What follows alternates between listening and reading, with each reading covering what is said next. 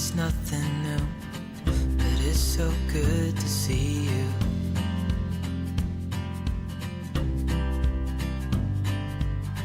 We do this every day, and I'm still so amazed by you. So hold me tight through the night.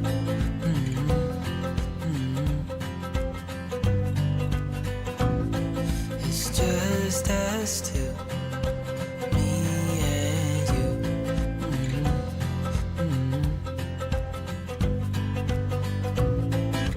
Oh, I can't believe you love me. Oh, I just feel so lucky. Still can't believe you love me.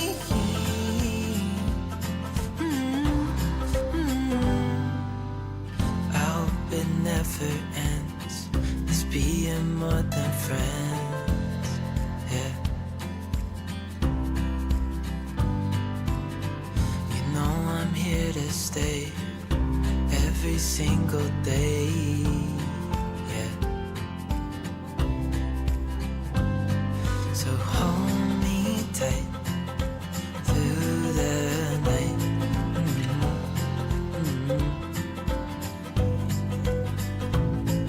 It's just us two, me and you.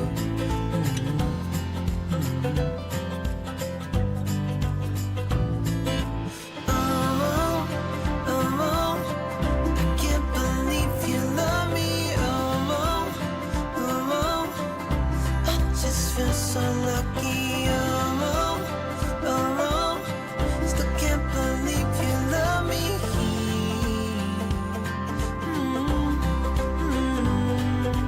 Falling into your arms, dancing up in the stars. Oh, where I'd rather be than with you.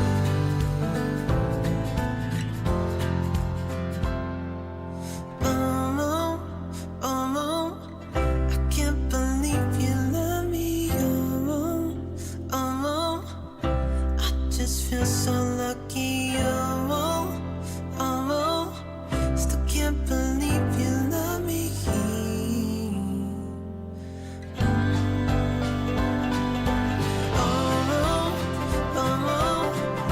can't believe you love me. I just feel so lucky. Still can't believe you love me.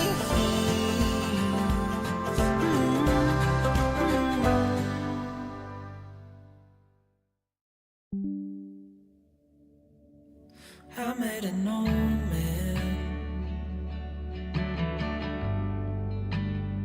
I said, tell me your story.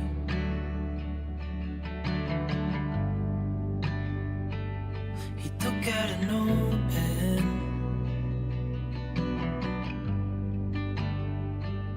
and wrote something for me.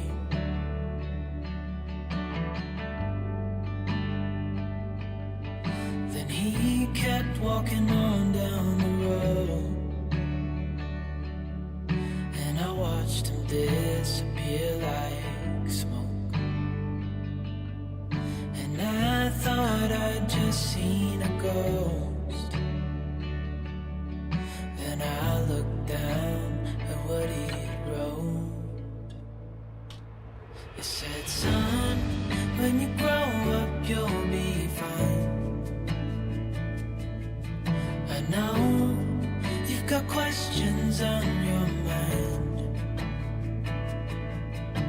Life is gonna happen one way or the other, whether you like it or not. Stop looking for the answers and you'll find what you've got.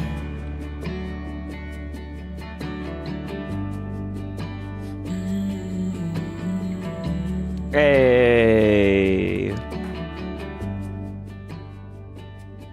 I met a young man.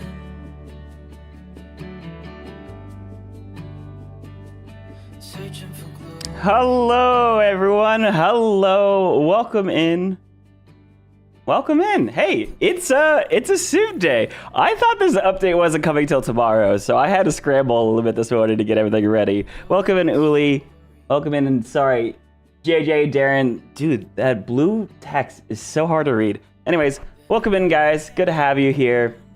Darren, Maddish, lurking, but you're working. Hey, well, welcome in, welcome in. Hey, it's good to have everyone here. We are currently live streaming to both Twitch and to YouTube today. So if you guys are familiar with my YouTube edited content, this is going to be more of a drawn out live stream where we explore a lot of different things. If you're all for like a casual live stream, chilling out, glad you're here. Those that are over on Twitch, you guys are very used to this. This is very fun. Yeah, sorry, no, on Darren, your text is purple on Twitch, but on Restream, which I'm using to stream to Twitch and YouTube, it's looking like it's blue, which is whatever. I love when different platforms do like completely different things in terms of the game. Let me know if anything is off. If you're hearing the music, I did have to tweak a couple of things on the stream. It should be just fine. But guys, there's a bunch of updates.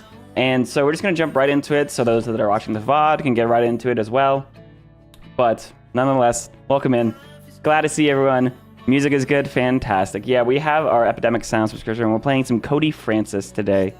And it's going to be a great time. So big updates. I know that probably a lot of people have already been through some of the developer notes. We're going to breeze through this very quickly just to get the big highlights, especially if you watch the developer video, where they showcase a lot of things, but really I just want to jump into the game. There's a bunch of really cool stuff, but first, I want to jump over here to Steam, because you'll notice there's a new button here.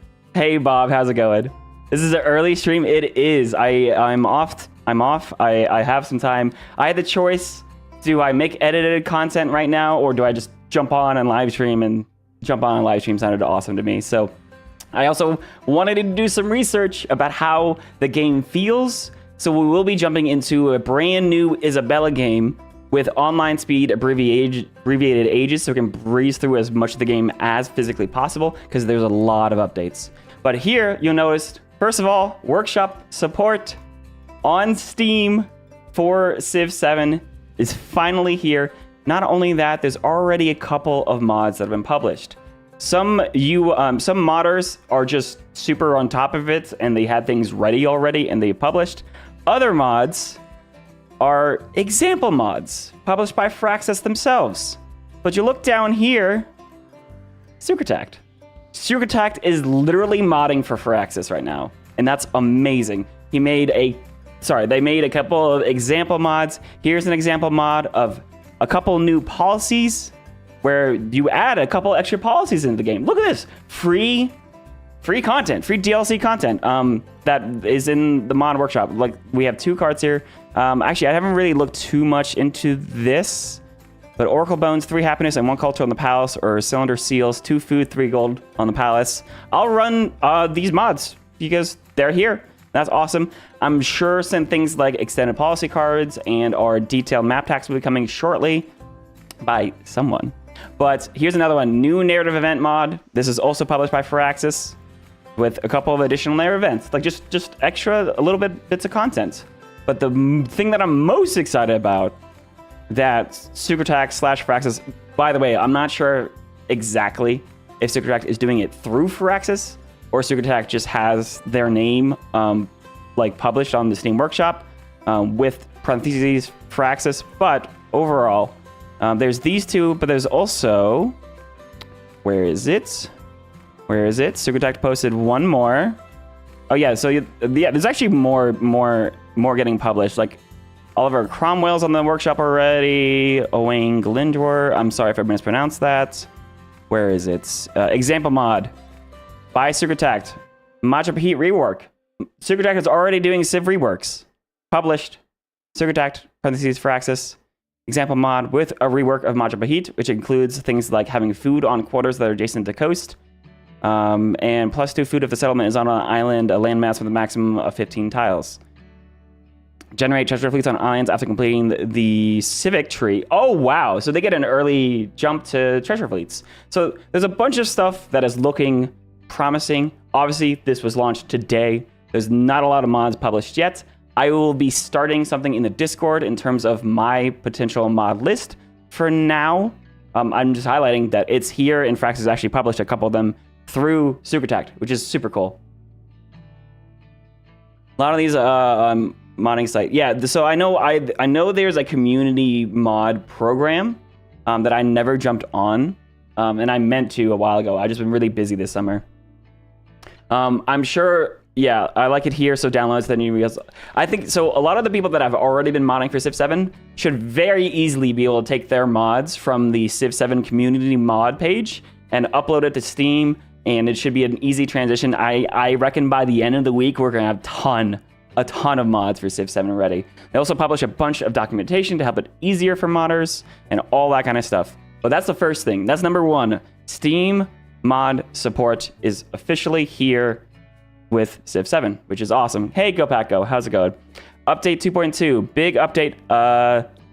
So there's a bunch of notes here if you guys want. I have a link in the description to the full page. If you're on YouTube, you can click there. Big things are here are large and huge maps are finally enabled. That means 10-player games are now available. You'll note both map sizes. So large maps are 8 players normally.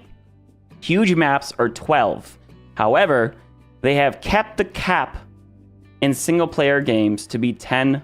They have not rolled out the duplicate civilization feature yet. I thought that was coming for this update. It's not here yet.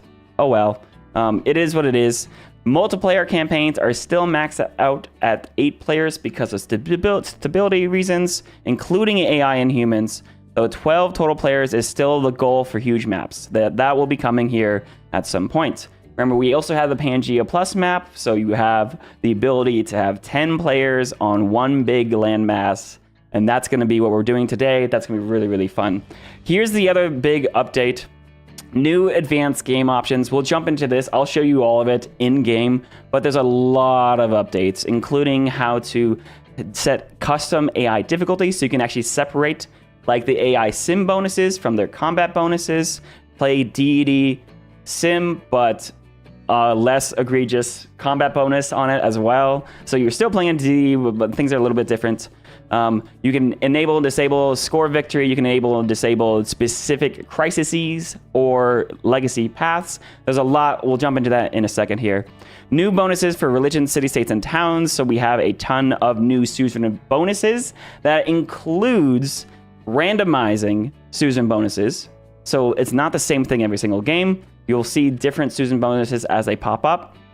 Some of them will always be there, and some of them can even be taken by duplicate civilizations, multiple civilizations. But there's a bunch of new stuff there. There's also a couple more religious beliefs and a couple more pantheons. A couple of these are actually you can have multiple people take, which is awesome to have pantheons that multiple people could take. Because like sometimes you have a build that needs a pantheon. How many times have we played a game of Civ 6 where you like need Dance of the Aura, but it's gone by like turn 3, right? Steam Workshop support, awesome. New loading screens, UI adjustments, all this stuff. We'll jump right in. There's a bunch of gameplay adjustments. This includes turning legacy paths on and on per age, land-based treasure convoys. So now treasure fleets can travel across land. This is actually really, really big. This is super big. Because remember how treasure fleets have always required for your city to be on the coast with a fishing key and improve your treasure resources? Now, which made literally any island on the New World, anything that was on the New World continent that didn't have access to the sea was worthless because you couldn't have a treasure fleet spawn from them. Now you can. Now the treasure convoy spawns on land and can travel on land without a fishing key from anywhere on the New World or the New World Islands, any of the distant lands. And you can be able to get those resources around, making the New World actually beneficial a little bit, as opposed to just settling islands. AI, there's a bunch of bonus changes for cities and town adjustments, brand new resort towns which now use appeal, town specialization, resort town, using appeal to give you happiness and gold. Fantastic. I'm in love with that. And then the urban center rework is a massive one that I'm really excited for, because urban center towns were worthless, and there's a lot we can do. I'm actually going to showcase probably this game, but whenever you transition to a new era and you have the ability to change which of your towns are cities and which ones are towns, say for instance your capital has no more room because you spammed wonders the entire game. Well, now you can actually move your capital somewhere else, and you can leave your capital as a town. But the problem with that is that you usually had a lot of buildings that you needed to overbuild that had a lot of maintenance and yada, yada, yada. It generally wasn't worth moving. Now, urban centers, now what you can do is you can keep it a town, but just make it an urban center specialized town, which will reduce the gold and happiness maintenance of this town by 100%. Removes the maintenance. I did not realize it was 100%. It removes the maintenance. Or no. Is that half? 100% gold and happiness that's maintaining. We'll see when we jump into the game. But you can also buy buildings like the library, bath, and monument, like the basic yield buildings, to replace the old ones. Which means moving, like literally like having a capital just set to be an urban town for this era. Say for instance, like your capital of Rome was massive in antiquity, but now in the age of exploration, now it's kind of receded. It's just a town, the town of Rome. It still has a bunch of stuff in it, like wonders or some basic buildings. It doesn't cost a ton of maintenance, but what you can do is you can move your capital somewhere else, put your focus somewhere else, and just keep that town of Rome pumping with some yield, but not be like a huge pain to your entire resource. Curious to see if convoys can travel through someone's territory. If it is a civilian unit, I think it should be able to. I hope so. We'll see. We'll check out. Religious side has a buff. Gives happiness in all buildings. Factor towns buffed. Mining towns now have more production on resources as opposed to previously. Fort towns have a buff. You can purchase walls in fort towns now in addition to just the city center.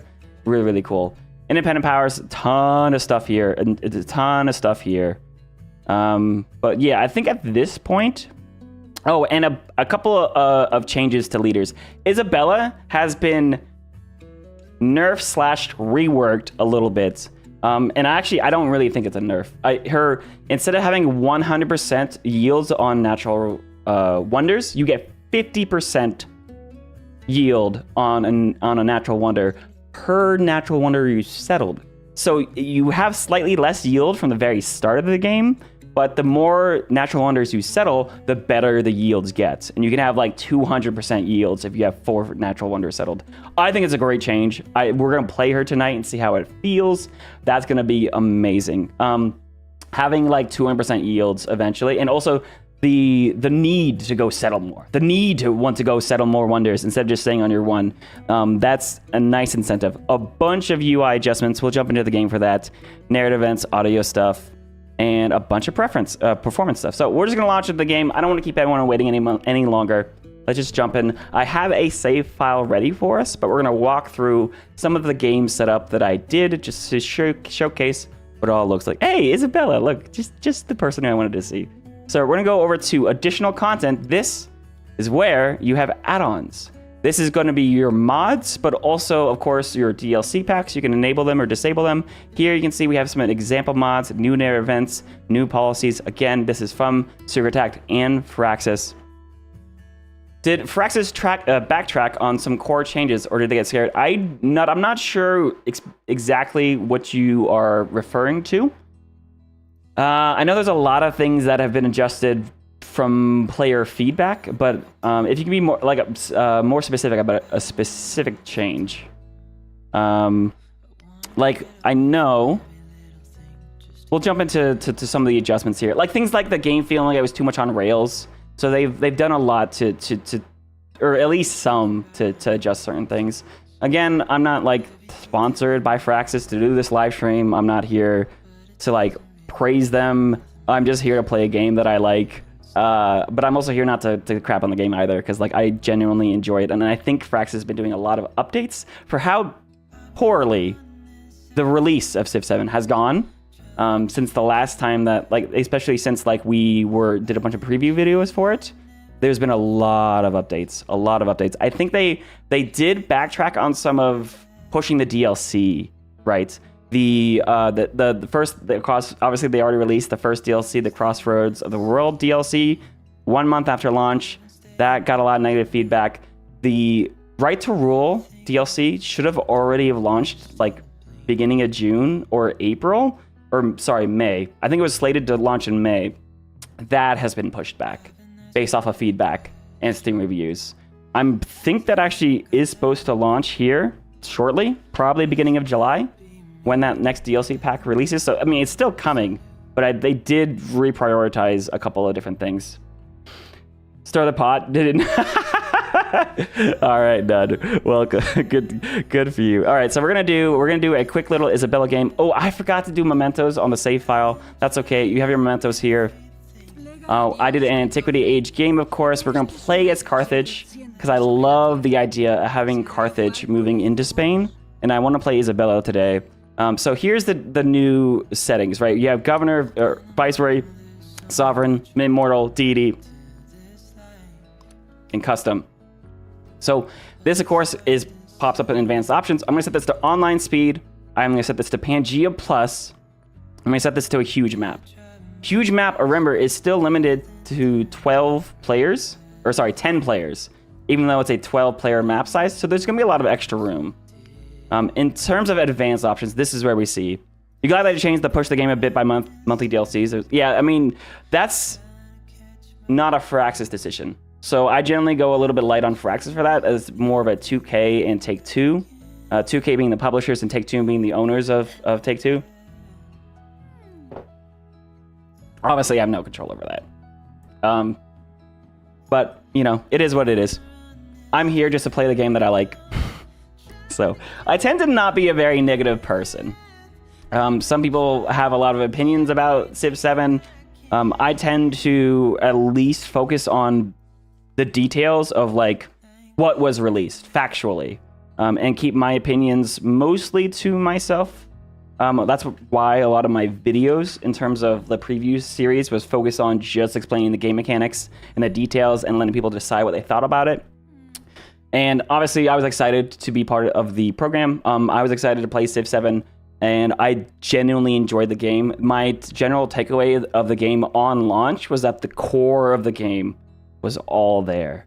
There was a lot of things that were incredibly fun about the game. But there's a lot of things that were missing, quality of life things that we become accustomed to, not just through DLC packs, but like bare bones, like basic UI, quick movement, like a lot of stuff that felt like the game was launched early. And if the game launched early on early access and billed as early access, it would have been okay. But the game launched what felt early and unfinished. Of course, this isn't like confirmed by any means. This is just how it felt to a majority of the audience. So the fact that it was billed at full price and even more expensive and having DLC in the first month is kind of what was the biggest problem with Civ 7's release, as opposed to just being incomplete or just being expensive, or like it was a combination of all of those factors. Feeling incomplete, feeling rushed, being billed super high, but then also DLC first month were kind of the biggest problems with release. So obviously there's a lot of changes to Civ 7, and it's going to not feel like a fully developed game in terms of how developed games like Civ 6 were, in terms of all the DLC packs, but this was exceptionally like a little bit extra in terms of how it felt. Putting it kindly, that is fair. That is fair feedback. All right, so here's the game that we have, right? So we have the Age of Antiquity. We have a difficulty set to custom. We'll go down to the bottom for that. We're playing on online speed and standard start position and abbreviated age length. I am really enjoying abbreviated ages. It makes it so that the era is about 20% faster, which means you have a lot less time to complete legacy paths, which means you have to pick and choose what you do, and you can't really do everything all at once. I really, really enjoy it. It's so much fun. And I think it brings back a lot of the the fun of Civ 7 for me, and I think it removes some of the replayability issues that players have been having with Civ 7. Initial independent hostility. This is the independent power, how friendly or hostile they are. I will admit I am disappointed in this. This is not a slider. This is set to default, or all independent powers are hostile, or all independent powers are friendly, which is nice in terms of that. If you don't want to be fighting barbarians the whole game, you can set them to friendly. If you want raging barbarians, you can set them to hostile. But there's no like intermediate where it's like mostly friendly or mostly hostile. So I'm hoping they can add at least the 2 more steps in between at some point. But right now we're going to keep this default. I don't even want to showcase the change here as opposed like to having all hostile or friendly. I think having hostile independent powers early in the game are important, but having all friendly is also just kind of like too much.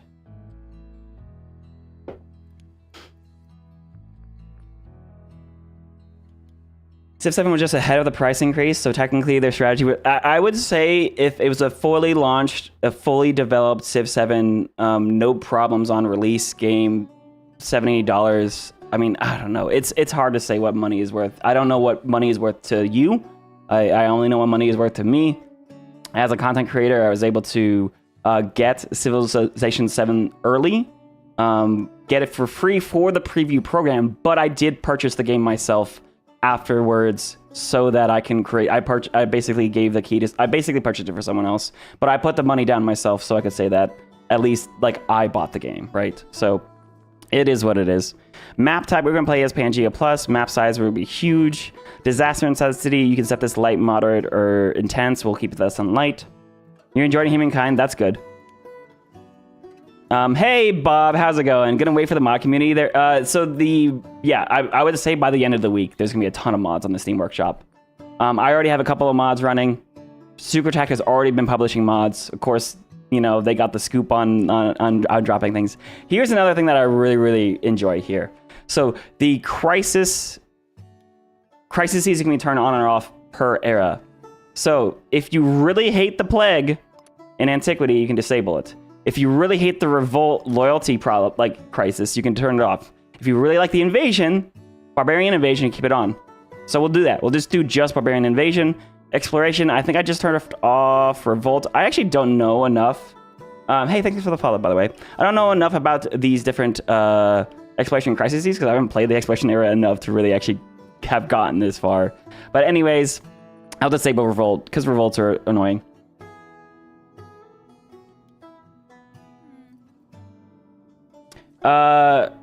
Combat strength for independent powers. Okay, so this is where the difficulty setting comes in, right? This is the custom AI difficulty. So if you want to have the AI to be playing on deity, you can set all of their bonuses to deity individually. So things like gold, science, culture, happiness, these are all sim bonuses. Towards the bottom, you have tech costs and civic costs. This, of course, and you can hover over this. You can see what the changes are, right? Deity, their civic costs are 40% less, and they get a 80% bonus to culture. No wonder they can beeline tech and civics so fast, right? And get to those wonders so quickly. You also have additional adjustments like free walls for deity. On deity, they get 4 city walls and 1 town wall for free. I didn't even know that. I think that's a little bit cheesy. I'm going to turn that off. Building production, you can set the deity, which is what, 80% bonus production? Obviously, deity is always going to cheat, right? But that's what we're used to, right? The thing that we're not used to is this combat modifier. This combat modifier on deity is +8. In Civ 6, it was +4. A lot of players, including myself, think that's pretty egregious for a Civ that already has such a high boost to tech and civic and unit production. And especially in the very beginning of the era, you basically cannot go to war at the top of the era ever, because like you need to not only get to advanced technology enough to get, you're not just looking for like getting an edge on the AI, you're looking on reducing their edge that they already have. +8 is like a whole tech +3 combat strength. That's a lot.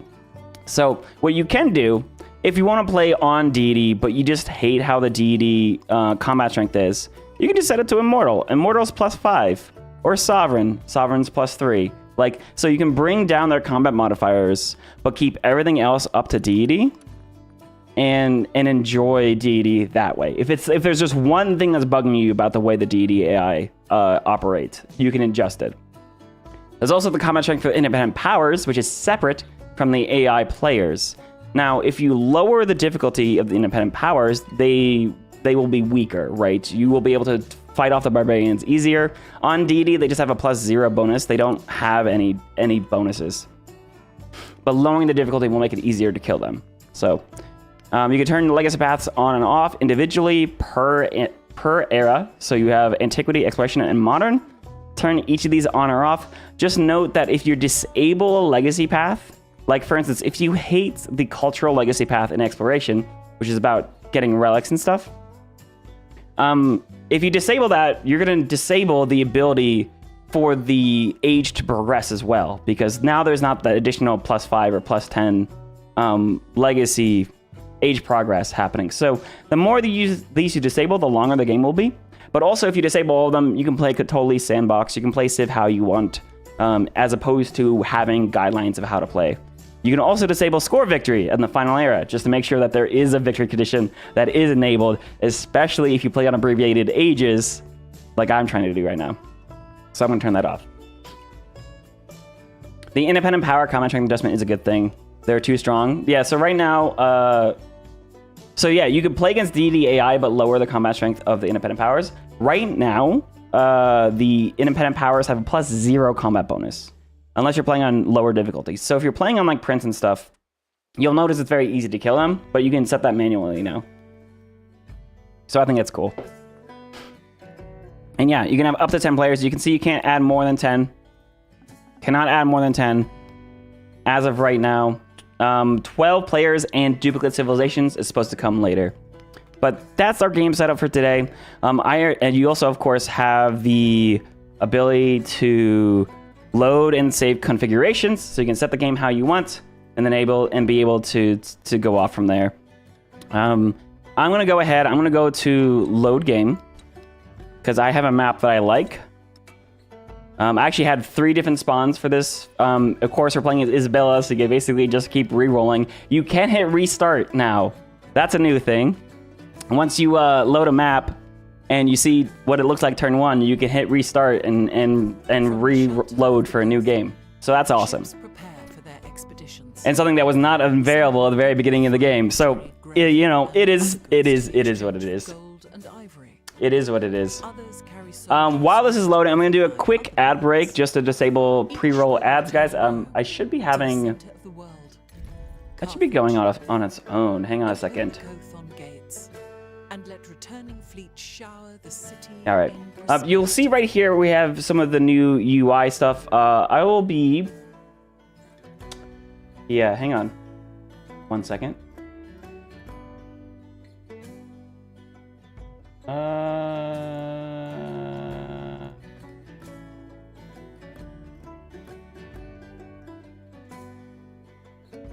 All right, guys, we're going to do a quick 90-second ad break. If you're unfamiliar on Twitch, there's always pre-roll ads unless you play some ads. So what I try to do is have a 90-second break.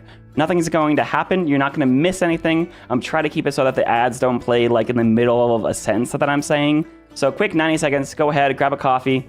I got myself a coffee right here. Stretch your legs. We'll be right back. I'm going to do that on YouTube as well, just so that the ads play at the same time. That way, again, doesn't play in the middle of me talking and stuff like that. We'll be right back in 90 seconds.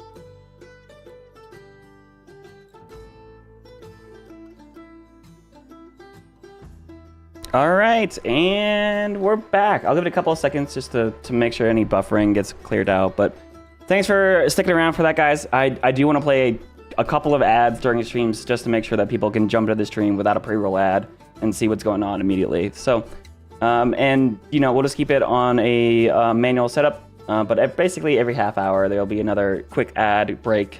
Again, won't miss anything. So here you'll see that we have the new loading screen, and you can see that we actually have a lot more information that is presented to us in this. So we can see we're playing as Carthage. You can see we're both militaristic and economic. There's a little bit of a bonus here. Also, Gwendolyn Christie now narrates more of the all of the information here, as opposed to just one sentence, which is much better.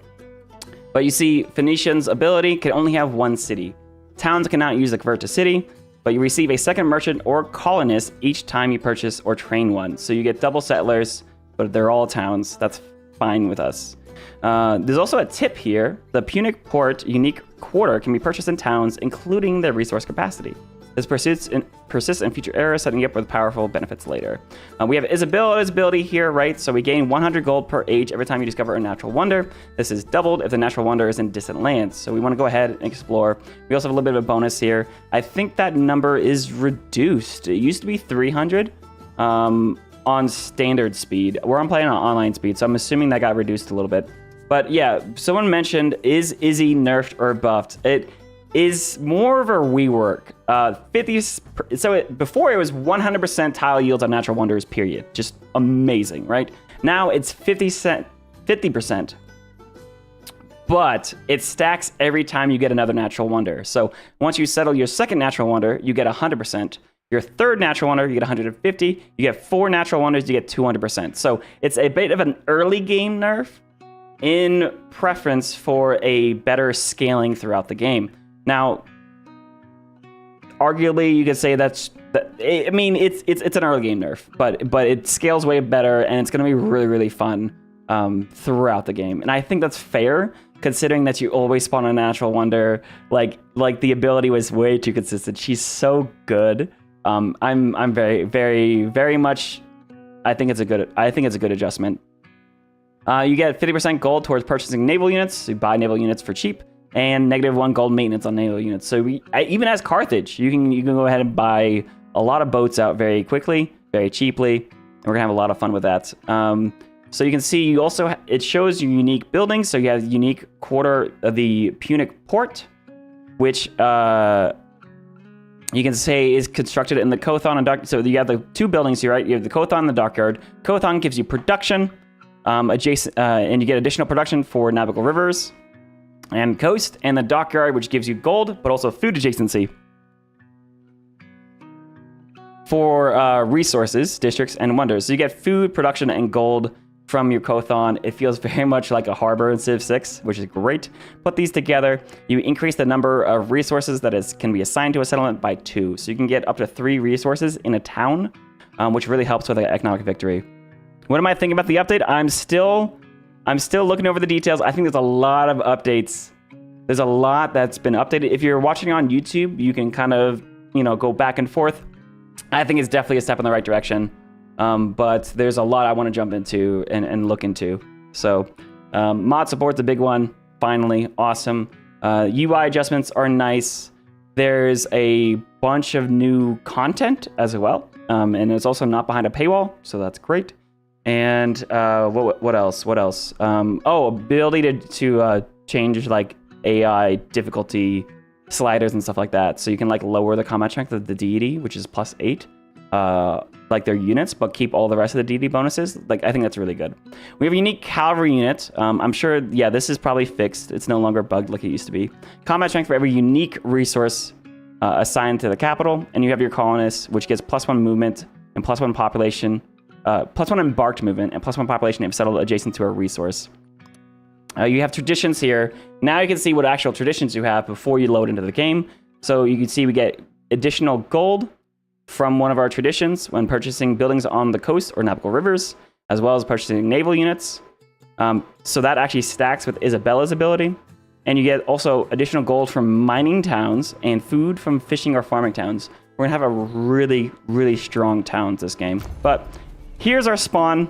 This is hilarious, crazy spawning on this natural wonder, which gives food and culture. When you're playing as Isabella and Carthage, you have a lot of food and production and tempo and gold, but you don't have a lot of sources of culture. We might be able to actually adjust that with a new urban town. Remember, because the problem with having one city is that you can only have one library and one monument. But now, with urban towns, we might be able to get some more stats in other places. This is not on the coast, which is actually kind of a big problem with this spawn, I'm just now realizing. But we should be able to get some additional cities to the coast here later on, especially for the exploration era. But right now, like, we have a food resource, we have which gives us food. We have this culture. We have 2 gold nearby, which means buying stuff inside of our towns is going to be amazing. And we have an iron, which is not bad. But yeah, here's our spawn. Again, we went over all of Isabella's abilities, and I want to actually improve this tile as quickly as possible. We, of course, have our settler lens. We really still need to get like hotkeys, like 1, 2, and 3 to use our lenses. I think would be like a kind of really needs to happen. I'm going to just settle in place here. It is online speed, so it's really not worth moving. But we'll go for an early scout here and move to the next turn. Now, my goal here as Isabella of Carthage is probably going to be leaning economic, trying to get as many resources as possible. This should be relatively easy, though. We're playing on an Abbreviated Ages, so there's really not... You can't do all the legacy paths on Abbreviated Ages, especially online speed. You might be able to, but I really got to prioritize them. And I think because we have a nice culture game this game, and especially because I want to lean into some of the... I'm going to go from Spain, like Carthage into Spain to Mexico. I kind of want to lean more of a heavy culture game this game. So what I'll try to do is lean towards culture victory. But we'll see. We'll see what we end up doing. We have a nice spawn here. There's actually a bunch of goody cuts that we can see. Over here, over here, over here. I'm going to go for a second scout to grab some of these goody cuts, because I think that's all really good. But you can see we actually do have access to the coast. It is towards the south, but at least we can see there's some coast. What does Abbreviated Ages do? Great question. Abbreviated Ages reduces the amount of age progression you need to finish the era. So not only is there game speed, online speed, epic speed, standard speed, right? Where it just things take longer. There's also age progression. On standard speed, it takes 200 age progression to finish the era. But when you reduce that to Abbreviated Ages, it only takes 160 age progression. Age progression are these things, where you have additional age progression for every legacy path you complete, but also it ticks up every turn. So we are playing on online speed. Online speed takes 100 turns to complete an age, because it takes 100 age progression to finish the age. If you do nothing, if you did nothing that era and it was just the turn counter, you can have a maximum of 100 turns on online speed. On Abbreviated Ages, that is reduced by 20%.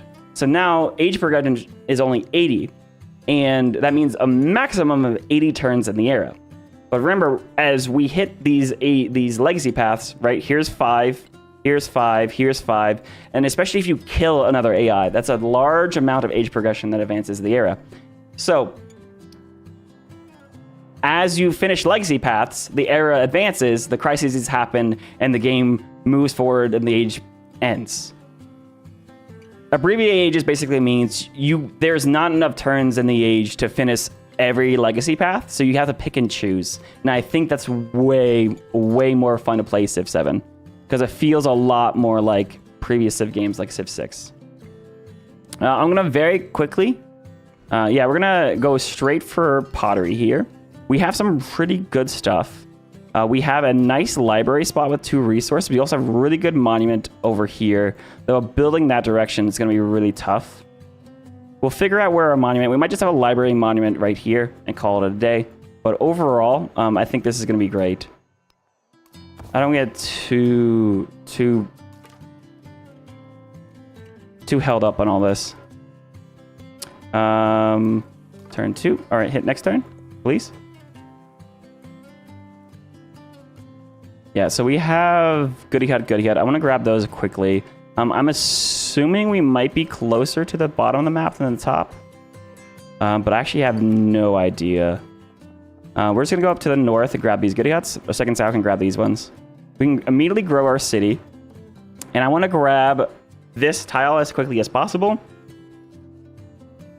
But Colin is really good for early food. If I grab the Colin now, it's +2 food in the capital, and they'll help me grow to the rest of these tiles. I know that's like a +6 food tile for Isabella.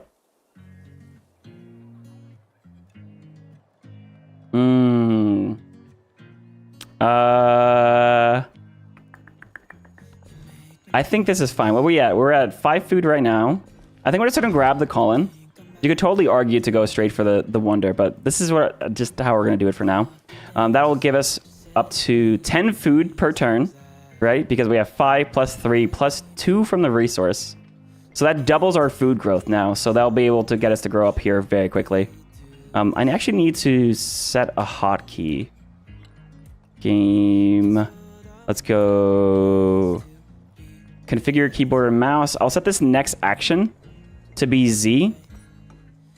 Because that will mean you can then confirm changes. You can just hit my Z key to hit next turn here without actually having to come over here to press.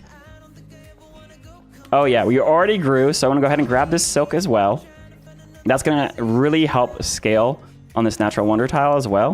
And we'll come over here. Very nice, very nice. Let me know if you guys have any questions as we're going, and I'll try my best to answer them as well. Yeah, grab those goody hits. We have another scout here. You need to come over here. I guess was the fastest path. Sure. But we have 2 scouts. It is a huge map on Pangea Plus, so 3 scouts might actually be worth it here. So we're going to go for that.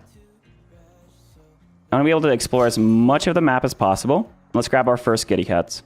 Soldiers have been here. Their campfires are still warm, and their supplies packed in anticipation for their return. However, just now, all is still and quiet. We can take their supplies for some gold, or demolish the camp and direct a banner to get some happiness. I'll take the free gold here. Did I ever get... Oh, I don't think I got my free gold for this natural wonder. I haven't spent any money. Oh. That's actually kind of annoying. But that's okay. I can actually quickly buy a couple of my resources. If I buy this... Ooh. Maybe I'm saving my gold until I get the gold resource improved. Oh, there's a 3rd gold here. That's crazy. All right. Actually, what we're going to do is we're going to gold buy a brickyard to get +2 production. I'll put it down here to culture bomb towards the gold tile. And we'll get all of this improved here really quickly. We have writing. I'm going to go straight. Oh, sorry. We had pottery. I'm going to go straight to writing. If I go pottery first, I like going to writing just to grab the library and get the science running. All right. We have our first policy. So we have a couple of our first modded by Firaxis, by Sucretact policies. And these are available from the start of the game. So instead of just doing charismatic leader or tool making every game, now we have cylinder seals, 2 food and 3 gold in the palace, or oracle bones, 3 happiness and 1 culture in the palace. Now there's more choices here. All right. Charismatic leader is still really good. For the sake of getting our food up though, and getting some of these wonder tiles improved, I think I'm gonna grab this. Cylinder seals. That seems awesome, dude. And we'll grab another goody hats. We'll get a little culture boost. Oh, also we have a civic to pick. So Carthage has some pretty dang good civics to go for early. But I think I just want to beeline for mysticism for a pantheon. So let's also just grab the culture here, grow up nice and fast. We'll grab another goody hat. We have another scout. And at this point, we can actually go for our colonists. Oh, I forgot about the whole Carthage just buying colonists outright right at the start of the game, but that's okay. We have our first wonder tile. We'll improve that. So that's now a 6 food, 3 culture. Now, this is where you see the early game nerf to Isabella. It's only a 50% boost. So instead of 8 food and 4 culture from the start of the game, it's 6 and 3. But if we settle another natural wonder, we can scale that. It's 50% per natural wonder you settle. So we can go very high. Now, in terms of government, I'm going to go Classical Republic here. I think I want to lean a culture game, get a lot of wonders built, get a culture boost. I think that'll be fun. All right, we'll grab this goody hut. I'll grab this goody hut. We'll go ahead. Oh, there is a independent power up here. That actually zona controlled me. But a Sur being up here is a problem. I'll want to get some units down that way. There's also another independent power over here. All right, we have coast over here too. Silver and gold as well. Yeah, we should be able to get some nice coastal settlements. But yeah, you can see we already had 10% of the age. Oh, that's annoying. All right, that's fine. We shall run away. We will invest in some units here soon. And let me do another little search feature to see what's nearby. All right. Let's grab that goody hut. Science or culture. We'll go early culture here to speed that Pantheon up. And we can actually even get more culture. And just start improving these tiles. Yeah, we're at 17 culture already. That's kind of crazy. We're getting our first... Actually, our first 2 settlers. That's the crazy thing, right? With Carthage, is that I don't even know where to send these guys yet. I'm probably gonna explore up this way and down to the south. It seems to be the safest directions to go. Yeah, good update. The Abbreviated Ages has been in the game since the start. We can pat the dog. We can pat the dog. Oh my goodness! I thought that was an update for later. Oh, he threw a ball. Oh, I love that. Oh, that's good. Good update, guys. Quality update. All right. I think. Oh, there's a navigable river up here too. I'm definitely gonna use to get some warriors out to deal with these independent powers. We have it on default. That is the best update. Yeah, that is the best part of the update so far. For sure. 2 settlers. We're going to go for 2 warriors after this. Just because I hate dealing with independent powers early. All right, so we have the food and gold still. We have +1 gold in all settlements unlocked. We have also a Pantheon. I'm going to go discipline here to get our commander and a couple units. So you can see we have our 2 settlers here. It looks like there's another independent power down here. Based off of the fact that we can't settle here. There's a volcano over here. There's some good resources. We have some gypsum. We have cotton. Oh, 3 cotton up here. Settling in that direction seems awesome. Definitely settling this direction to grab this gold. And silver. One of our colonists can go over there. And I think the other one... Oh, I want to try to settle the coast as much as possible. So, like, this tile could be really good for us. So, I think we're going to send this colonist up here. And this colonist. Just Carthage, thanks, guys. Maybe we come down here to grab the silver. Oh, yeah, there's an independent power here. But I want to be on the coast. Is this a lake? Yeah, it's a lake, not a coast tile. I honestly might just come over here. I just don't even know where to send this guy yet. What are my updates on the game update? Or what are my thoughts on the game update so far? So far, a very, very positive update. I'm very much enjoying the things that they've been doing. They're adding a lot of the things that some would argue should be the game from day one, which is a fair argument. There's a lot of things that we've missed. I just found out you can actually pet the dog again. So that's awesome. That's cute. But that's more of just a simple adjustment. There's a lot of UI. Actually, not a ton of UI adjustments, but the loading screen has UI adjustments. You can see all your abilities in one place. The ability to have a lot more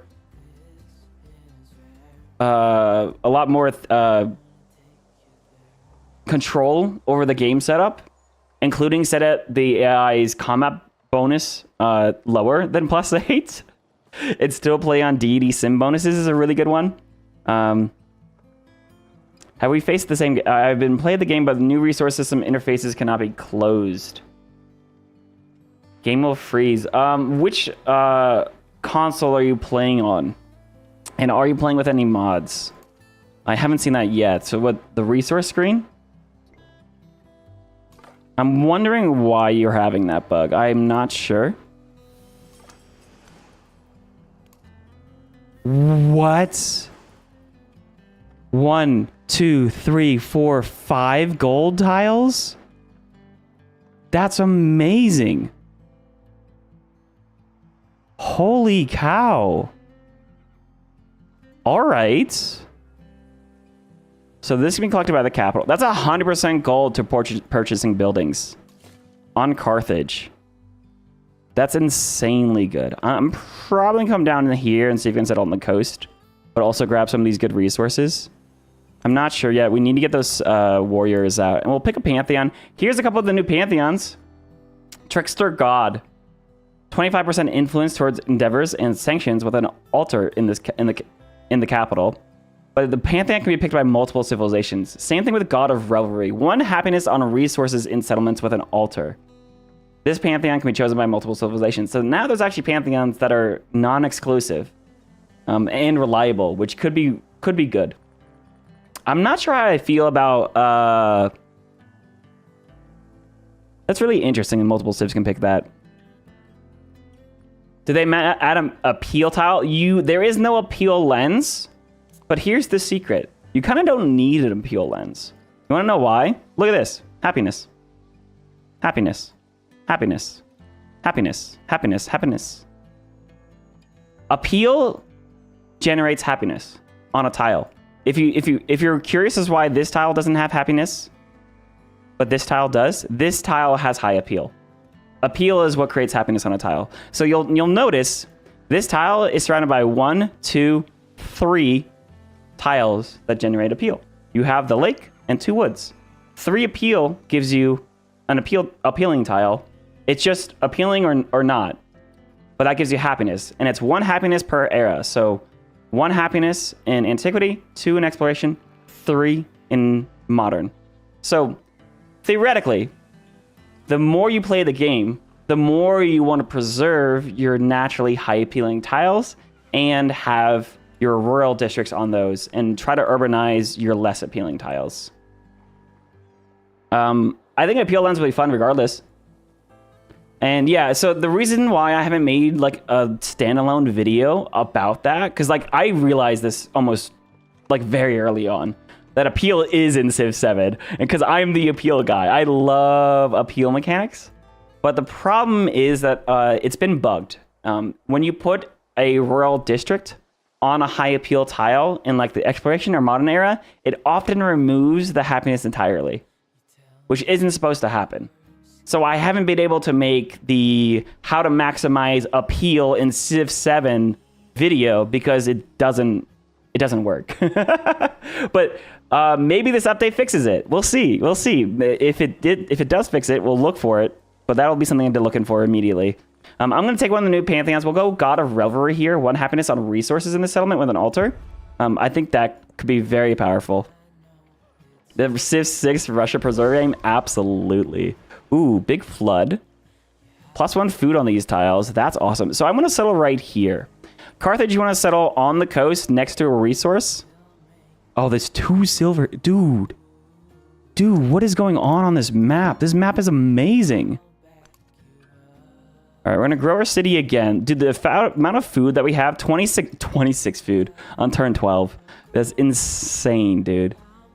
I'm going to keep on growing. Yeah, so these are still... Like, these tiles are nerfed, but they're still so good. Like, there's no reason to be upset by that specifically. For sure. I definitely want to start purchasing... actually, I'm going to save my gold for buildings, right? Look at all the gold resources we have here.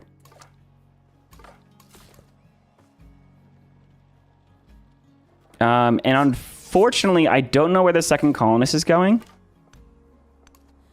Honestly, maybe he should go this way. And also, I'm going to send my warrior down here.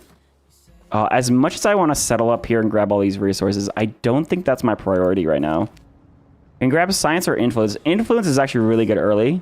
So is science, though. I can get a library. No, I need to build units. I'll get the influence. Oh, wow. There's a coast over here. All right, we're gonna just full send this warrior out this way. If I settle this tile, I can grab this gold, this iron, this cotton, this incense, and still get a Kothon out on the coast. I think Kothons need to be able to place on rivers. That's kind of the biggest problem with Carthage right now, is how much you want to settle on the coast. But that's okay. All right, here's a unit. We'll get in one turn, we'll get access to our army commander. So I'm actually going to just default and fortify here, wait for the 2 units. We'll get a culture bonus here, 20% culture. We can even run charismatic leader now. Oh, priesthood will be really good, though. Priesthood will be really good as soon as I settle. We have so much culture. Let's grab priesthood. We're about to settle 2 settlements. Let me go here. Let's keep on scouting. I really like the search feature. The search feature on Scout is just so... There's a wonder. There's a second wonder. There's a second wonder. I can go settle it right now. Oh my god. All right. Hang on. Hang on. I'm sending this guy back. Right? I don't want to spend time building another settler. Oh yeah, we want that ASAP. So this guy will need to settle... I need a settlement here then. Yeah, I can settle here and there. You know what I'll do? Is I can settle here, build a road for this settler, and get him back out there really quickly. That's huge. Yeah, that's huge, dude. A science wonder as well. Which map is this? This is a Pangea Plus huge map. I will definitely upload the save file to the Discord. Otherwise... Oh, yeah, no. I'm going to have to upload the save file to the Discord. I'll do that right now for those that want to play along. Civ 7. This is amazing. This is an amazing spawn. Holy cow. This is a... Oh, hang on.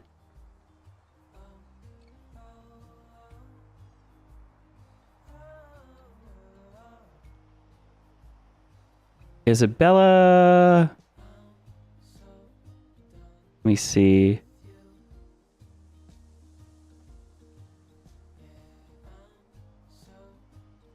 Hang on, what did I name it? Load game. 1112. Okay, here we are.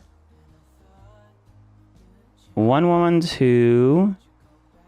Culture Wonder. Spawn. All right. Civ 7 save files. I'll upload this in the Discord.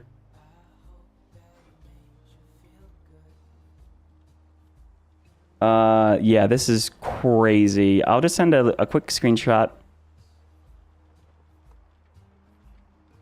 If you guys want to play this map, the save file will be in the Discord. It has no mods except for the ones that are in the Firaxis mods that are published. Hang on. All right, I will also, hey, oh wait, hang on.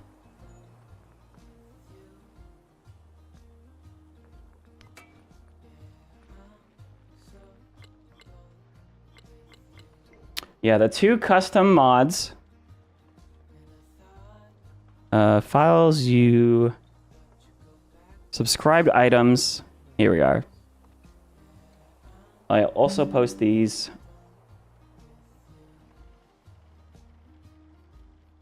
There we go. If you guys are a member of the Discord, you can go ahead here, scroll down to Civ 7 save files. I put the save file right here, as well as the mods that we're using. These, of course, are the Firaxis developed mods on the Steam Workshop. You don't need to deal with any of the Civ mod manager stuff. It's just this, so it should be very easy to load up. Otherwise, oh, here's the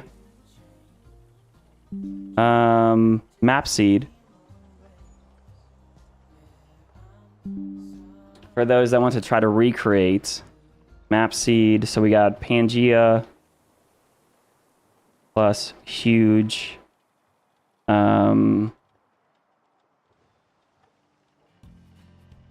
Carthage, Isabella.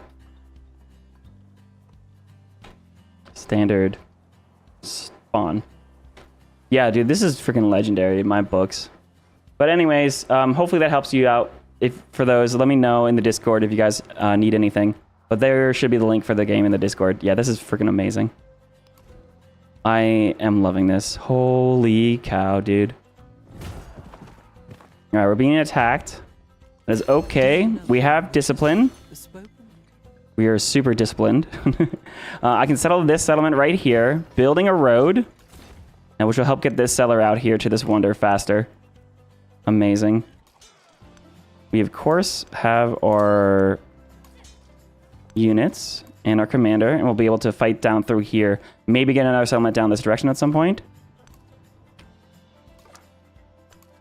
And we'll come down here, try to grab some of these goody cuts as well. Now that we have this, an altar will give us a lot of happiness on these resources. The library is actually pretty good too, especially if you go for an early library. I'm gonna just put it right here. There's 2 resources nearby. I'll put a monument here as well. We'll get a specialist there eventually. All right, Queen of 2 Crowns. Isabella hears the call of the divine more in silences than in language. She holds the world in hands, contemplating where she will be called to seek its future. So, research sailing to get a 25% production towards galleys, or train a commander to get 12 science. Oh, I just trained a commander. This is really poorly timed. So we'll do the production towards... Oh, crap. That's actually really not helpful. I'm not going to build a second commander for a little while. I will eventually. Probably have 2 commanders. And actually, Isabella means we want to buy boats, not build them. Right? Because we have this bonus. 50% towards purchasing naval units. But this is also very easy to achieve. I'll just do on the sea, research sailing. It'll be fine. We can also immediately grab a silver. We get 2 improvements, right? Because we settle next to a resource, though. So I'd love to go over to this silver as well. And we're going to be getting a fishing key in the settlement soon. There's a crazy market over here, so I definitely want to get the currency as fast as I can. Oh, yeah. Wait, we can tech straight to currency if we want. I should probably get masonry, though. +1 production on mines first. We'll choose out a civic. I could go for honor. I could also go for some of our Carthaginian abilities. I could go code of laws, but that's not going to help us just yet.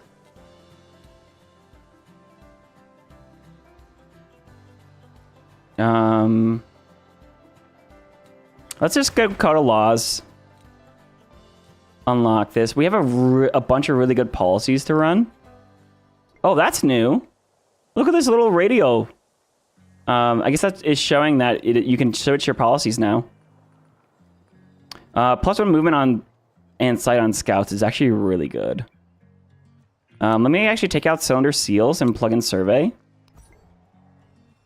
Just because I really want to be able to look up and down these coastlines really far. We'll probably unplug that here shortly. Are you going to complete the game? Because a huge map is going to take a long time. We'll see. We're playing on online speed abbreviated ages. We're already 20% through the age. So we will have to see about that. You need a heal. We got our first promotion as well. Amazing. I'm going to go for leadership, I think. I'm not trying to do a ton of warfare with my commanders this era. I'm just going to go leadership and try to get yields out of them, though. Maybe I should have got the...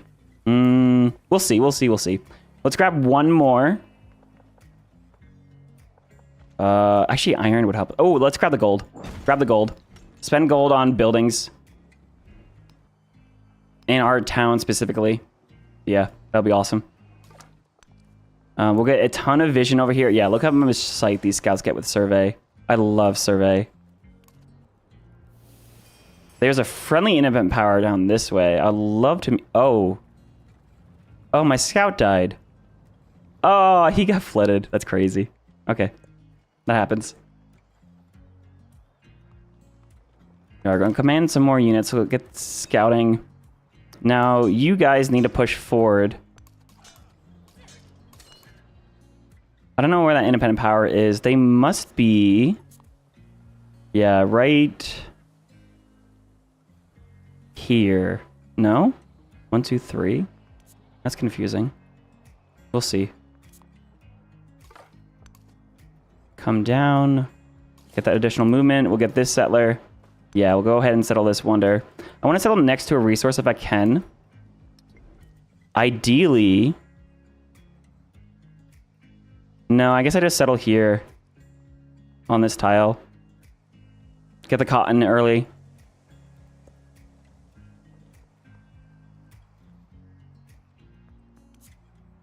This is all coast, isn't it? Independent power must be here then. Yeah. Okay. There they are.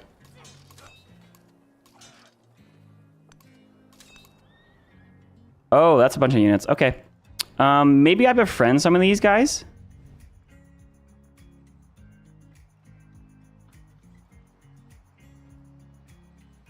There are hides down here at hardwood. Silver. Maybe I want to settle down here? I don't know what this space looks like, though. Let's grab that goody hut. Culture boost or gold? And let's grab the gold. Grab the gold. Very nice. And we'll get this settler over here. I can immediately buy out...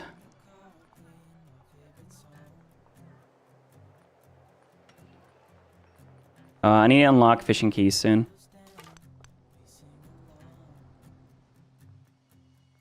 Search is really good when you have survey on because it's +2 sight.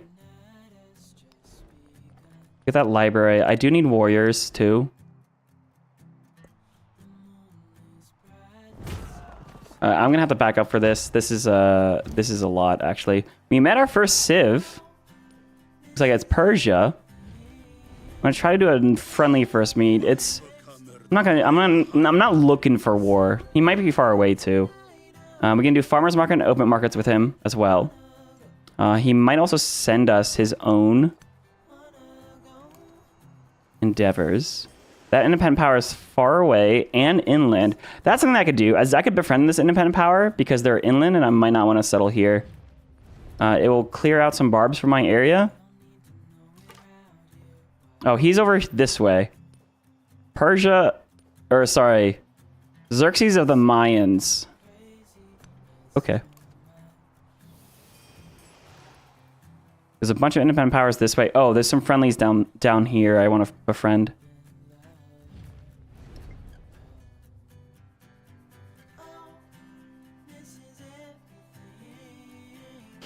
Man, there's some good rivers over here.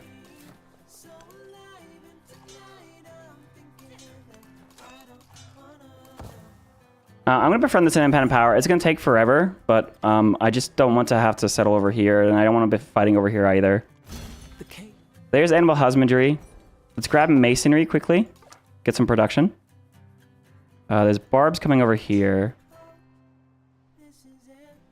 You know what we're going to do? We're going to pack up. Send this guy home. And defend. Because this will no longer be our front once it's become friendly. There's actually a good hut over here I can grab this turn. Becomes a silver resource or take the silver. I'll take the gold. I'm not going to settle all the way down here. And we met Jose leading Axum. Nice. Okay. So again, 250 gold. I really need sailing to get our fishing keys. I guess we don't have any mines yet. Or we have... 1 mine, so we'll go sailing.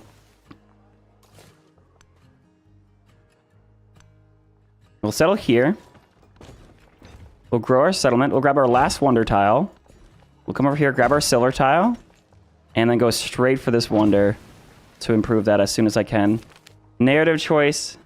Production towards buildings or buildings in the capital. Oh, we're Carthage, so we're definitely going for buildings in the capital. Because everything else doesn't have production. I'll save up gold for my fishing keys. Though I do have 2 silver improved, so what I could do is I can buy a slinger. to get this army started to deal with some of these issues.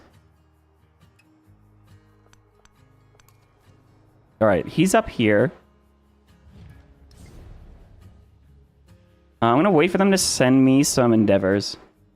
12 players. On a huge map, you get 10 players, unfortunately. A large map is 10 players. Huge map is bigger, but also still limited to 10 players. They plan on expanding that so that you can have more than 12 players, but they need to enable duplicate civilizations first, because right now there's only 11. He has a local festival. I'll just accept this. Oh, hello. All right, so he's settling towards me already.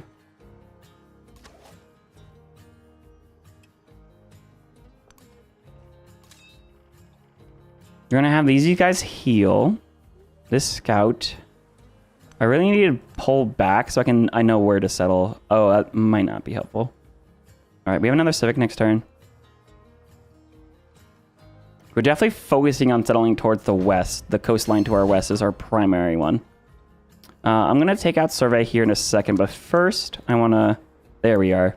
Get a little vision over this way. There's another cultural city-state down this way. And actually... Ooh, there's a bunch of good resources down here, though, I might want to settle for. I could befriend them and incorporate them, though. Oh, there's a bunch of problems over here.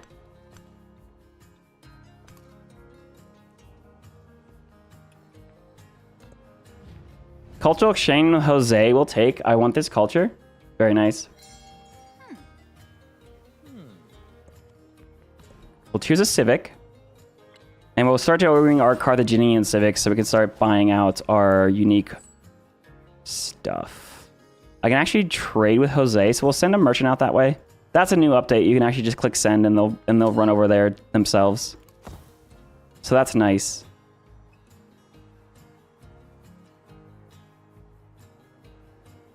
So I'll also want to keep selling the coastline. Man, I need to buy some boats to scout around here. A Soar might die to Jose. We'll see. There's a friendly independent power over here. I'm gonna go for a friend. Let me take out the survey card and get back to running our culture card. Or no, influence. Very nice. There's a bunch of fighting happening up here.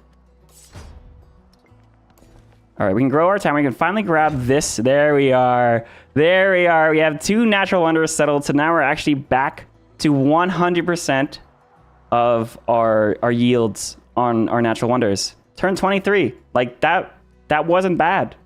That wasn't bad at all. That's amazing. And we got another warrior. So we have 4 military units. So we can start doing some of this fighting. These guys need to heal another turn. But we're going to fortify. So this is going to take a while to befriend. I will actually go ahead.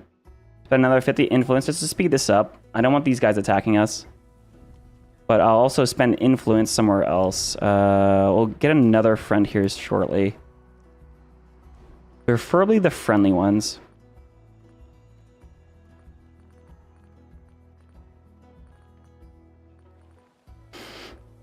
All right, I'm going to also finish out... I want to build out the granary for some food, but also the science and culture for finishing a quarter. That's unfortunate. I don't like this. They can't kill merchants, can they? We have our first... Oh, no tradition unlocked yet. But we actually have the wisdom. That's neat. So we have our dockyard unlocked. We can also go for the mastery. 25% gold towards purchasing buildings on coast and navigable rivers. That's actually really good for us.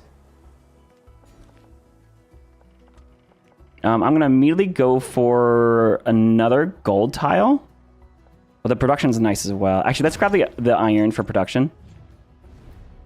And we met Himiko of the Mississippians. Very nice. Narrative choice. 25% production towards training galleys in all settlements. Awesome. Well, that means only the capital, right? Because only the capital can produce things because they're the only city. You guys are going to continue to heal this round.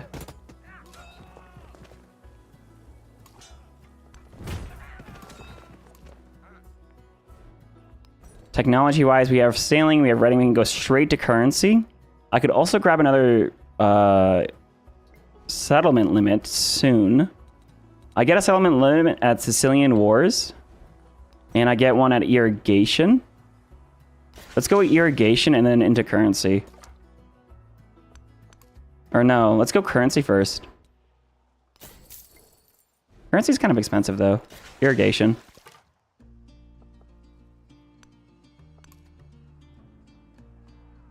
Actually, let me change my mind one more time. Go for mining. Get production on our mines. All right, we got another production or another promotion. Very nice. We have one in leadership for sim bonuses. I could also go for assault for combat strength. We could go movement for maneuver, like moving. Logistics, not logistics. Ignoring terrain movement restrictions when packed is really nice for running across rivers and stuff. But I think I'm just going to go for the assault promotion tree just to get some combat bonuses. It's going to be one turn until these guys become friendly.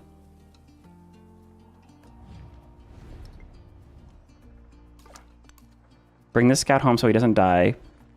We go for fishing keys. We can also get an altar. +6 happiness altar is really nice. Oh, going for masonry for the monument is actually really good too. So let's get our first altar down. Put that right here. Get a bunch of happiness out of that.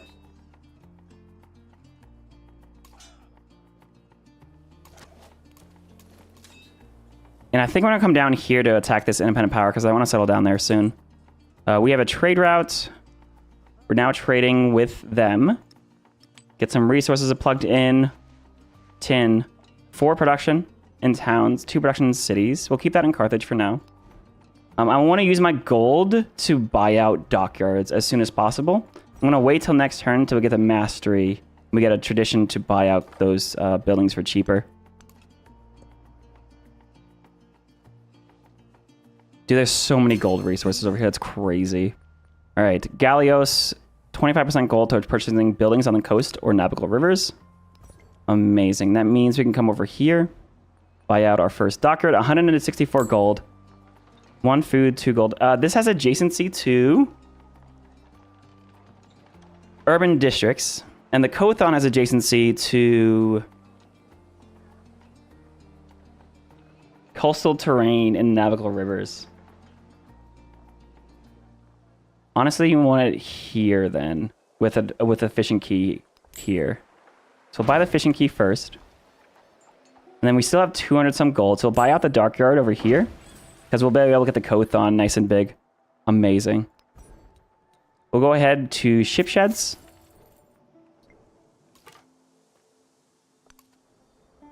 There's that independent power I want to be a friend. Asura's really attacking Jose. Man, dude, that's crazy.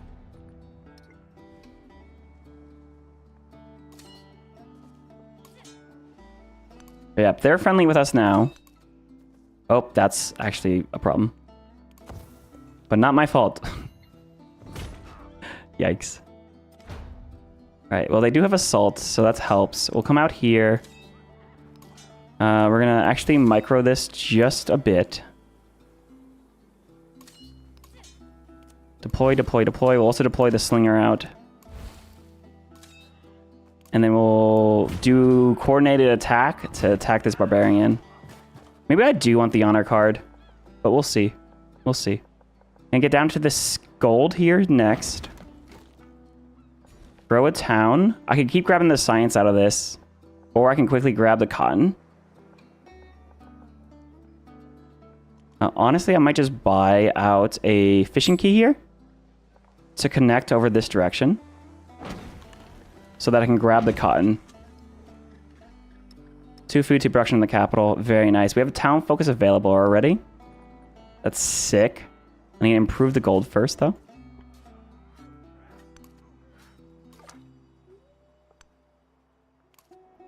There we are. There's a scientific city-state here that is friendly, so I'll befriend them. Amazing. Amazing, dude. This spawn is great. I'm loving it. I still don't know where I'm settling exactly.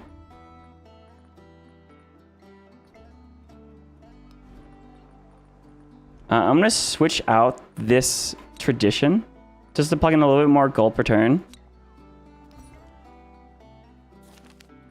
We got a little bit of culture here. Amazing. I can 1 turn the mastery of ship sheds.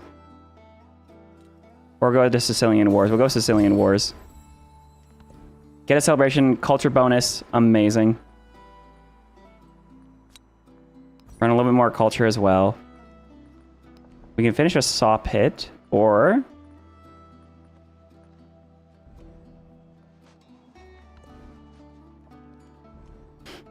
Alright, where's my settlers going? I want to go down here, and I want to grab some of this gold over here. Right? Here and here. Oh, this stuff's really good up this way. I would love to be buying galleys to explore as well. 50 gold for a galley is amazing. I'm going to buy 2 of them. Train a merchant to get an economic attribute point. Absolutely what I'm going for. And we actually already get it. So we'll get +1 gold on city halls in the palace.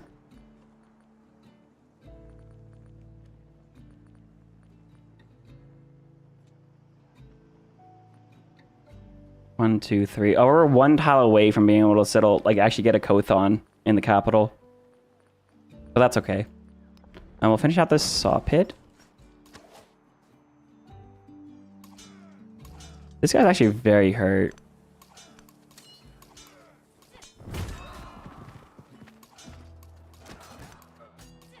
These guys are actually really tough. Sora's doing a lot of work out here. Very nice. All right, what is everyone? What are people in chat thinking about the update so far? I think there's a lot. There's a lot here. And get to this gold. Let's get closer to the gold. Local festival will just accept. All right, I can get irrigation for settlement capacity because we did just get... We're getting another settlement capacity here, so I can actually start on another colonist. Which is only 3 turns. Amazing.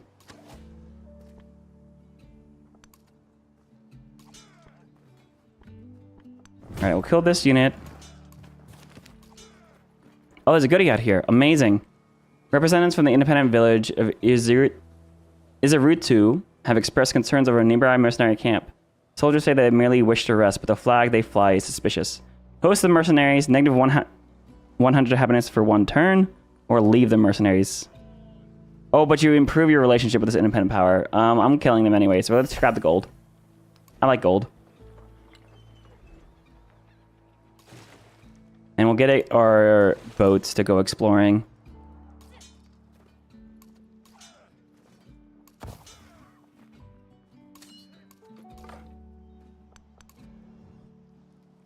That scout's healing. We need to go exploring up to the north. Long time coming. It's been in the game from day 1. Yes, I think the game was. I think I don't know. My opinion, not in terms of being like influenced by knowing anything, is that the game was forced to be released early from upper management, as in like Take-Two Interactive probably. 20% gold from mining towns and 20% food from fishing towns. That's really nice. I could plug in the card for buying our buildings out too, because I do have access to our Kothon, which actually is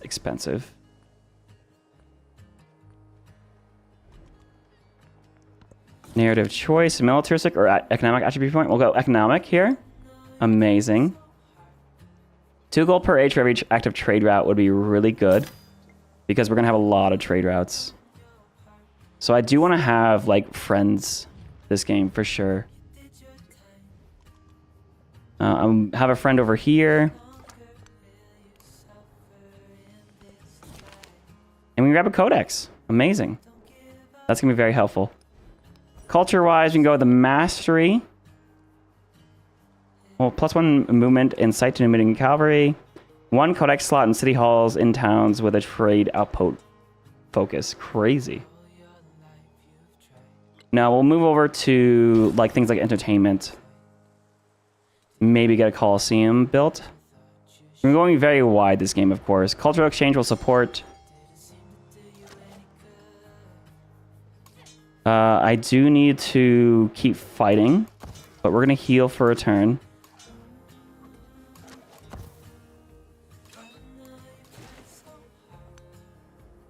Ooh. Oh, yeah, there's a lot of settlements I can do out this way.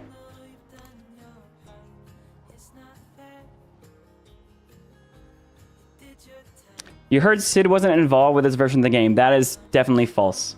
That is probably someone just talking. Sid Meier has been heavily involved. He's not leading the Civilization games anymore, but he's still working at Firaxis.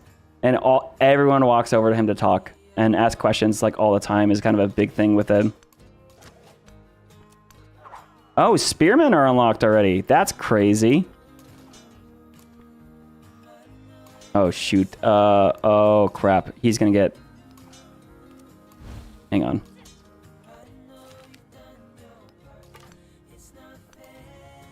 Hey, another Civ. Ada Lovelace of Egypt. Interesting.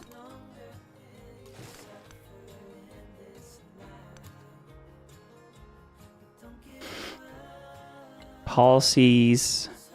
All right, let's see what happens. I need my discounts on these buildings. Let's see, let's see, let's see. I'll have my 2 colonists coming out this turn. Hey, we're friends down here. That actually gives us a new Suzerain bonus. So we actually look at some of these new Suzerain bonuses. Oh, I realized there's an ad playing on Twitch. I'm sorry about that. We'll be right back, guys.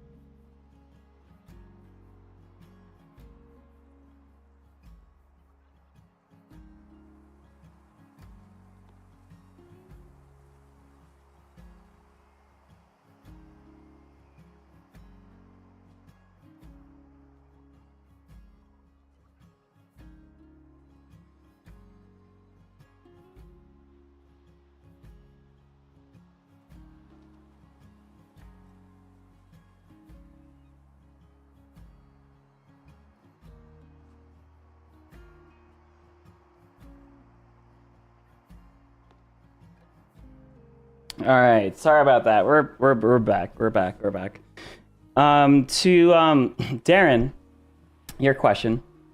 or you said you heard Sid wasn't involved with this version of the game. Whether that's true or not, you're not sure. I can confirm that's definitely not true. Sid Meier is still currently working at Firaxis. He's not heading the games, but he, as what I've heard from like a lot of the developers and people that work at the Firaxis, he very much has an open door policy where you can walk in, you can talk to him. They like pick his brain about things like all the time. So as much as that's probably a rumor going around, it sounds very unlikely to me. AI still forward settles really badly? Yeah, I'm sure they probably do. That's unfortunate. But I mean, I think they did something. I think one of the updates reduced how bad they are at it. I think they added some underlying modifiers to help with that problem. Because I know that was a big problem early on. Something that I really do not enjoy about Civ 7 at the moment, in terms of how the AI performs, is how often they trade city-states in peace deals. Because what happens all the time, say I'm going to war with Jose up here, and I have a bunch of units out here, and like Ada Lovelace is my ally. Ada will go to war with me because we're allies, right? But then Ada will be like all the way over here doing nothing involved in the war whatsoever. And then 10 turns later, Ada decides I'm going to peace out. And then this AI, because I'm threatening them, thinks that Ada is threatening them and will peace out Ada and then give the city that I'm trying to siege away in a peace deal to Ada, which then means I can't take the city because my ally owns the city. Something I really hate. And I've put detailed descriptions and logs about it in the proper channels in the Discord for Firaxis. One of the things that Firaxis is doing well, Firaxis specifically, as the game company, is having a Discord where you can post feedback very descriptively and with screenshot or with whatever you need directly in a Discord where people can communicate to, as opposed to just like bug report like log somewhere that goes into the back end and no one knows if it is touched that much or not. But anyways, that's something that I'm not enjoying, but it is what it is. Hey Darren, welcome in again. Switching over to YouTube.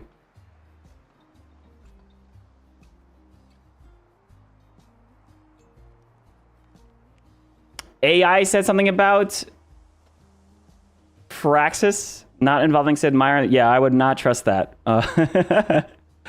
That sounds like AI trying to read a Reddit post where someone conjectures that Sid Meier was not involved in Civ 7, which is like so many layers of gossip, including AI, which is just if that's what you're trying to say. If I interpreted you correctly, that's that's crazy. We met another Civ, Ada. Welcome in. A pleasure. Hi, Ada. Tell me, what are your let's see. So what is it? 41% of the error already on turn 31. In my games, on Abbreviated Ages online speed, you only make it like 50 to 60 turns on Antiquity, which is crazy. AI is not as trustworthy as my. I would say from my interactions with developers saying that they have an open door policy and they talk to Sid Meier all the time, I would say that it sounds like BS. Yeah. All right, let me see. Let me switch some policies around. I want to plug in my... Hello? Oh, I got to choose my Susan bonus. Oh, right, the new Susan bonus. Look at this. So Megalith is something that we're used to, right? Monumental architecture, 2 culture onto monuments for every city-state you're Susan of. We're used to that. That's actually really strong. Holy cow. Shrine to the Jin. Free civic when you become a Susan of a city-state. Still really good.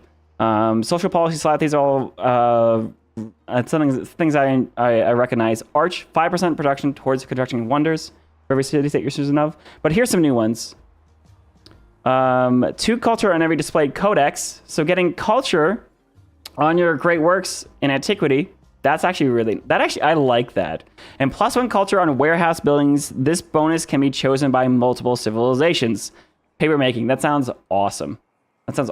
I like getting culture on warehouse bonuses, especially with a civ that can't get cities and has a very limited ability to get yield buildings. Well, we're gonna take the free civic one for now because I have another Ooh, discipline unlocked. That's actually really nice. We'll get honor plugged in here to fight through here. Oh, actually, I don't know if I can. They have spearmen. I'm going to pack up and try to run. Oh, actually. Oh, crap. I should have waited. Anyways. Oh, Himiko is trying to befriend them. So that actually might be a problem. And I can't try to befriend them myself because we've been fighting, I guess. Or no, I just don't have the influence yet. That's it. All right, that might become an independent power. That's fine. I'll sell in other places, I think. I really want to try to focus on selling towards the west. Getting ready for the Age of Exploration. This guy's fighting me. That's fine. Ooh, another independent power up this way. Technological Glen, Scientific City-State. These are this is bad. All right, here's our 2 colonists. We have 5 settlement capacity. I would love to settle Wasset. Oh wow, that's really close to Egypt. Now, if I settle up this way, I might be able to... Oh, my goodness. Oh, Jose... Oh, Zay lost 2 settlements. He lost his capital. Wait, it's being raised. How? Oh, my goodness. Is he at war with anyone? He's not at war with anyone. It's just barbarians. Wait, how are barbarians raising his capital? I know Asura was taking this city, but this city? Champa. Champa has taken... Oh, wow. Jose's getting screwed. That's kind of really funny. I'm sorry. That's kind of really funny. Wow. All right. Barbarians. Still awful. Dear, dear, dear. Tin, marble. Oh, there's so many resources up here. I still want to settle up this way, I think. Also, look at this gold, man. Yeah, let's settle up here. And this settlement. There's camels over here. There's a bunch of stuff up here. Incense.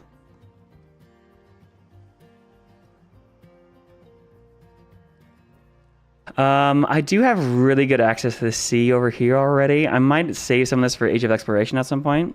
Is the update any good? Hey, Coverbread, how's it going? There's a lot of good stuff in the update. Well, actually, the barbarians are still crazy. Being able to set AI difficulty separately so that you can have like AI sim bonuses to all their stats, but you can lower their combat strength.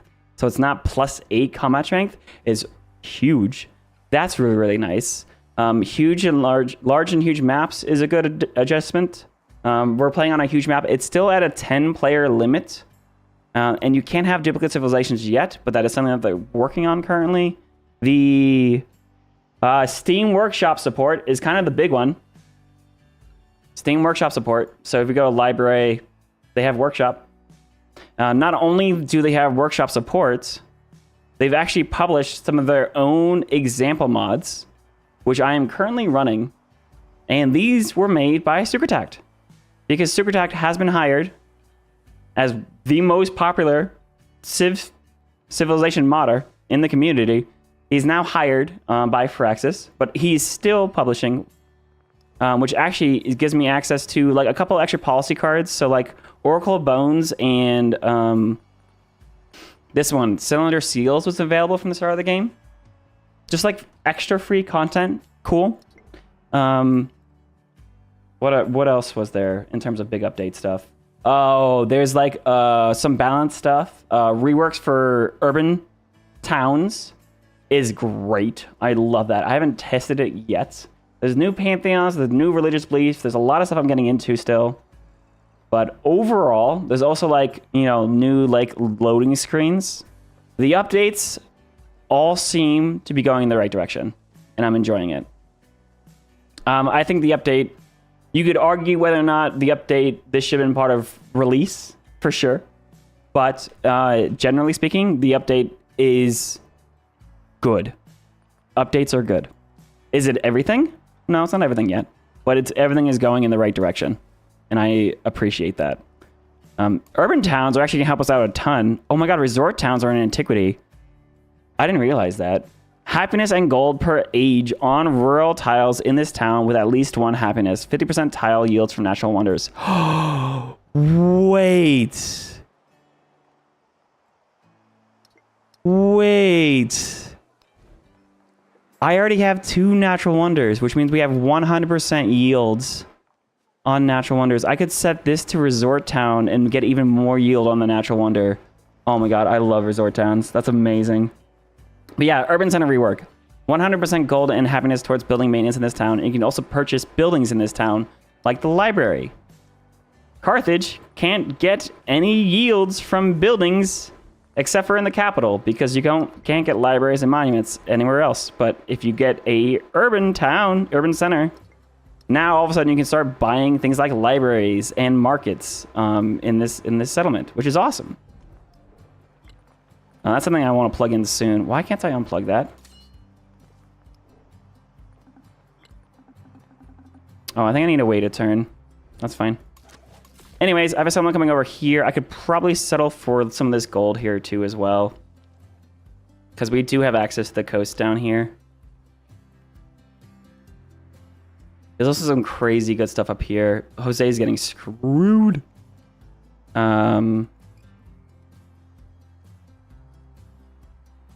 Settle here. You can grab this gold. So I need this gold.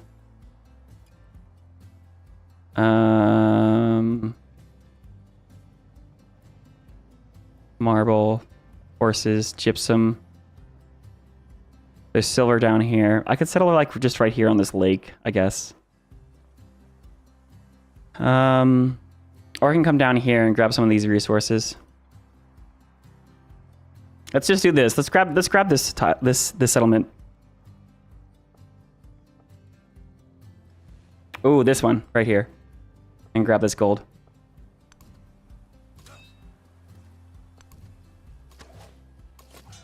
I definitely need to get more units. I need to build this monument, so that 5 culture monument feels pretty good. Actually, I do need to get a way to get... Oh, man, I need to get my buildings, like, wrapped all the way around here. That's crazy. I can also get more merchants. Ooh, actually, I don't know if I'll be able to get access to that. But let me also buy... I do have, what, 2 silver?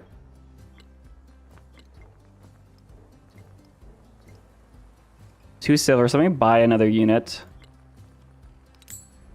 Just because this is getting really, really problematic. Oh, that's going to become a city-state next turn. Never mind.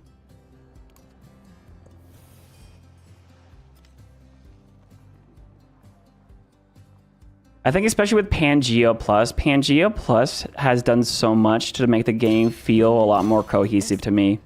Because instead of, like, in the Antiquity, focusing on this island... and then exploration, settling the new world and focusing on this island, and then going back to modern to focus on this island.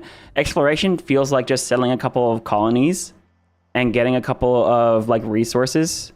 But like your main focus is still going to be in your main like landmass, which is good. The other big update to distant land settlement stuff is that they now have access to creating treasure resources on the New World continent that are inland. Is kind of a big deal. All right, that's an independent power now.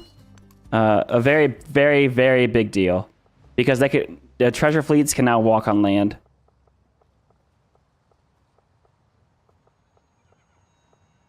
Apparently, it's faster to go this way, but it's not safe that way.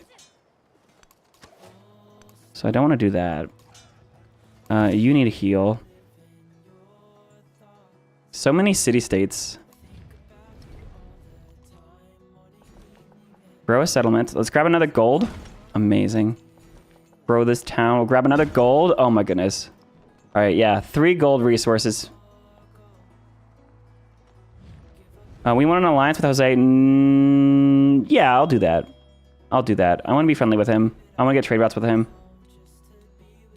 And we're going to go up to the currency to get market. Actually, I really can't get markets yet, can I?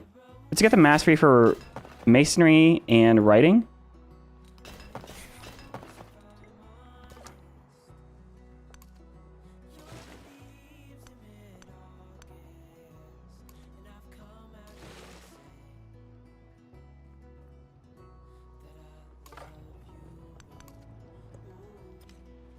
All right. We'll get trade routes all the way up here with Ada, potentially.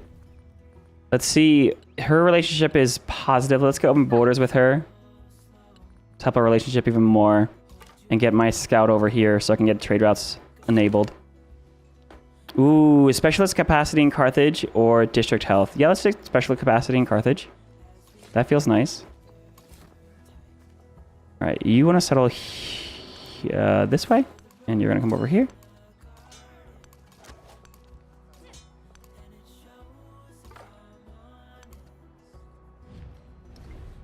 Yeah, he's getting screwed, dude.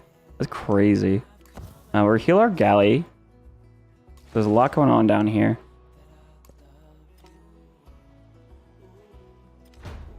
We're getting the Colosseum unlocked soon. We have 6 settlement capacity. How do I get an extra settlement capacity?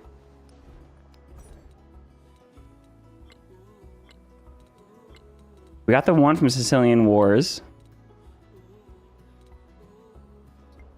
One from irrigation. That should get us to 5, not 6. Alright, scientific city-state. We got a free civic for that. 1 science on warehouse buildings is so good. Oh, free tech whenever you come to Susan of a city-state. There is another world. Mysticism. Mastery.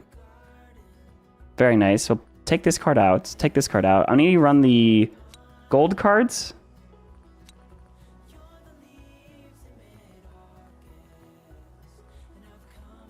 For purchasing buildings. And food in all settlements will actually be really good for us. Technology-wise, we got mastery for writing for free. Amazing. We'll go currency next. Gardens are +7 food. We also have a bunch of wonders that are available to us. I do want to try to lean towards the cultural... Oh, how am I ever gonna get a cultural golden age on Carthage? I have 1 city that can build wonders. That's kind of an oversight on my end. That's fine. Let's come over here. Let's pack up this colonist and this guy so that he can go ahead and come over this way. Settle over this way.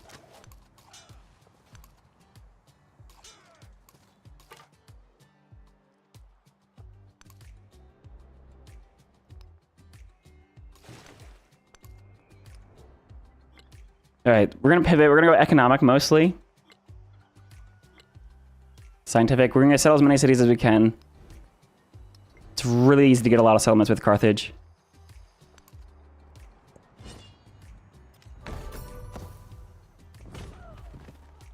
Well, I don't like that.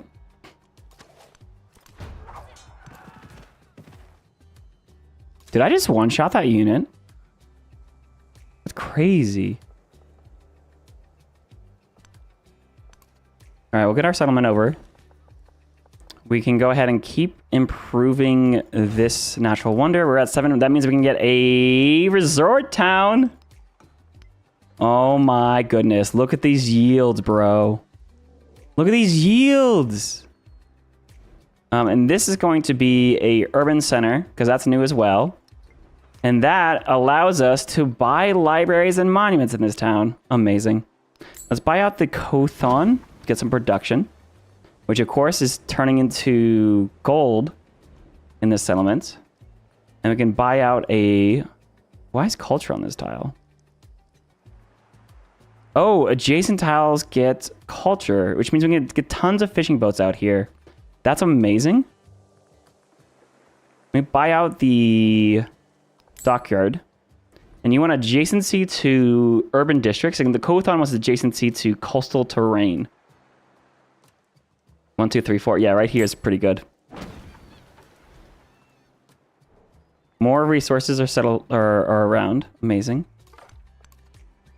Lots of barbs up that way.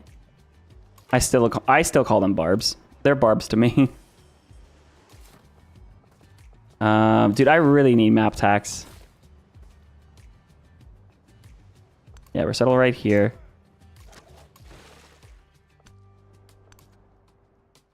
Lots of exploring done down this way. This independent power we might try to claim at the top of the next era. Jose's trying to befriend these guys. That settlement is raised. Oh my goodness, that's funny. Oh, something's happening over here. Petra was built. The capital can now work on probably another colonist, to be honest. Because we are settling here. And then we're going to settle up this way. There we are. Inca and Songhai are unlocked. Amazing. All within the trade network.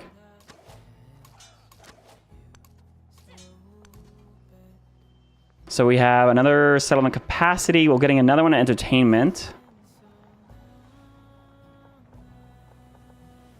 We're going to work our way down towards... Oh, actually, up to the gold. Get 2 improvements immediately. This can get incense.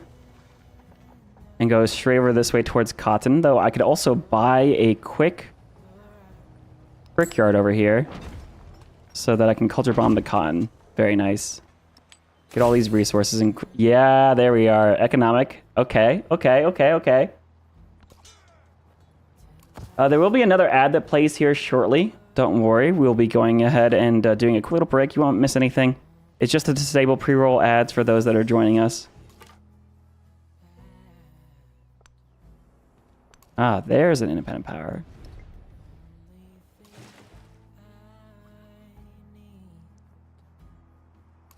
I want to befriend these guys too. All right, this galley is going to come back up towards the north.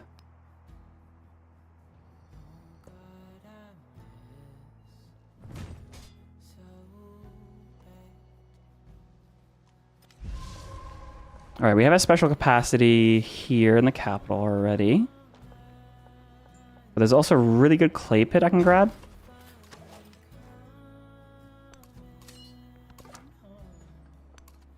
Very nice. Hippo's going to buy the dockyard as well. There we are. We got the Kothon complete. There are lots of resource capacity. We have another cotton down here.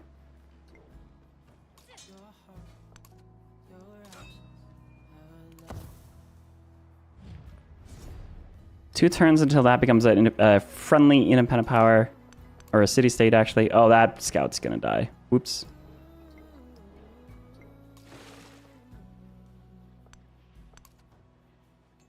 We have 95 influence. Let's befriend this independent power down here. And then I'll look into incorporating some independent powers as well.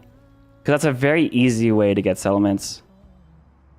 Oh, I guess my settlers are super cheap. Yeah, the scout died. Unfortunate. Oh, a scout forever lost. There's been such fanfare that the scout departed, and now the music is silent. The banners fly limp. This is I love that. I love that this is like when you lose a scout, you get either a boost of science or production to replacing your scout. I'm just gonna grab the science for now. It finishes currency for us. It'll allow us to get a +6 market here in the capital. You'd choose a celebration, more culture. Or I could go for a quick wonder grab. Although these wonders aren't necessarily what I need. Was it 5 turns? Wonder production? Let's just grab the culture.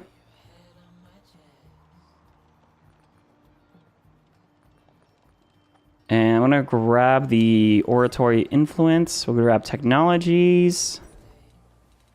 Amazing. So we can go to bronze. We're going to improve our units.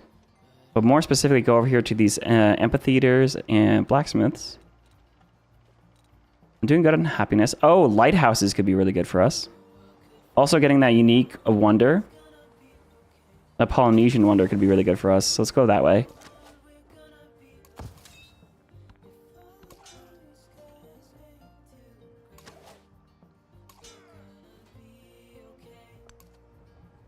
Those archers are concerning.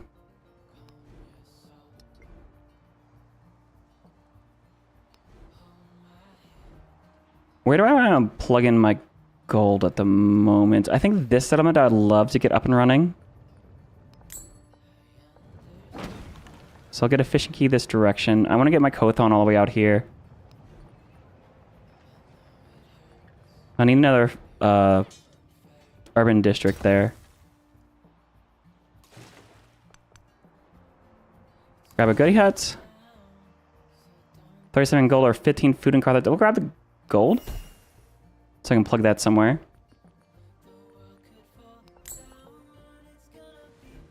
There's a really good brickyard in this city.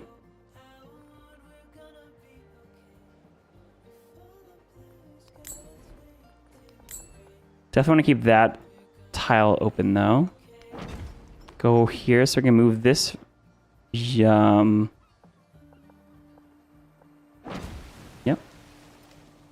Nice and high capacity. Nice, nice, nice, nice. All right, here's my 2 more colonists. So I'd love to come out here to the coast to settle this land here. And then this colonist. Aha, so that's an independent power now, or a city-state now. And then I could come all the way up here to grab all of these resources as well.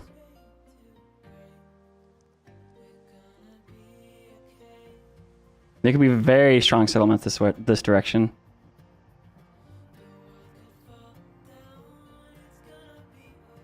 So many resources, man. Marble, limestone. Oh, there's an ad. We'll be right back, guys.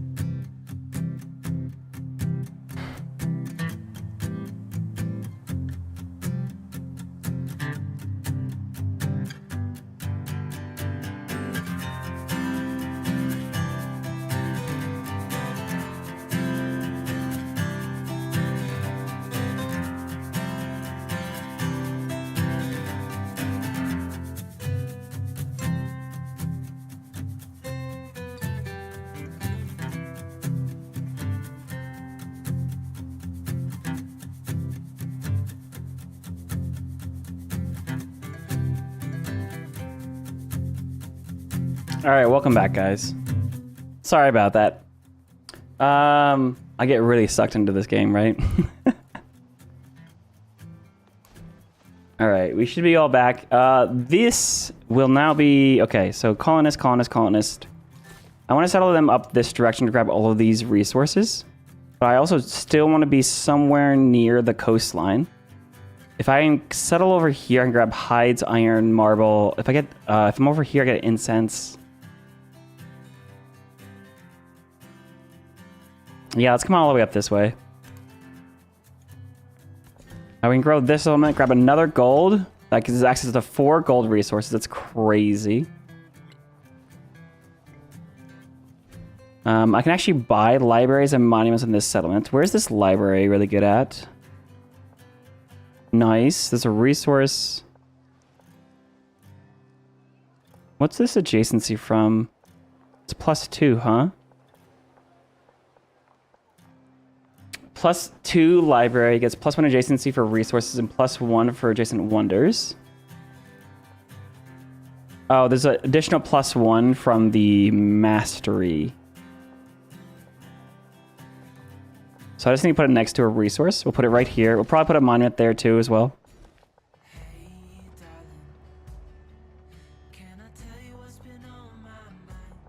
Let's get closer to that gold tile to improve. Amazing. And then I'd love to be buying merchants here shortly.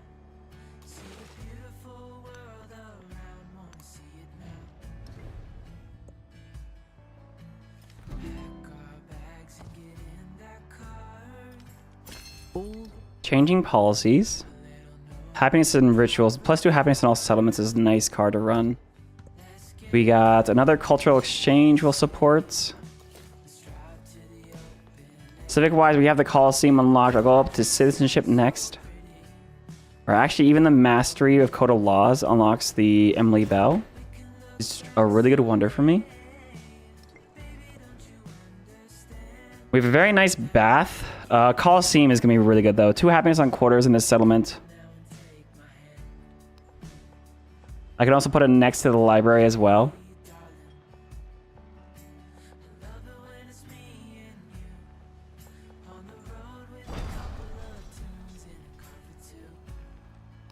So we'll build that there.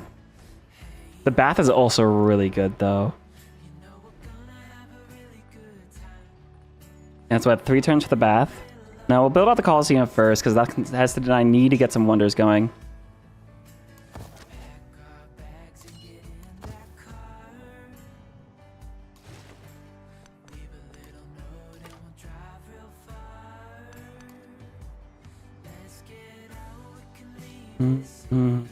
Let me buy a merchant over here so I can start trading with Ada. And also this new city-state.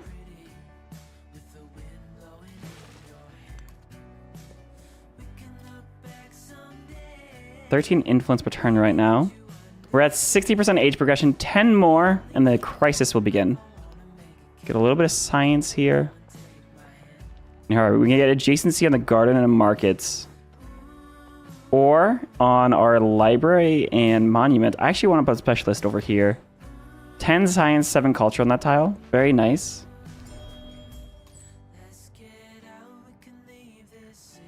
I'd love to get some trade relations set up with Ada. Why can't I trade with them yet? Himiko I could trade with. Ada is out of range. Well, that's crazy.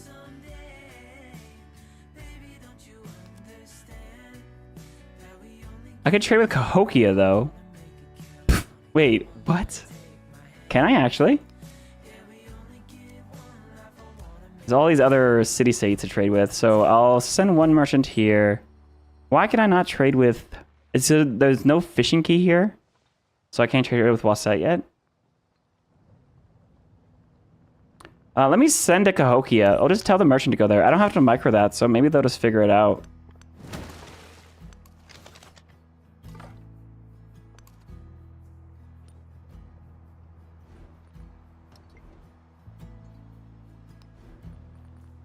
I can also buy a monument in this city. There's also a really nice market. +7 gold market.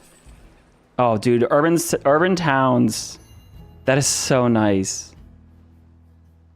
That is a game changer for Carthage. Change policies.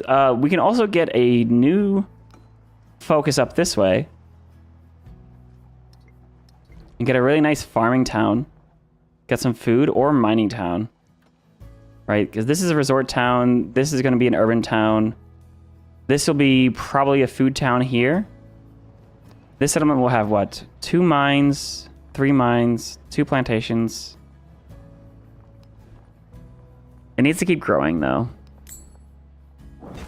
So we'll get a granary.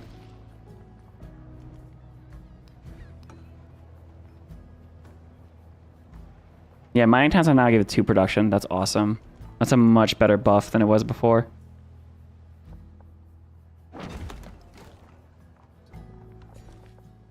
I do just need to keep improving so many resources, though. We have 5 gold. That's 100% towards gold buying buildings. Our gold is 100% just going to go to all of that. Even Carthage might be able to buy some buildings.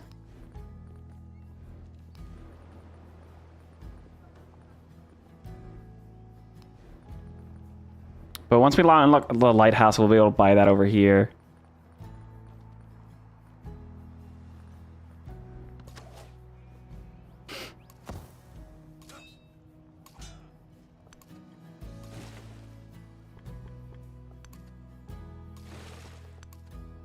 Keep scouting with a bunch of my units, though.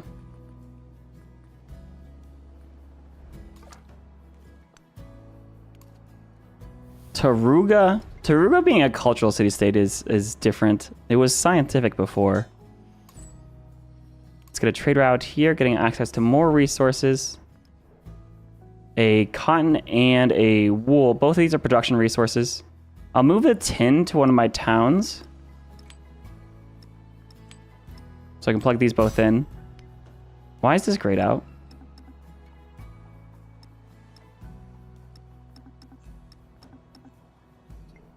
Huh?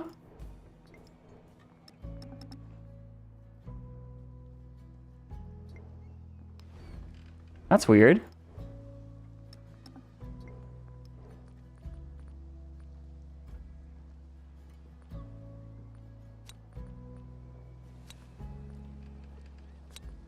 Let's grab, I want to up my happiness because I need a lot more policy cards.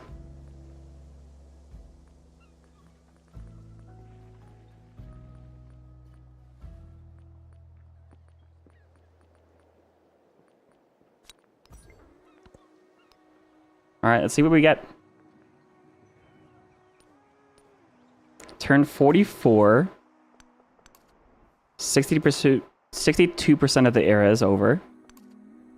Yeah, this larger map is going to be freaking massive, guys.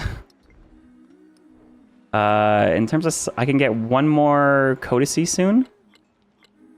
And in terms of military, I'm going to want to get up to 9 settlements to get the fealty unlock.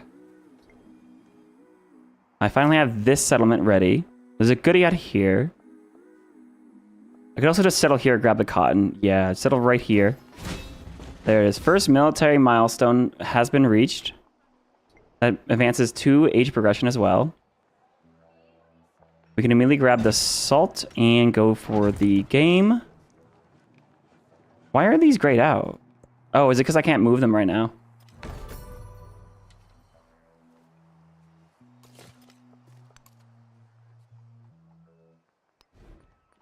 Let me also buy some more of these. Kothon. Plus 8 production Kothon. Feels so good, dude. And they can also buy out a fishing key next to it, which gives food to the Punic Quarter as well. And that's already a very strong settlement. They are low on happiness, though, so I'll have to buy them an altar. A Unbreakable Bonds. Let the wine flow and enter celebration, or get +1 population in Carthage. Though celebration would actually be very nice to give me production towards wonders.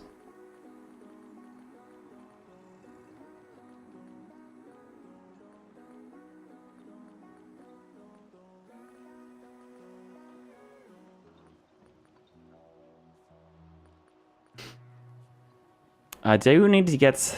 Oh, man. We're just gonna run the gold food. Alright, this salt is now online. I can start moving some of these resources to towns. Problem is that they're just so good in the capital. I don't know why I can't move the tin. Where's my tin at?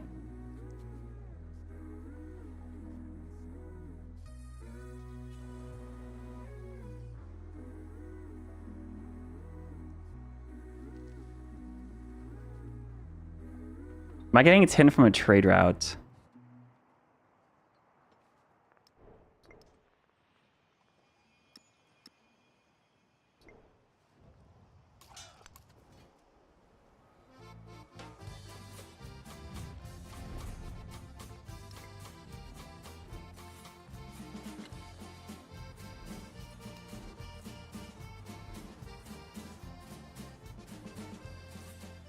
What is this song?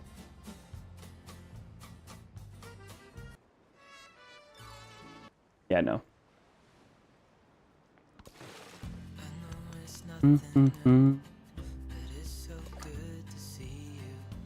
Have a goodie hat? Chariot to the nearest settlement. Yeah, I'll take that.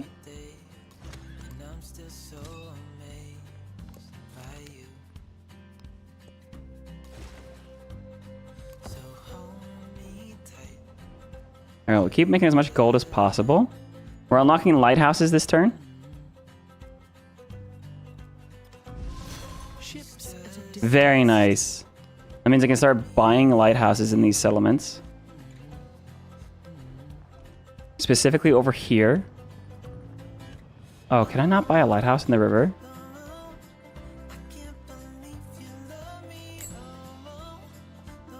Do I need to buy a monument in that settlement?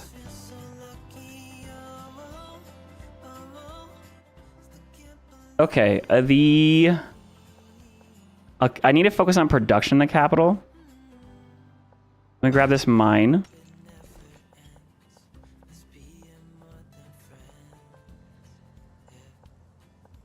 I need to grab that town. We have another scientific city-state on our side. +1 science on warehouse buildings. Sounds really cool and something I want to play around with. Especially because we're going to have a lot of warehouse buildings around. We also got our free tech and civic for becoming suzerain of a city-state. You can see, yeah, look, our fishing keys have science. Our brickyard has science. Our granary brickyard here has 2 science. That's really nice. Very, very nice. 1 food on food buildings is really good for the mastery of navigation, as well as these codices involved. Gold and... Yeah, let's grab the gold. Let's grab the food.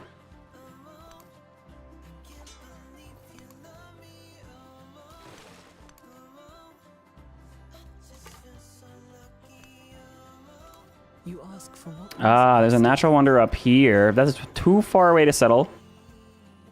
Probably. Where's that merchant that I sent out? There he is. All right. Let me see if I can gold buy another merchant. Not yet. They're 140 gold. Oh, I forgot to move my resources around. I'll have to wait till I improve something. Which is next turn right up here. Oh, hello. I'll have to buy a unit up this way because we're going to settle this right here.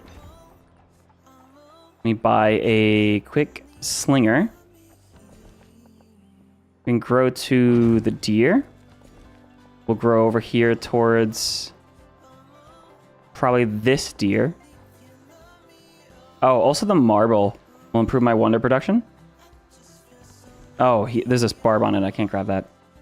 Let me buy a fishing key up here.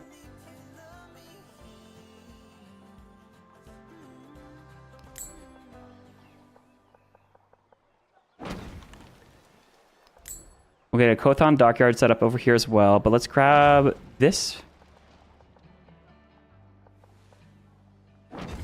Grab some of this. Move my resources around. Get the cotton in some of my towns. Get the salt improved. I still don't know where this tin is.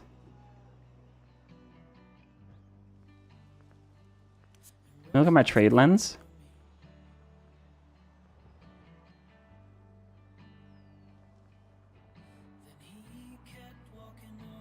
Get 2 merchants over here. I wish I had a search feature. I missed the search feature. I have a merchant here. This settlement's growing. Once you get to 7 pop, you'll become a food town.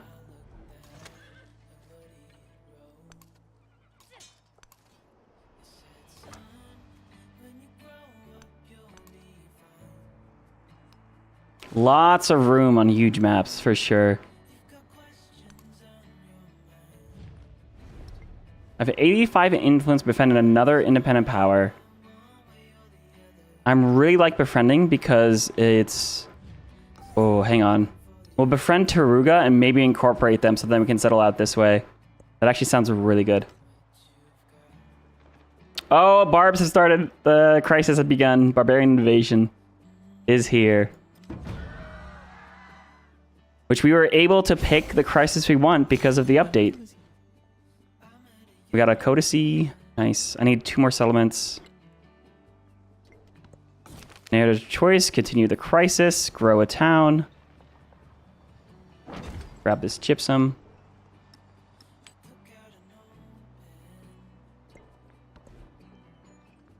Technology-wise, we come over here. The mastery of navigate. Actually, no. I really need to get some of these... Oh, wait. I can only get 1 amphitheater. Those actually really aren't that good for me. I'll do inferior tactics here to get combat strength to the invading barbarians. The Israelites. Oh, interesting. This is a problem.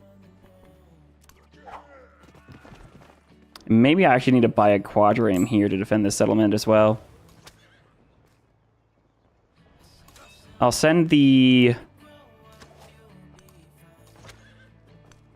units out here to defend and attack. Have a good cat here. Grab some happiness from that. Where we got 2 little merchants. Send them out to both of these guys.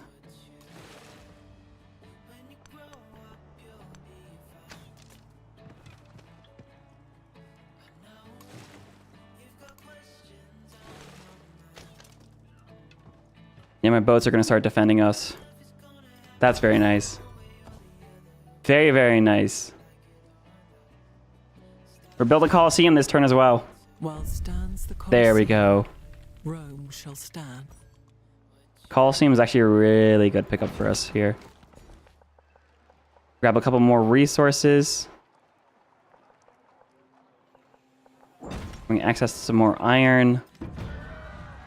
Do another cultural exchange to keep our culture up nice and tall. Baths are good. I do need to keep up on these wonders, though. I won't be able to build the Maui wonder, though, because I only have one city. 1 culture and 1 food on fishing boats in the settlement. 1 cultural attribute point. I'm going to build the Emily Bell for the diplomatic attribute. Oh, that has to be on a hill. That's okay. That'll move this.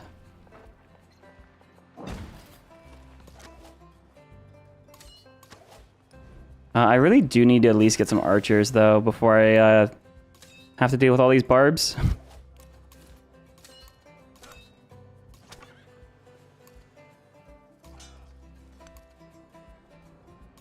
There's Champa.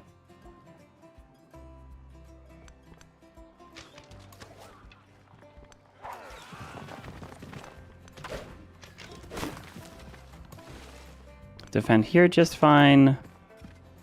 Take out all these barb camps. What is it, 74% of the era. After. I need to start setting some of these towns to start growth. Oh, I can get a dockyard. Oh, you can put... You can put the Kothon in a lake. Oh, that's great to know. Too bad I can't put a lighthouse in the river. I should definitely prioritize Kothons with my gold. Considering those will stick around every era.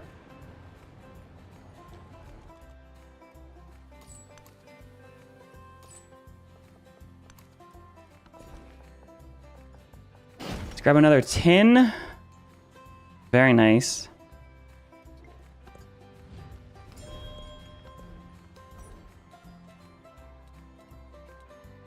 And I think we need to go for... It looks like the Nalanda hasn't been built yet. And that's actually really good to get us up the scientific legacy path. That'll give me 3 relic slots. Or, sorry, codicy slots. And I keep getting resources and you get 2 more settlements for fealty. I'm saving influence for Taruga.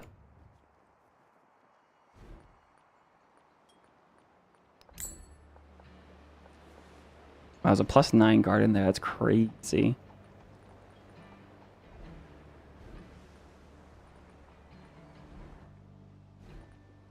Oh, this settlement needs an altar built. Grab that deer. Very nice. Food in towns. Very welcome. I can even put all the wild game into a specific town that I want to grow to get more resources. So, like, this settlement could be really good to have. This settlement grew everything that I needed.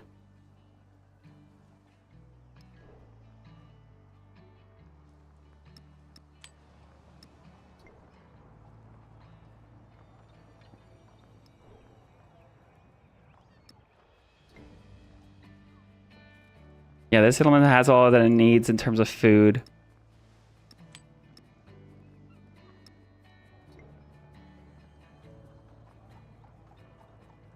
This settlement actually has most that it needs. Let's stack all of our wild game into this town.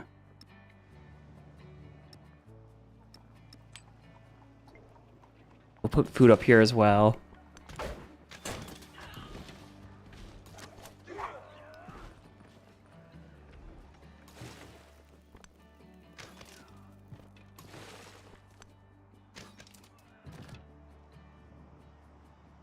All right, can I settle or give you a trading route yet? I can, amazing. That's actually gonna help out a ton. We'll buy another merchant here next turn, hopefully.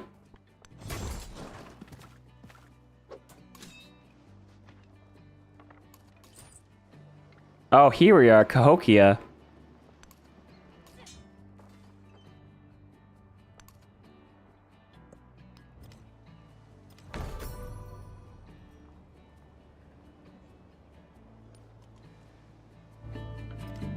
All right. I hope people are enjoying this stream. Wasn't my plan this Monday, but I'm happy to do it. We get another specialist limit on a specialist on top of the monument library or on our garden markets. This should increase the adjacency of our garden and our markets. I could also just go straight for food. Like these fishing boats are pretty good for food. Hey, thanks, Bob. No, I mean, I don't mean to... I appreciate it. I don't mean to be self-conscious, but... There we are. I just mean, I didn't know the update was coming today. I thought the update was tomorrow.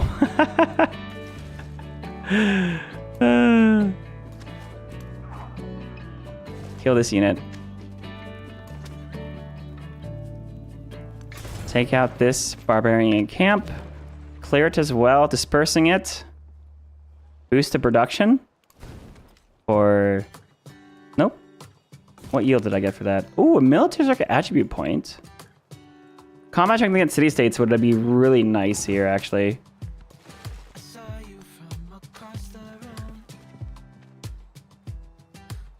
How have I been? Oh, Bob, my hair was blue and it was pink and it's blonde. Age greatly, hair is white. I have been very good. I'm living in a new place. I have a girlfriend that's moved in with me recently. I've been shifting a lot of priorities over that. My birthday is this week, so we'll be doing a birthday stream on Friday. It's my 30th. I'm very excited about it. Oh my goodness. Gold towards purchasing and settlements, or +1 for every imported gold resource. Ooh, I have a lot of both. We'll do the gold purchasing, since that'll be good for the next era as well. Where is this tin at?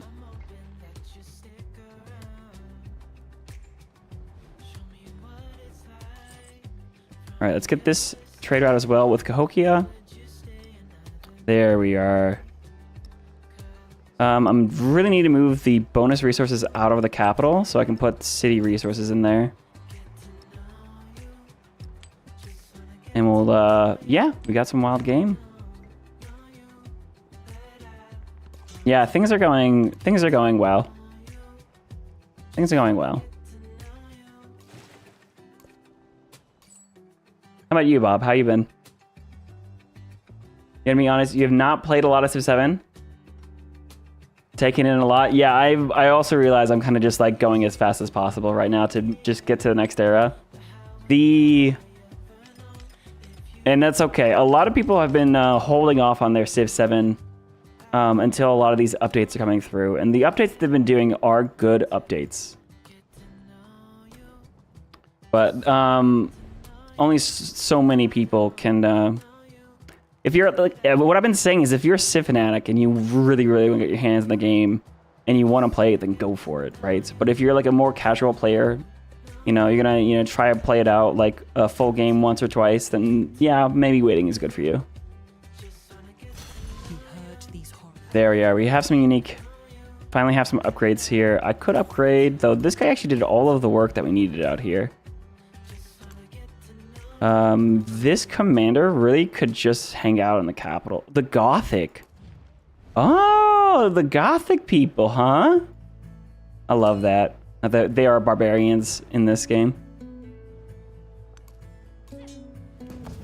I'm going to bring a spearman over there to deal with them. We're going to clear out this camp. And then I have a lot to clear out over here. These guys can also disperse. Oh, yes. New wonder built. Hovers. But yeah, Bob, the YouTube videos I did on Civ 7 probably still hold up. There's a lot of things that have been updated, but if you want like an ease introduction into Civ 7, it's probably a good place to start.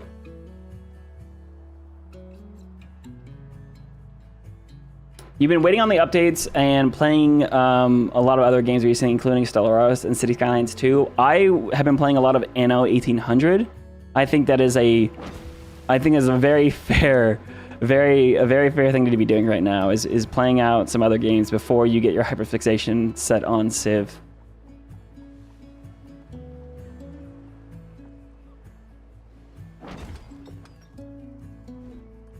All right, technology-wise. Got the mastery to navigation. We got a diplomatic policy. You can go for happiness or influence. I really like getting into this befriending one. Happiness for settlements for resources assigned to them is also very strong. 1 influence per age on the palace is really not that great, but 1 influence per age on all city halls and the palace is pretty strong. So I'm gonna go that way. We have the villa. I could build this wonder if I wanted to. Where are we at? In terms of, we have 2 cultural legacies. I really don't care to get to the wondrous heritage for wonder, culture, and happiness, and the Golden Age is definitely not going to help me out. I don't even have amphitheaters. And we only need 1 more resource to get to Golden Age economic. I really just want to focus on 2 more settlers, or specifically getting Taruga under my belt.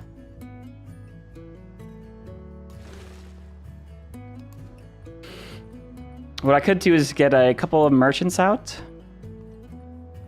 You could get the villa. Wei Young Palace is a 6 influence, is so good.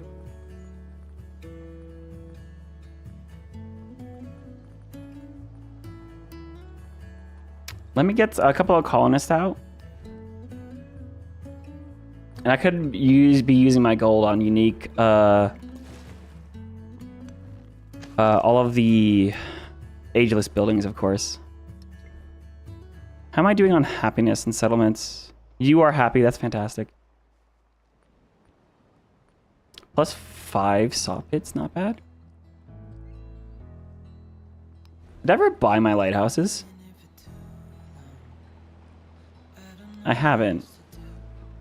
Oh, can I not get lighthouses in settlements that aren't urban cities?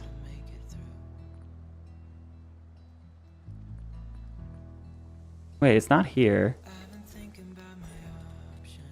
Navigation, lighthouse. 1 gold for every adjacent coastal terrain, 1 gold for each adjacent navigable river.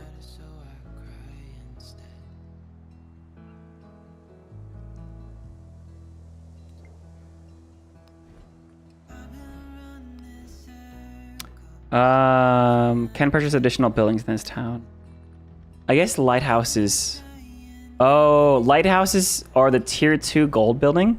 So currency, like my markets can be bought inside of my urban towns and my cities. But lighthouses will not be able to purchase in my urban towns, only in cities. And Carthage can't really get that. So unlocking lighthouses actually didn't help me at all. How does Izzy feel now? Izzy feels great. Izzy feels amazing. The spawning on a natural wonder and having a 100% yield on natural wonders was crazy tempo. But you'll see that I already have 100% yield because it was 50%. Every time you settle another natural wonder, you get another 50%.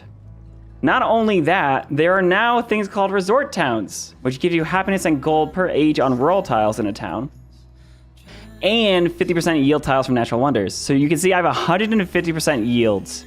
This is a 222 tile, but I have 5357.5 over here because this is a resort town. It's amazing. It's amazing.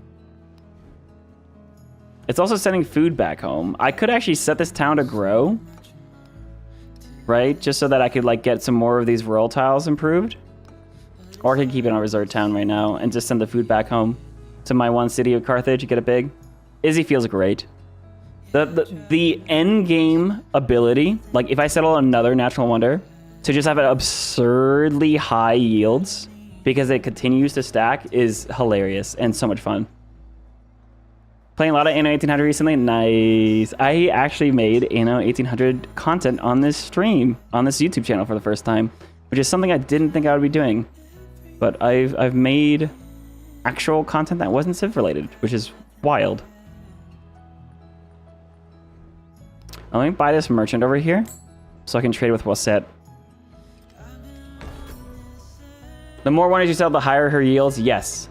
It is now, instead of 100% flat, it is 50% per natural wonder you settle. So it starts as 50, get to your second, it's 100. Get to your third at 150. So it's an early game nerf in favor for a better scaling effect throughout the game. And I 100% agree with it. It is very good. I'm very happy with it. All right, more crisis policies. I'll get 100% in. Let me go. What is this? 30 gold. I'm Susan of 3 states. Let's just do barbarian mercenaries. I don't have that many units, so we'll just increase the maintenance on our units just fine, and be okay with it. And then I need to keep on scouting too. This is a problem. So let's get my units over here. We'll get a settler or a merchant over here to Wasset. I can also trade up this way.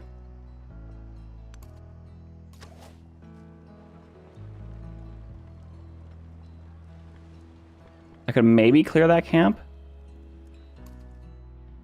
You have 200 gold again. That is better. Yeah, no, I agree. It's really nice.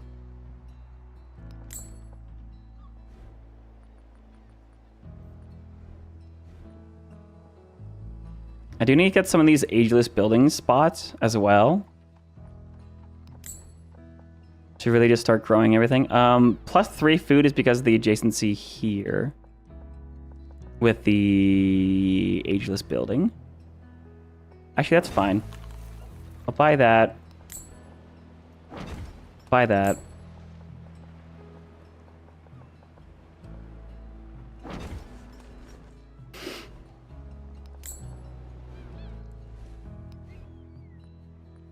There's a +5 tile here. There we are. 200 gold per turn is pretty good for this.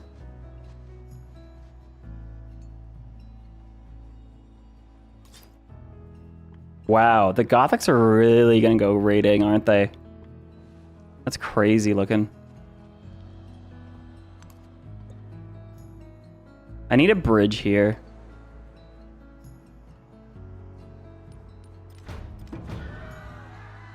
All right, the crisis is really moving forward. The wheel, I do have access to my Numidian cavalry now. I want as many codices. Oh, you know what I didn't do? Oh, unlock the Nalanda. Nalanda's built though. That's that makes sense actually. That just happened. I should probably unlock some of my masteries for the Carthaginian stuff. Oh, here's a codice. I can actually start. I really got to set some of these towns. Now this is what, 1 mine, 2 mine, 3 mine, 4 mine. This could actually be one of the new mining towns, which actually have additional production now. And I have a policy card that can let me run additional 20% gold from mining towns.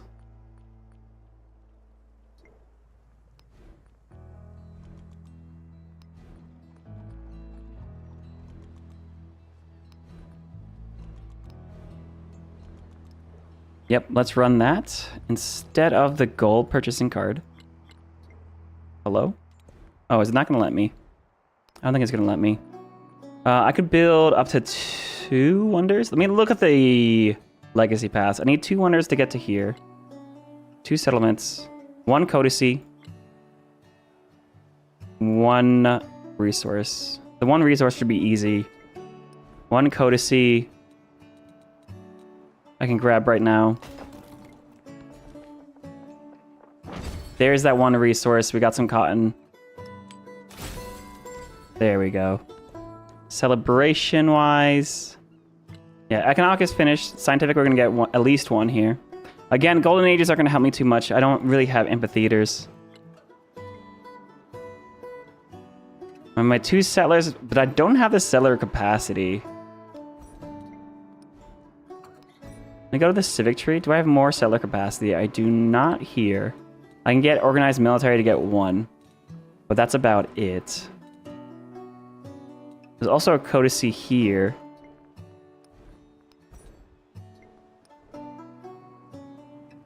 Yeah, let's just build some wonders, eh?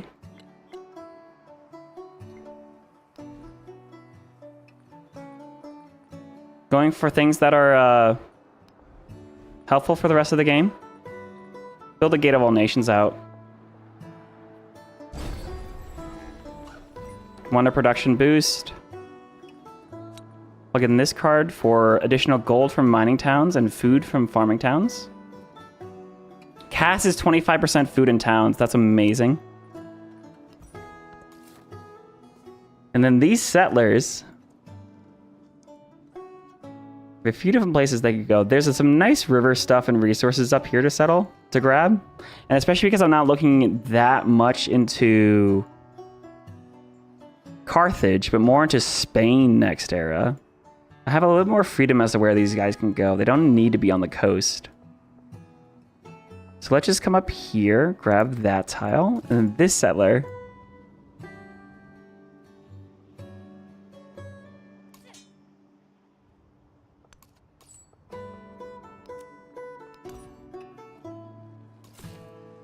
Could literally just go here and just build out something. Or there are camels out this way.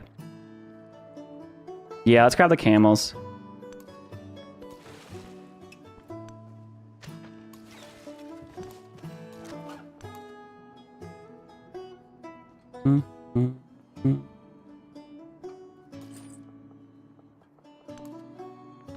Nice. Gate of Wars is your favorite. It is a good wonder. It is objectively a good wonder. Like the entire game. +2 war support the rest of the game. Oh, Hippo's getting whacked real hard. So let's buy some archers here, eh?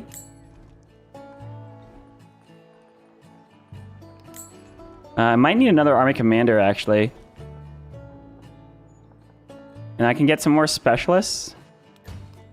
Over here, 17 science, 12 culture on that tile is absurd.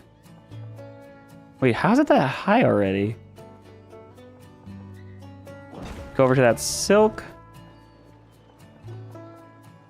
Go over to the incense. Suzerain ability, Taruga. 2 culture to monuments for every city that your suzerain of could be really good. Or 1 culture on warehouse buildings. Wait, that just feels awesome though. We have a lot more warehouse buildings. An army he held. 2 free civics and techs. Look at this. Look at this. Brickyard and granary. 2 food, 2 production, 2 science, 2 culture, 2 happiness. Oh, I love that ability. That's really nice for me.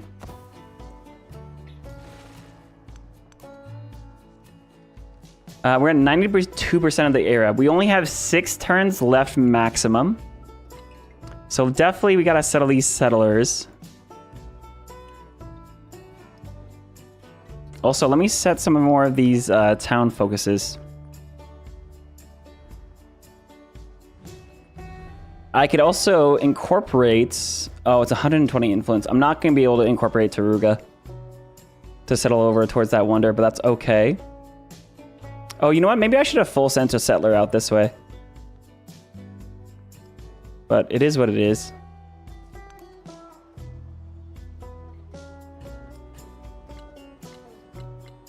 Maybe we get 2 wonders here. Maybe we get this. And then we're just working on codices. We can also get a really nice adjacency over here for some science buildings. God, even All right, there's some codices. Production towards science buildings could be good. Narrative choice. Oh, the era is over. Ha! So look at that, turn 56, era is over already. This is what I mean, like you can't do everything. We were able to finish economic, which Silk Roads arguably is actually not good for us at all. And these settlers didn't get to settle, so I'm just gonna lose them. So like the Abbreviated Ages could go one of either way. It could be frustrating for you to be a player that didn't get to finish what they wanted to do, or it could be incredibly satisfying for you to figure out where to put your resources and where not to put your resources. Totally up to the type of player. That's so short. Yeah, that's crazy. So I have some gold. I'm going to throw this stuff, wow, into ageless buildings specifically. Definitely in this settlement, I might be moving my capital over here. So I want to get things like granaries. Oh my god, dude, look. All these warehouse buildings give science and culture is hilarious. Granary. That's a high adjacency area. That could be a nice culture area. So I don't want to go there. We buy a granary here and a saw pit. Just in the city center is fine. Hippo is fine. Totally buy a saw pit. This settlement needs a brickyard for sure. And a granary.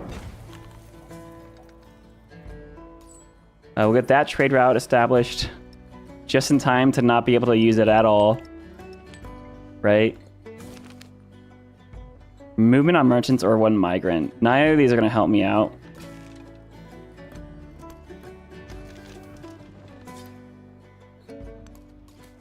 Oh, actually, this can help me right now. Get some fishing boats. So this production queue was not going to finish this turn. We're at 100%. Madish! This game is crazy. Look at this spawn. We have one natural wonder here. We have one natural wonder here. We have access to 5 silver and 5 gold resources. Because look, 1, 2, 3, 4, 5, like in a row. We have settlements all over the coastline. It is Abbreviated Ages on online speed. So I finished the economic tree. I was about to settle 2 settlements to get fealty here. But I wasn't able to finish science or culture because like it's only turn 56 and the era is flipping.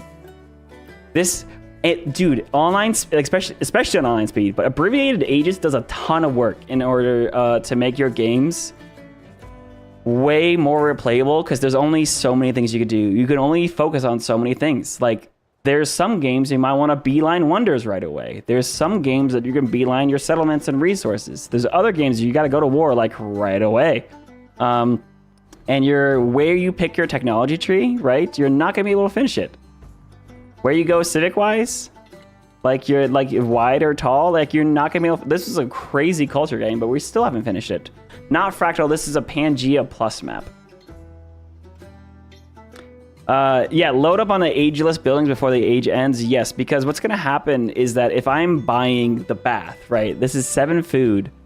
When the era flips, the bath actually is a age-specific building, so it loses its adjacencies from the previous era.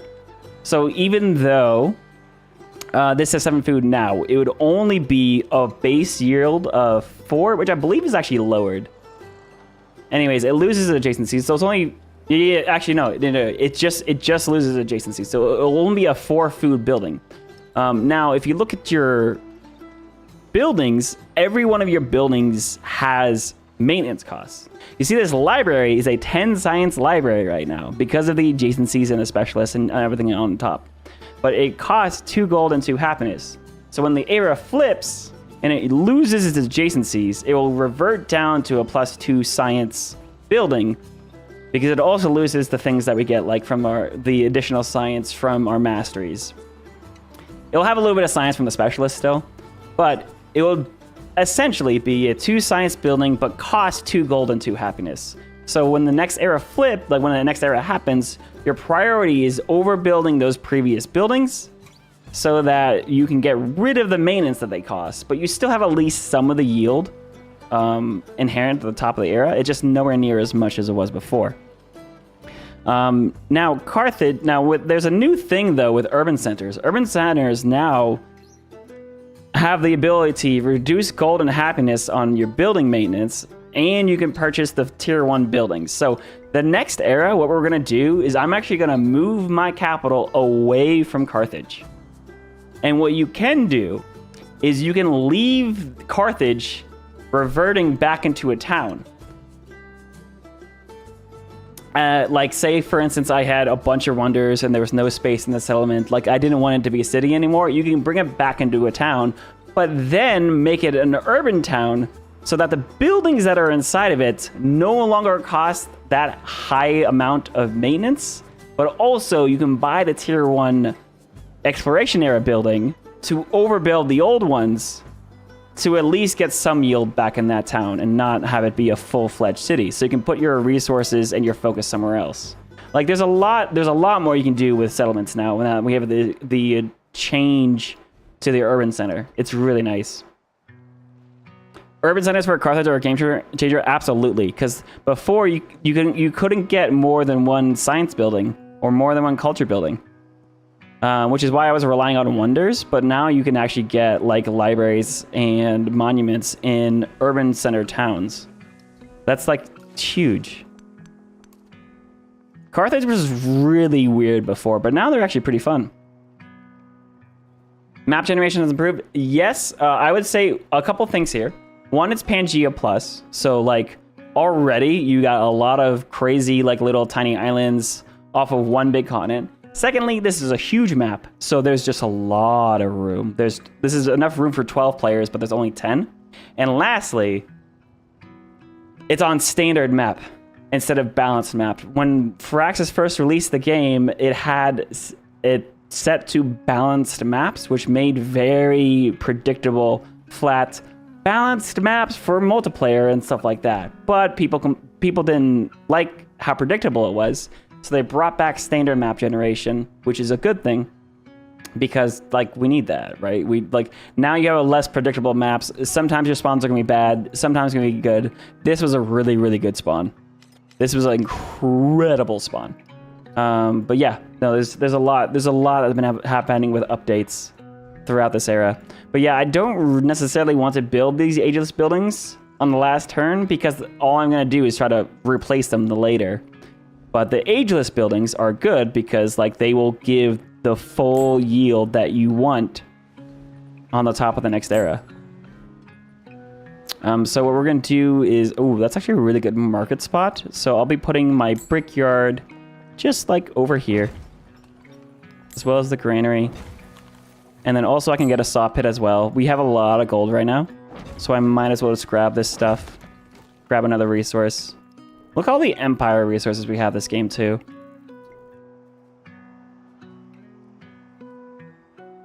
Yeah. I'm just talking about in terms of patches as they've come out, right? Yeah, because some players are just jumping back into it now. You do not keep your Susan bonuses, and that's a good thing. The Susan bonuses are so strong because like you need them to reset every area. Like I have what, four Susan bonuses right now, and if you can stack those to get like 2 culture per monument per city-state Sus, like you want them to reset. They're too strong to move every era. And yeah, there's a lot we'll find out here next turn. We did pretty good this era. pretty awesome. In terms of legacy points, like Xerxes is right behind us. Deity sim bonuses. But yeah, like in terms of like no one finished Wonders of the Ancient World. No one finished Pax Imperatoria. Someone finished Great Library, and I finished Silk Road. So the only 2 of the legacy paths were completed, and we still flipped the era. Normally, in a game, at least someone will complete every legacy path, which will be enough to flip the era. And sometimes that someone is you, where you do all of them. But in terms of, with Abbreviated Ages, look, we only collectively, all the players only finished 2 paths, and we still flipped the era at age 56. Crazy. I think a lot of people are sleeping on Abbreviated Ages. I think a lot of people are sleeping on how fun Abbreviated Ages is. And now, with Spain, we can transition with Isabella to Spain.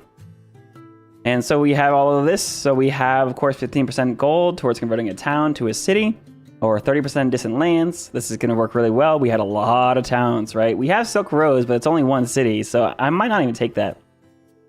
Conquistadors and Tercio.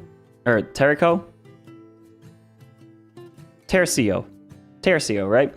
We also have a unique plaza with the Casa and the Casa, right?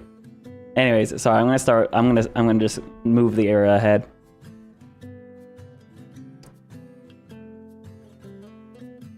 But especially if you want to get back into the habit of like sitting down and playing like a full game of Civ in like 1 long afternoon, or in like 3 short evenings, then I think Abbreviated Ages helps a lot online speed. Because I went back to Civ 6 like last weekend, and I played a game on online speed in like one sitting. It was like a 5-hour sitting, but like you can't do that on standard age, or standard era for Civ 7. But Abbreviated Ages maybe. Anyways, we're moving to the Spanish Empire now, but you can see we also have our unique buildings here. We get culture and gold from our unique buildings. We have a unique infantry unit. This whole thing is new, right? This whole screen, you can actually see all your abilities. Conquistadors are a great person with a charge. Can only train in cities with a wharf. Each specific conquistador receives is random. They have a bunch of random abilities. Our unique unit has +3 combat strength against cavalry units, which is nice. But here's our unique traditions. 4 combat strength to all units in distant lands. We're really good at conquering distant lands. 2 gold for each resource. Want to collect a lot of resources. 50% towards naval units. Production towards naval units and maintenance is very nice. And then, of course, your mementos. I didn't even equip any, though. So, Isabella, expansionist and economic. And Spain is military and expansionist. So, here we are. Top of the era. The first thing I can do is actually move my capital. So I will be moving the capital from Carthage over this direction. Probably over to Athene. I could have Hippo as well. But you'll see we'll choose our legacy paths. Carthage to Spain feels like a strong combo. Absolutely. Absolutely. Very, very happy with this. But yeah, we're going to change our capital. Now, this is why it's important where you settle your settlements and in what order, right? We can have our first 2 settlements. Or no. Leptis or Athene. Athene or Leptis could be capitals. So Leptis is not, I don't want that in my capital. I want my capital to be on the coast. So Athene is going to be my new capital. Which is actually fantastic, right? That'll mean Carthage can do its own thing. We could pick a expansionist attribute point or militaristic. Expansionist is settler production. Let's do that. In terms of cultural points, I only have 1 point, but I do have a wild card, so I could do confederation. -2 settlement limit, but 100% influence to initiating and progressing diplomatic actions and target independent powers and city-states. I don't know what unlocked this. Probably Carthage, but I don't want that. I want to settle as many cities as possible. We're going to go diplomatic attribute point. And actually, probably... Ooh, cultural attribute point would be nice for culture. We can get 5 gold for every trade route we had. which was a lot. So we can spend 2 on that, and then also have an economic point, and then scientific attribute point. I'll just grab one of these as well. I'm gonna confirm our legacies. Oh, you know what I didn't do? I didn't even look at. All right. Well, anyways, I didn't pick Silk Roads, but that's fine. We'll take our +1 culture on city halls. We'll take 50% influence to befriending. We'll take the 10% gold for every alliance you have. And we'll take 25% production towards training settlers and science on city halls. Amazing. So Carthage right now is actually still a city. Right, because it was my capital and I moved my city. So Madrid is also now a city. But Carthage stays a city. So actually I have 2 cities now, even though I had one in the last era. This is why you want to move your capital, because you always end up getting a free city out of it. Hey, see you, Madish. Conquistadors are fun? Absolutely. Added a bunch of movement to a fleet commander. It was like 7 space movement. That's crazy. So now I can actually start converting things to cities. You'll see here. Oh, sorry. There's an ad that's playing on Twitch. I'm going to take a quick break. We'll be right back, guys. It's good to disable pre-rolls. I'll catch you real soon. About 90 seconds. Mystery. I don't think I ever wanna go come closer next to me. Trying to find another way to say this, but I think we were meant to be.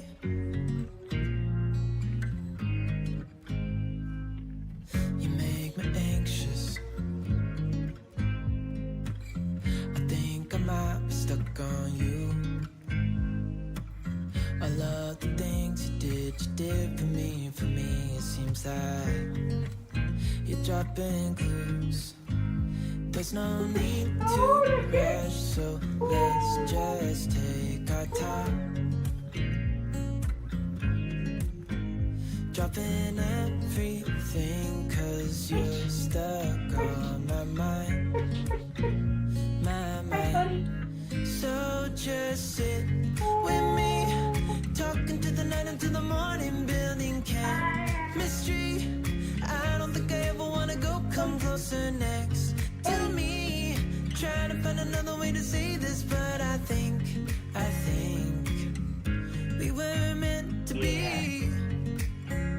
Oh, we were meant to be. Oh, Hey, Scout. we were meant to be. The Sheba. All right, welcome back to those that were on the ad break. But yeah, let's get started on this new era. Oh my goodness. All right, so what do I want to do here? I think settling this natural wonder could be a priority of mine to do this era. You can see we're already up to 8 settlement capacity. So full sending a settler out this way. This actually looks like a crazy open land. Holy cow. In terms of treasure resources, we want to settle out this way. Looks like there might be distant lands just off the coastline here. So getting things like some boats will be great. All right. Let's start with the production, right? So we're gonna go ahead and we're immediately gonna build out this stonecutter that is 7 production. I can overwrite the altar with that, which is good. And all right, we have a... All right, let me just redo all of my resources. We actually have clay. Oh, where did clay spawn? Oh, nice. Okay, that's really, really nice. And we have all of our cotton. So Madrid is our new capital city. This urban town is now a capital city. That's awesome, actually. Now, in terms of warehouse buildings, I think I had all of the warehouse buildings that I needed out here in Madrid. We'll put in the clay, and that's going to be really helpful. In terms of, yeah, any culture bonuses need to go to Carthage. Absolutely. So this silk, look how much culture. That's 39 culture because of this natural wonder here.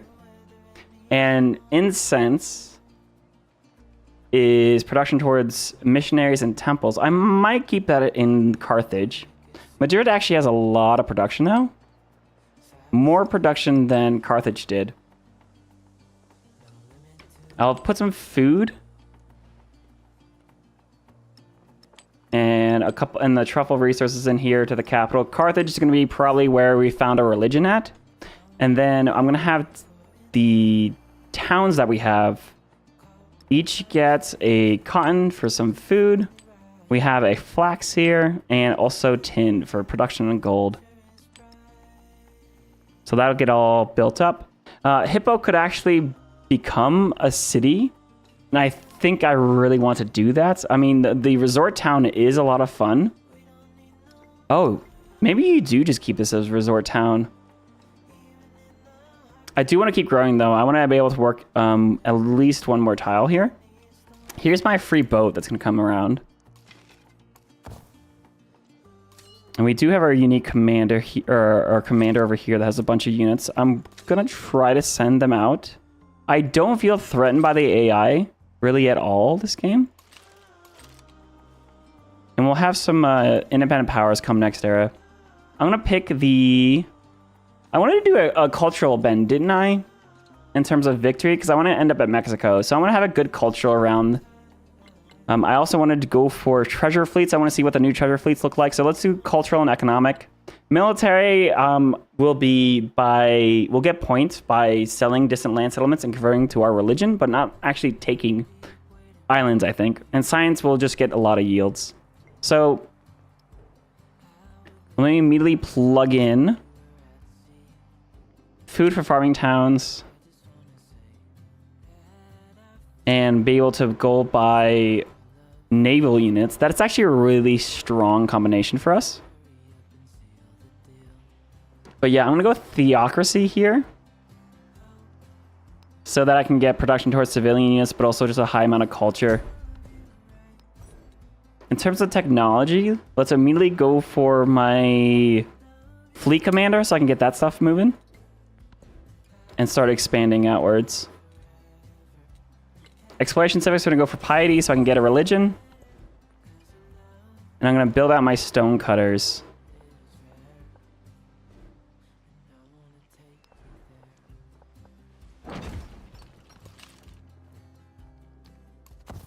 I'll keep some units nearby. There's some niter down here. There's also hardwood. So first things first, I want to gold buy a settler. And I'm going to have these guys go out together and come settle that wonder together. I think it'll be great. And then I want to be able to spend gold on some more boats because we have that naval card plugged in right now.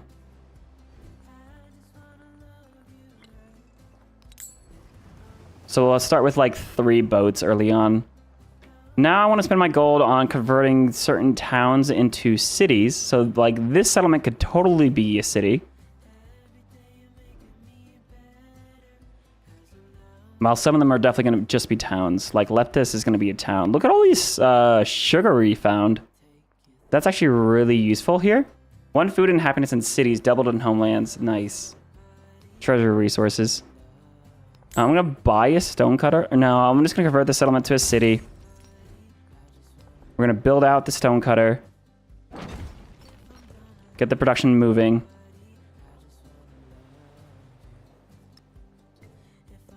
And yeah, we'll see. Here's the independent powers that are coming back. So now is a really important time to get these guys back on our side. So this is why I wanted to go for the faster befriending attribute. Yeah, 50% towards influencing. I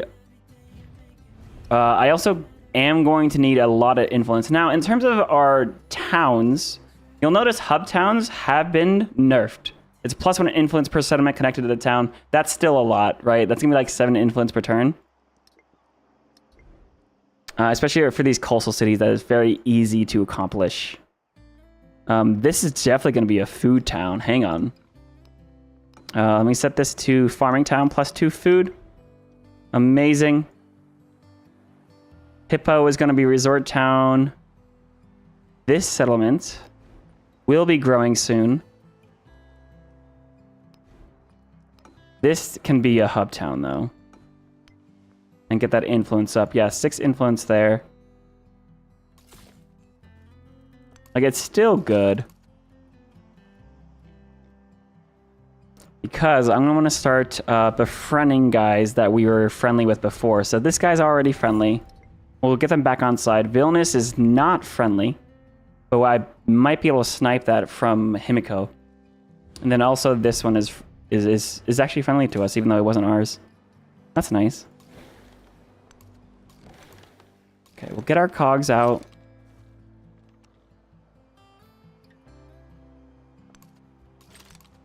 Actually, I might be able to just kill Villainous and go settle this myself.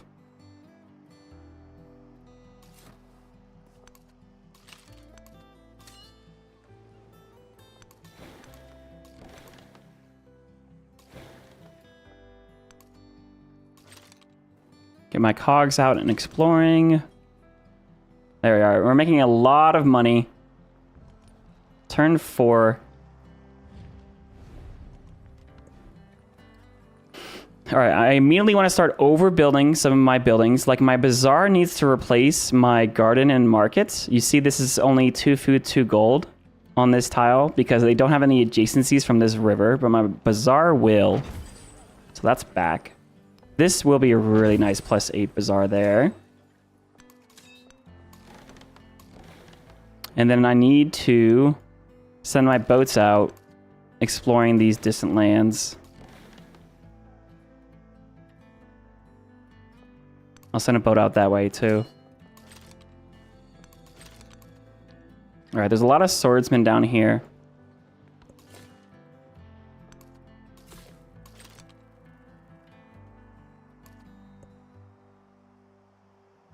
Venice should be our... Ooh, Venice, eh? That's cool to see. We'll get production on the Colosseum. We can also go ahead... grab some more resources. Specialists aren't going to be worth it yet. Ah, no. The happiness bug is still here. That's unfortunate. Let's grab the cultural bonus. But yeah, we found the distant lands already. There's camel and tea. Wow, there's tea right here. That's amazing, dude. All right, we'll attack Villainous. I want to befriend Venice specifically to get them on our side.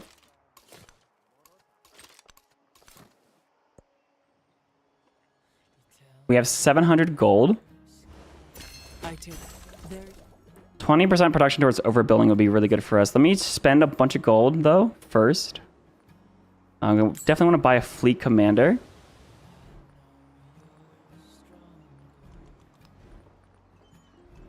We have observatories unlocked, so that's going to help a ton with our science.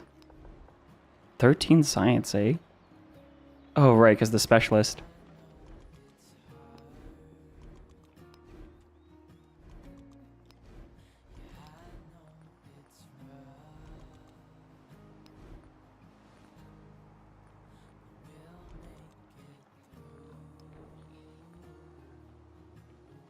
Alright, I don't need the gold to purchasing naval units because I have my navy set up. I want to purchase my temple on the first turn that I can. I really wish I could get my buildings out this direction, but I kind of can't. 13 happiness is pretty good. Where's my first culture building? I think that's guilds. The kiln. Let's go for cartography quickly. Get a little bit of culture here. We can grab economics to get our merchants back online.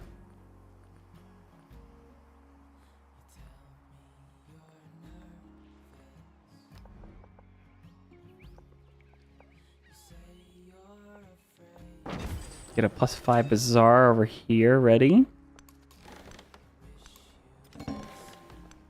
New continent found, of course.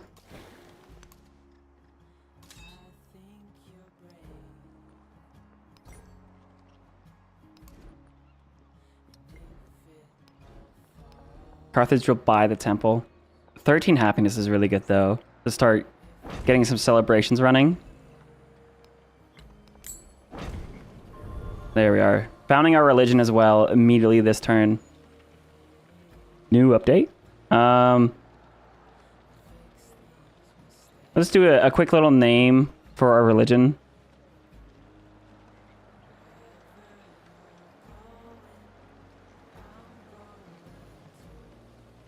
Name and nerds are us. And we'll add a reliquary belief. Now, there should be a ton more beliefs now. So we have 2 relics for the first time conversion of a city-state, 2 relics for the first time converting another civilization's capital, 1 relic for the first time converting a civilization with a temple, 2 for converting cities with wonders. That's actually really bad this game because not a lot of wonders got built last era. 1 relic for the first time conversion of one of your own cities. Wait a second. That's new. 1 relic for converting your own cities. There's actually an incentive to convert your own cities now. I'm going to do a lot of that. Wait.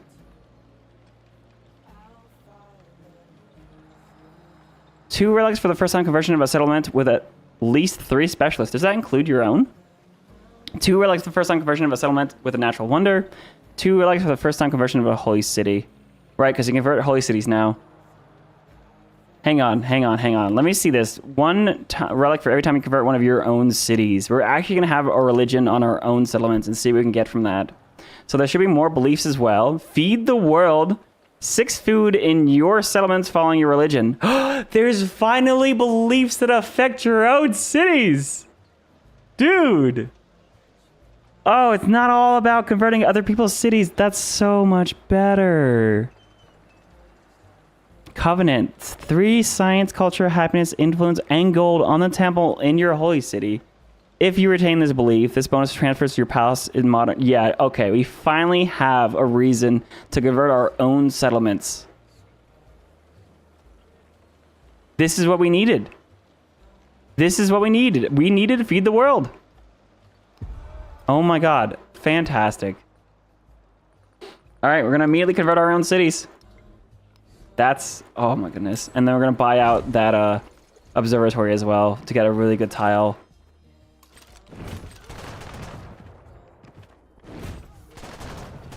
All right, the Terrico will go ahead and start making rounds. I can totally buy a whole lot of temples.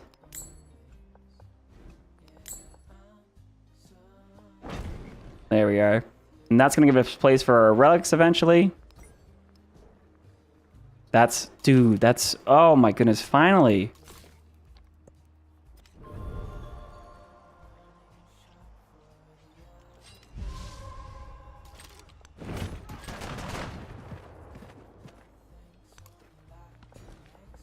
Actually, my freaking army commander needs to be down this way.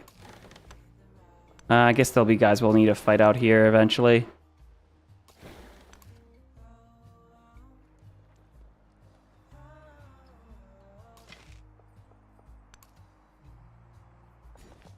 All right, we'll grow this town. Grab that last tile. Very nice. Set this back to a resort town.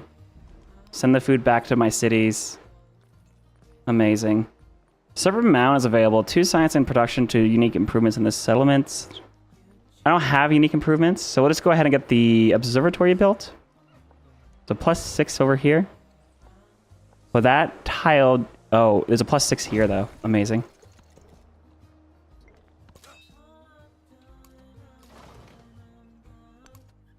Alright, grab our fleet commander out.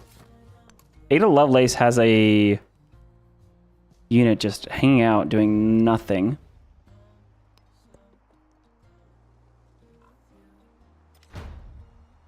Alright, here we are. We're going to start converting our own settlements. Oh, wow, there's a religion. Hang on. Is this a religion lens? Why are these glowing? Let's grab a silk. That needs to go in Carthage immediately. There we are. Nice.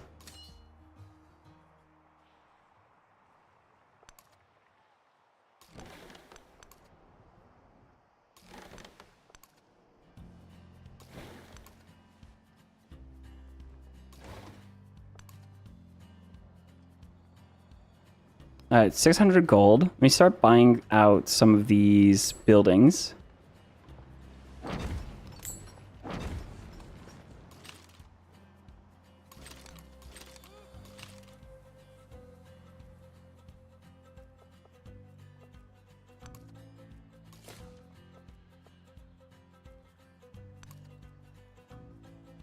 Yeah, the need to run like a settler like really far away and settle a distant land or a city for a natural wonder on Isabella feels really good now. Before, there was no need to. All right, Venice is on its way to becoming online for me. Keep getting fishing boats approved. Yeah, we're removing the happiness. That's actually really stinks. In terms of happiness, temples, adjacent mountain tiles, huh? All right, we'll get a nice observatory over here, +8 observatory with 4 resources. Amazing.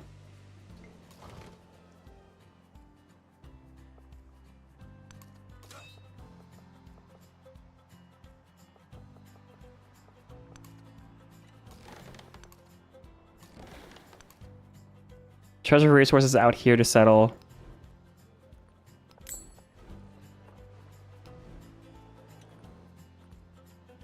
Gold buying temples are just gonna be good for us this era regardless.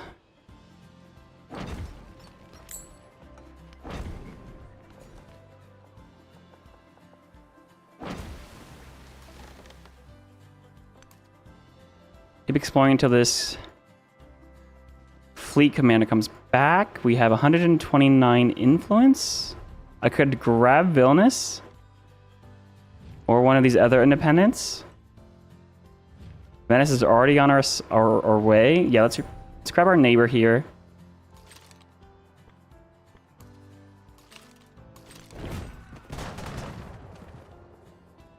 I'm still gonna try to take out Venice eventually. All right, we're gonna convert the rural population of our own settlement. Oh, actually, that fully converts it. That's awesome. 12 gold. First relic. Oh my goodness. Yeah, dude. Oh my god, this is so much better. We'll be able to convert our own settlements, dude. Oh, this settler lens shows you what freshwater does now. Do a local festival here. We have a new suzerain. 21% towards production temples. +1 culture on specialists. +1 culture on warehouse buildings. Receive a relic. Culture buildings receive +1 culture. Stone heads. Oh no, culture on warehouse buildings. That's gonna be a lot of culture for us. We have a lot of warehouse buildings. Amazing. Let's go for guilds. We can actually go for theology to get more missionary charges quickly.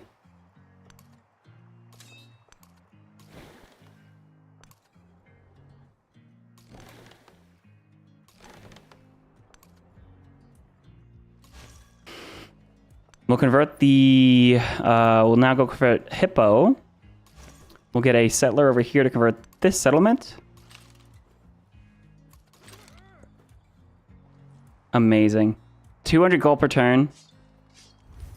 Everyone else's stats are quite a bit higher except Jose. Jose is really hurt, actually.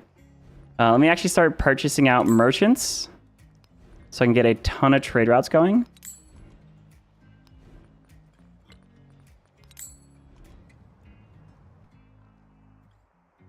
Oh, right. I only get 1, not 2. Man, Carthage things, dude. Carthage things. We'll get, yeah, that removes the happiness on that tile. Gosh dang, I hate that. All right, so our settlements of Hippo should actually have a really high science yield. Right? Hippo, 32 science. Oh, it's gonna need to be a city to get incense. Oh, incense is production towards right. Missionaries and temples, right? Okay, that's fine.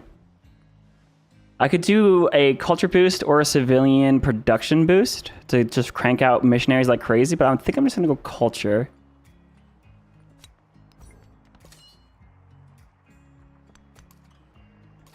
There's camels here as well. There's a goodie hat to grab. Culture or influence? I'm gonna grab the influence, absolutely. And start grabbing some of these independent powers to be on my side. Get another friend over here. Don't like that archer shooting me. I'm gonna buy a couple more boats.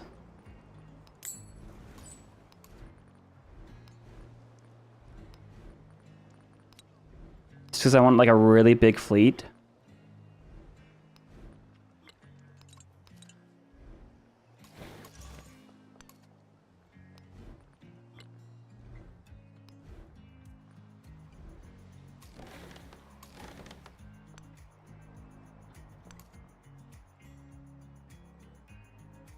Oh, dude, camels and treasure over here is amazing.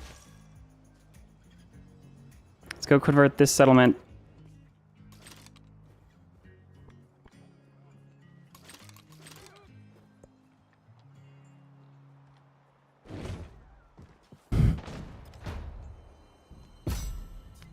Unlock Siam. We have a wharf.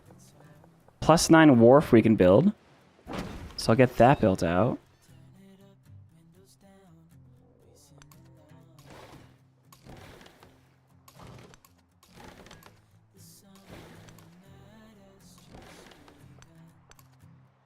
Keep exploring. Get some more boats out. We'll settle another settlement. Getting another relic. Hang on.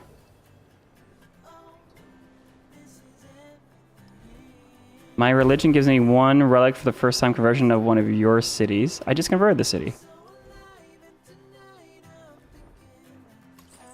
I don't know if that worked.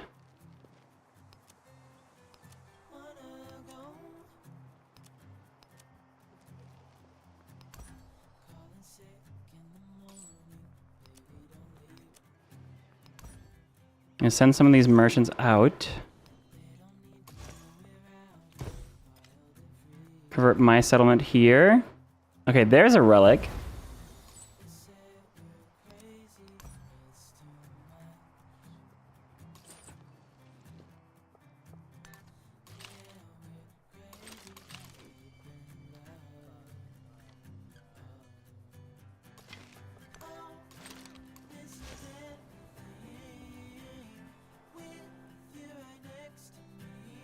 So anyways, we'll be able to use our missionaries to convert our own settlements in distant lands to not only finish the cultural legacy path, but also the military one.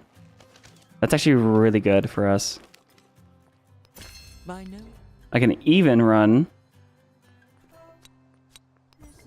some additional... What was I saying? I completely forgot what I was trying to say.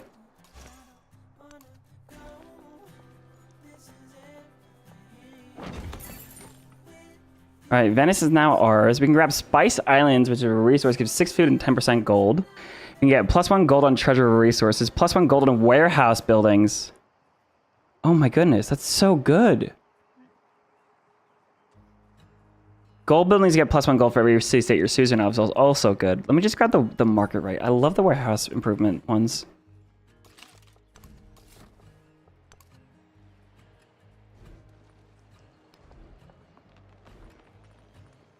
All right, the Carthage is gonna grab a wharf.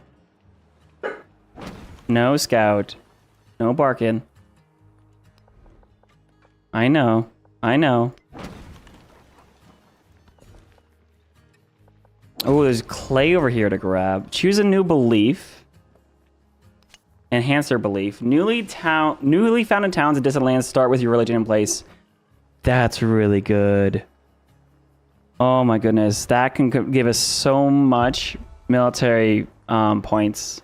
And maybe even our own relics. I could even go Reformation here and get the run the rationalism and religious order cards. Get 50% science, culture, gold, and happiness for covering my own settlements now. Let's go for that. We're going early religion this era. That's a new thing. Not done that before.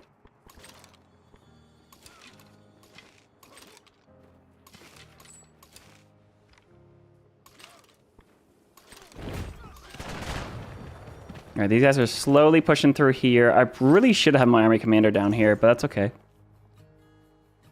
I can also go ahead and just convert other players for the fun of it. Oh, that's ocean. Whoops. All right, actually, I do need to get a bunch of settlers out. So I'm going to start buying settlers out of Hippo and start and send them out this way. Also down here, probably. We need to start settling our distant lands quickly. It already is 16% of the area on turn 13, so...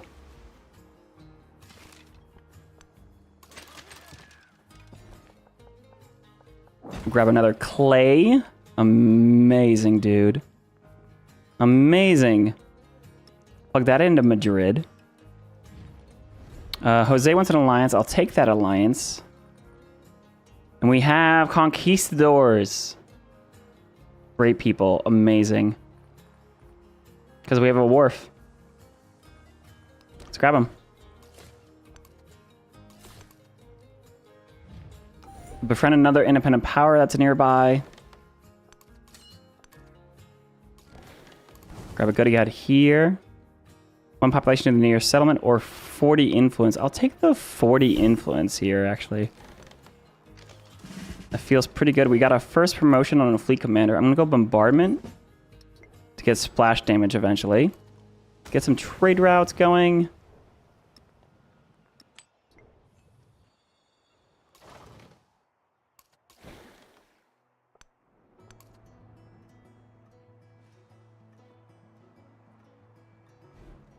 And honestly, how much settle capacity am I going to be able to get early on? We have only 1 in the Spanish civics.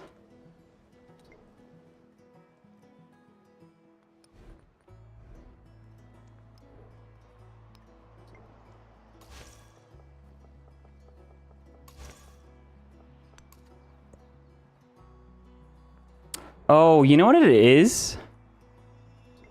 My religion gives us relics for covering my own cities, not my towns. So I need to make my towns to be cities. Oh, that's a lot weaker. All right, that's fair. I did not realize the fine print there. So I need to actually start converting a lot of settlements to cities. Like this could be a city. Because I'm going to convert it this turn. A 10 food wharf is kind of crazy, by the way.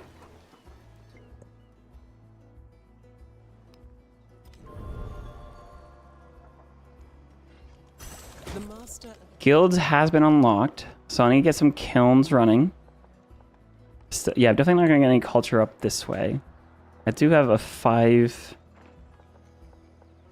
culture tile over here, though.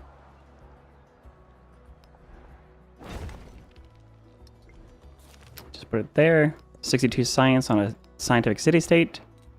Guilds are unlocked. Let me go up to feudalism for the settlement limit. And we have guild halls. 9 gold, 1 influence, 2 influence. Very good. We'll build over here.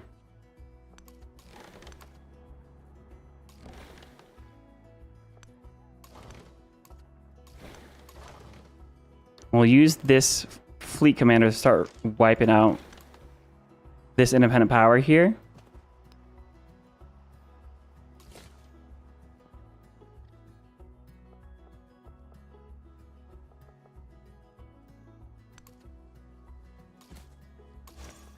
Now we got a settler coming out this way. I need a settler to come over here for these distant lands.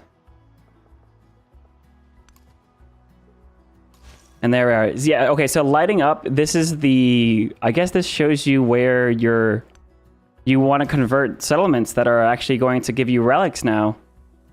That's crazy. That's really nice. All right, I'm gonna try to get a economic golden age then, if I want all these settlements to be cities and not towns. All right, we have our first conquistador. Activate in distant lands on an eligible settlement location. This creates a new town. Oh, sweet. This conquistador is just straight up a settler.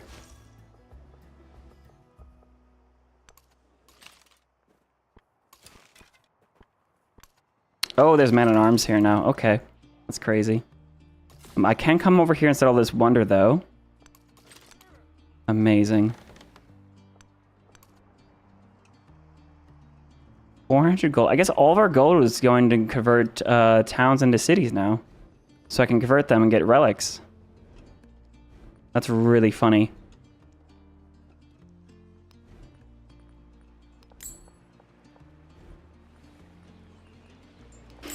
Also to be buying temples for us.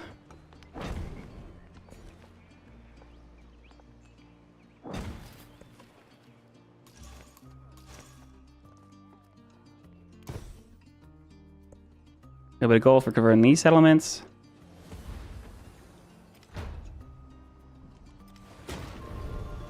Choose production. I need temples.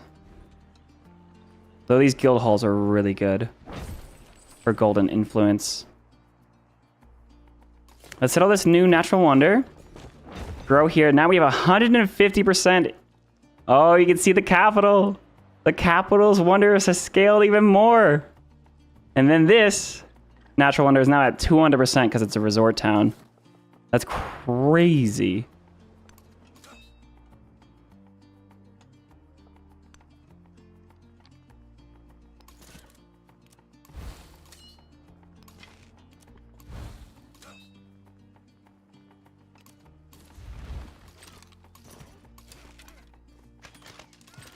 Take a shot here.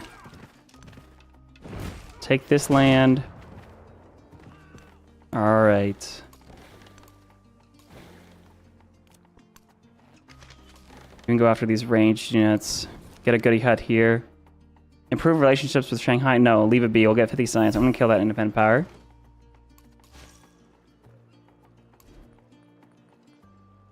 And now that this settlement is converted,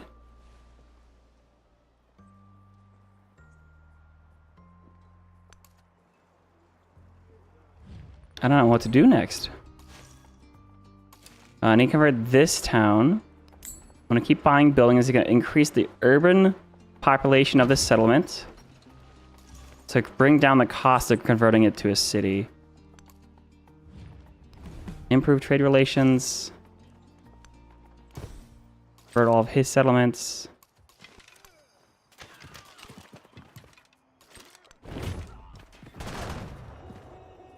I can actually take out Vilnius here right now if I want to.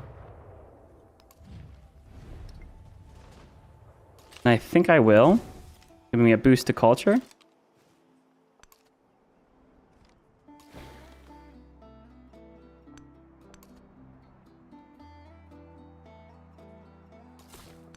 So I have 3 settlers on the way then because of the conquistadors. And I don't have any settle capacity yet. Feudalism will be 1.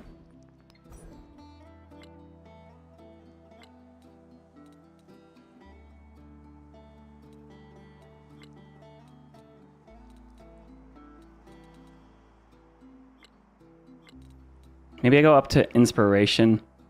Halakaway, construction on a building on a coastal terrain grants 3 culture equal to 50% of its cost, has 3 relic slots. That could be really good for us.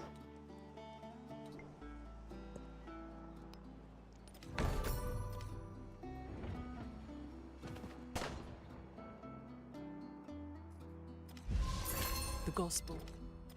All right, there's rationalism and religious orders. Both of these are going to be really good for us.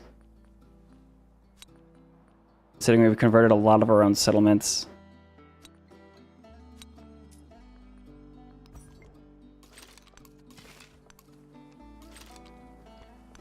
All right, those guys can run away. We have another suzerain bonus. We get a relic. We get culture buildings. Get +1 culture for every city state. We're Susan of a ton. Oh my goodness, dude. This is scaling so well. Exploration 7 ago. Inspiration. I want to get these 2 settlement limits up this way. Or colonialism, actually. Gold on and gold adjacencies. There's also the El Escorial, which we actually have our own unlock for, so we don't need tech for it. And actually, if I could skip that, I would. We'll go with inspiration, get a 10% production towards constructing wonders, and 2 culture on displayed great works card. That'll help us scale our culture really well. We have a kiln heal, so we get 5 culture from that tile.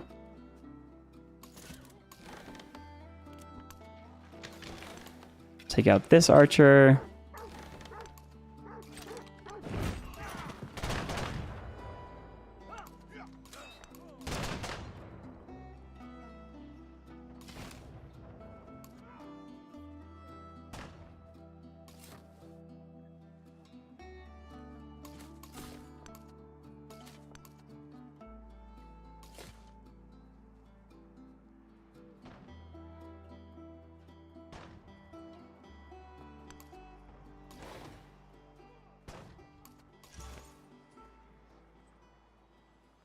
Might as well convert city-states to give us a little bit of extra gold here, too. I can actually convert another settlement to a city, so we'll convert this to a city. That way I can go ahead and convert them. Oh yeah, this is going to help out a ton. We're going to get so many yields, too. We're just scaling really well here.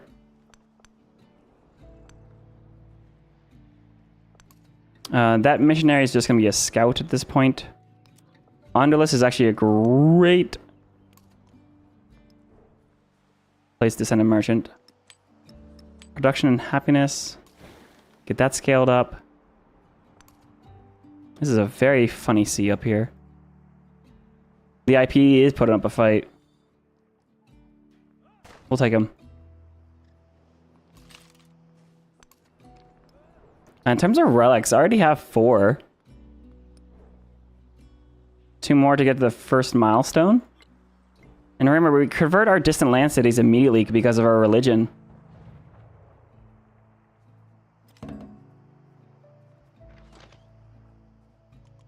The king.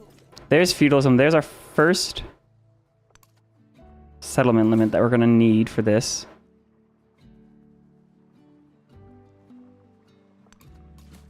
And you send these guys through this narrow passageway up here. 125 gold there.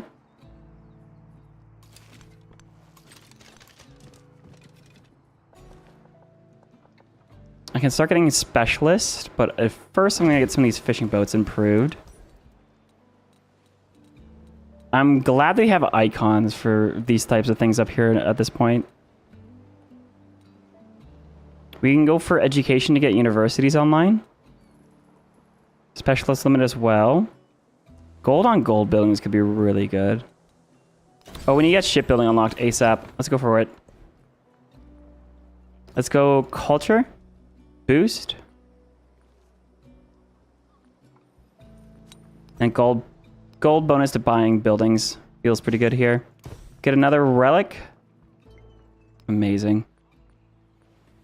Dude, finally a religion that, like, you want to convert your own settlements now. That's a big deal.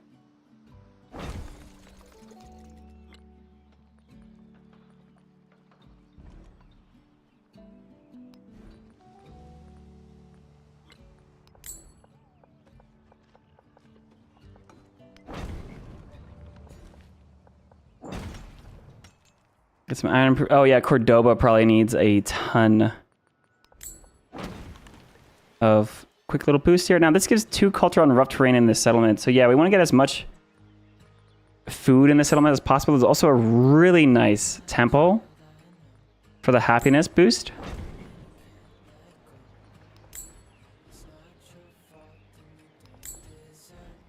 There's also some nice resources over here. Actually, a lot of resources. Holy cow. Now this is not distant lands though.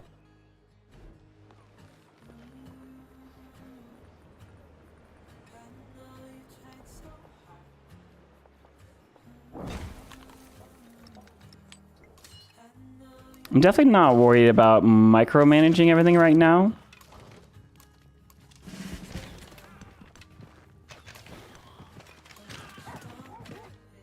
Oh, nice. We can step in and kill this independent power now.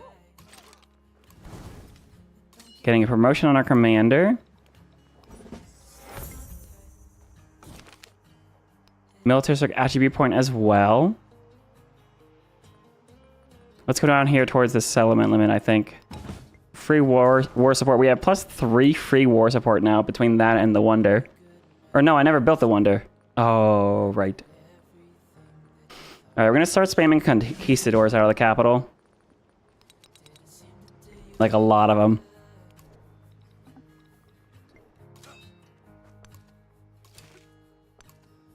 Alright, that's a bunch of units to deal with.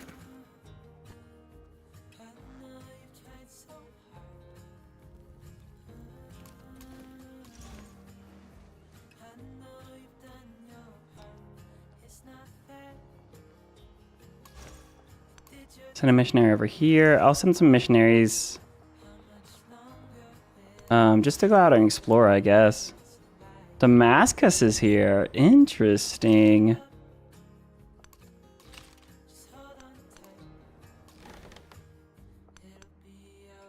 Oh, wow. How long does this little strip of narrow sea go? That's crazy.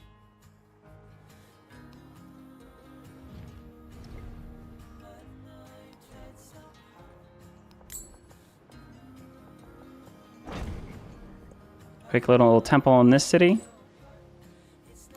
Get a trade route with Cahokia.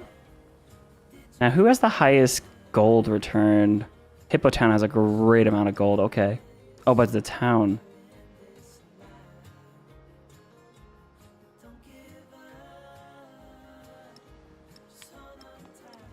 Just put it over here in Madrid.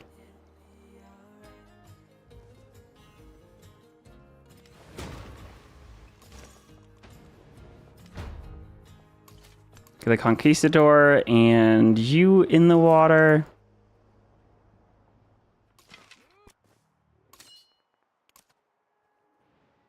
I can focus fire over here, take out this swordsman.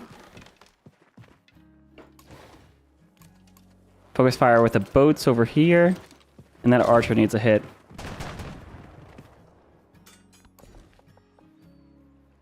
Grab some fish resources. Amazing. Local festival. I almost always like the influence over the happiness here. Though I actually do have a lot of cities now. So +6 happiness in cities is actually really good. Though I could spend my influence on city-states. So we're going to do that. All right, scientific, city-state. I could grab monasteries. Monasteries are so good. I could also grab science on warehouse buildings or free technology. I'll do science on warehouse buildings. I don't know how many more city-states I'm actually going to bring in. There's going to be one here. Hunza can be brought in. Wow, they were really just letting me run away with these city-states. Grab a guild hall. Grab a brickyard. Kiln. Get a lot of really good yields around here. Alright, I probably need another wave of settlers. I'll just keep buying them out of Hippo for now. This Conquistador. Activate in distant lands on an adjacent natural wonder. Gain 2 gold for each natural wonder tile here or adjacent. Alright, I need to find a natural wonder in distant lands.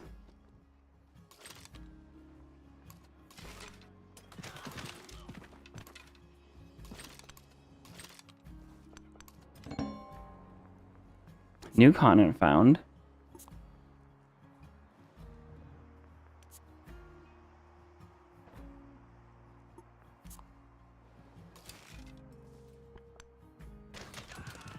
Get him. It's hilarious, dude. Look how many relics we have already. Crazy. 2, 3, 4.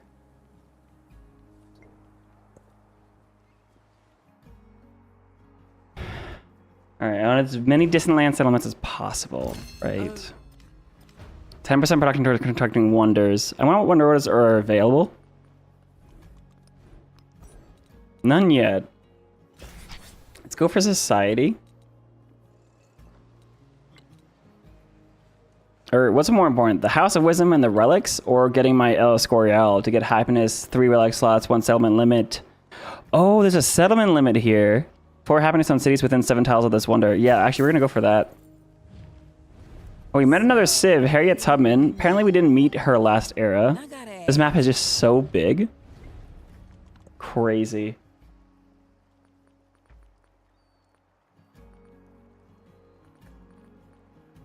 Server Mound is available to build. I don't think I really need it, though. These guild halls giving influence and gold are just really good. So I'm going to focus on building those up. But things like observatories are also important for us. So +6 observatory.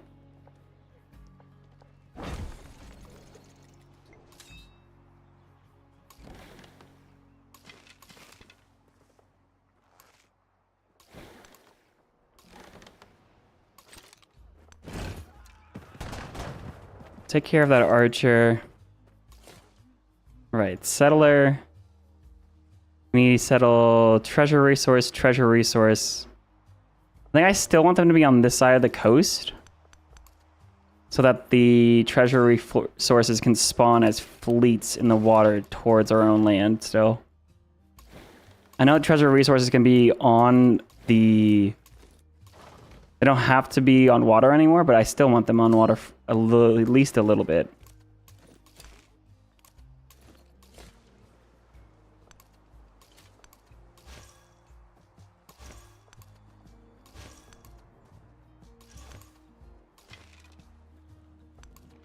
I do gotta say, missionaries are very bad scouts. They only have 1 vision, so...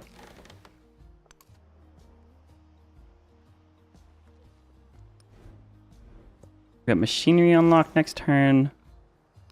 Alright, Lespis, we need to make a city soon. Let's grab this. We're gonna wait. We're gonna wait, though.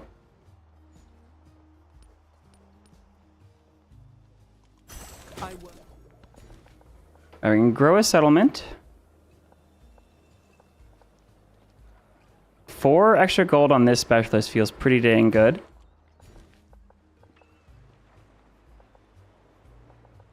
This settlement can grow up to hardwood, or I could grab a specialist. Let's grab the river tile. There's a rubies over here.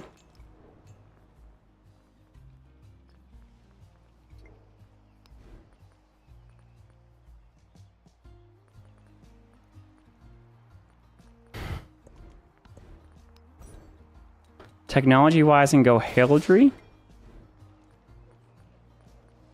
Grist mills and sawmills are available.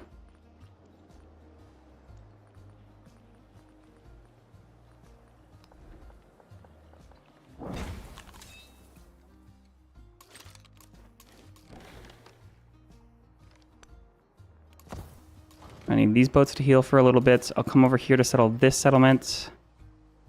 And grab 2 treasure resources up here. I just settle here.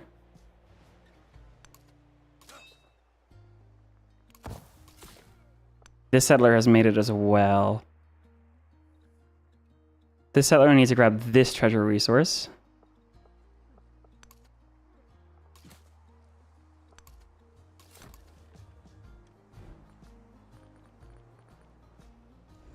I'm actually saving gold to convert this city. There we are. Now we have a +7. Killing up this way. We can convert to get another relic. There we are. Viewing progress. We got the first milestone of the military of the cultural legacy path.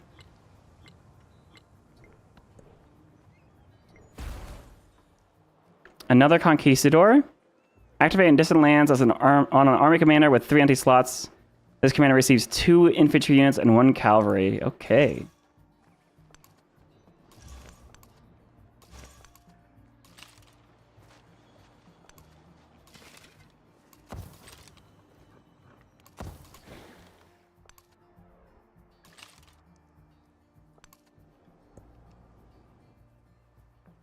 Man, this map is huge.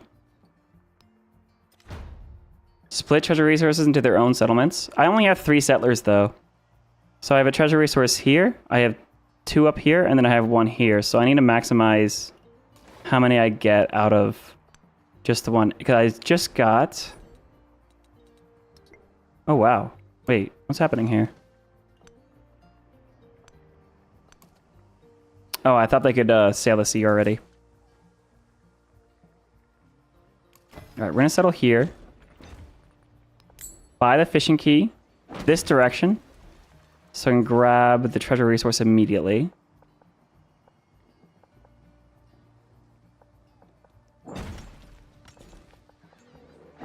Right. Very nice. Cultural exchange I'll support. Alright, another gold city-state on our end.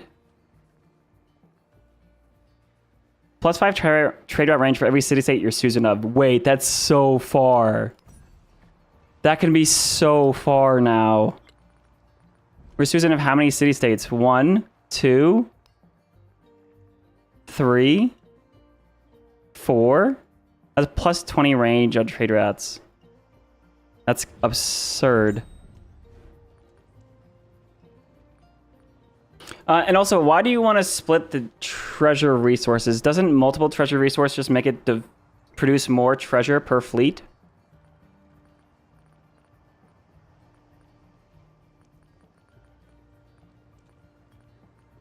I need to spam merchants out of this settlement, I think.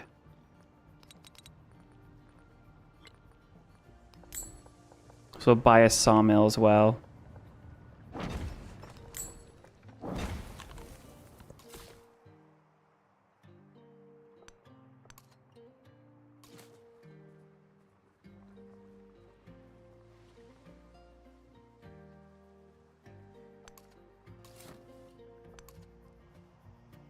Now, this settlement has my religion. Does that count towards... Oh my god, it counts as 2 points.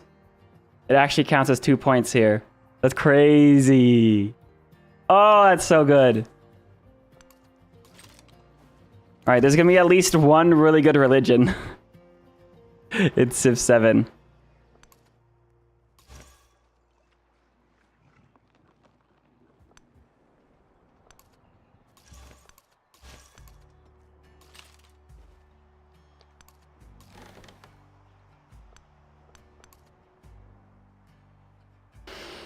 Each boat only counts 1 or 2, splitting them assures you of more boats.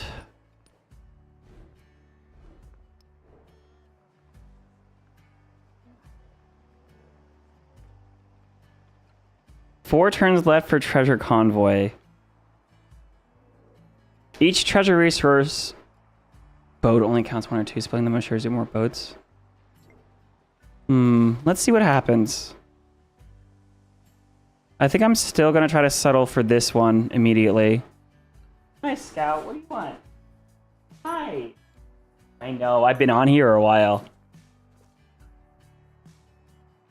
I need both these resources. Yeah. Right here's good. Barcelona. View progress military. Yeah, converting your own settlements. Let me pull up, actually, treasure convoy. Support unit that carries riches from distant lands. Return it to friendly waters in the homeland to each treasure fleet. To earn treasure fleet points and gold. And then just historical context. All right, that doesn't explain how that works. Expansion is attribute point, though. +1 food on warehouse buildings. Oh my goodness. That's really good. I do need to immediately buy a fishing key in this settlement. And I'm out of gold. All right.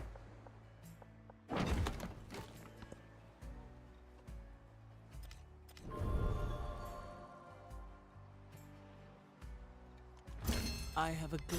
Yes? All right, so we now have the Council of the Indies giving the Casa Consistorial to give us basic culture. The second building, the Casa de Contracion, gives me its gold, Tranquil River tiles. But first, what I want to do is do New World Riches, 2 gold for each resource, and 10% food and production in settlements in distant lands. We met Ashoka as well.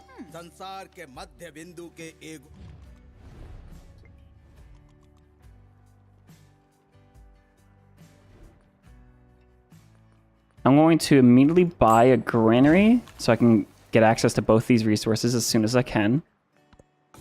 Narrative choice. You want science or culture? I want science so I can get to shipbuilding fast. The full might of Spain. Hernan Cortez makes for his ship, never once looking over his shoulder to see if the crew will follow. They'll know what must do, where must lead. Defeat an army commander in distant lands. That won't happen. Let's do 100 influence. There will be an ad here starting here soon, guys, on Twitch. That's, again, just to disable pre-roll ads for everyone for a little bit. Don't go anywhere. I'll do, as soon as it starts, I'll do a BRB screen. You won't miss anything. And we'll get restarted right here in 90 seconds.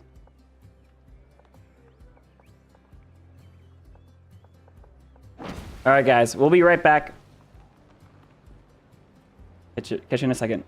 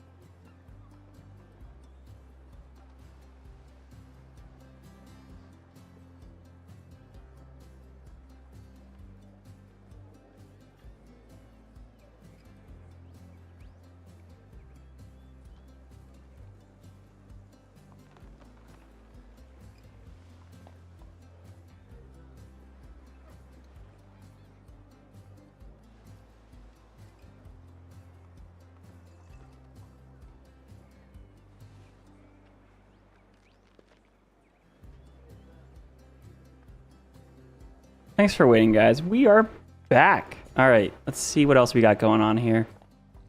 I can definitely add some specialists to these tiles.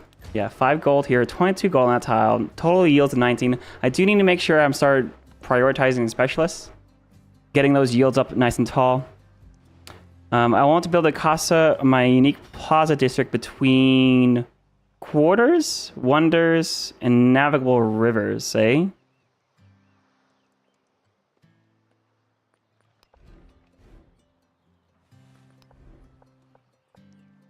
I think this one is just going to end up right here adjacent to some quarters. Just fine.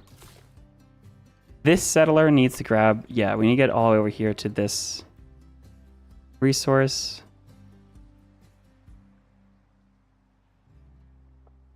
I'm going to try to settle right there.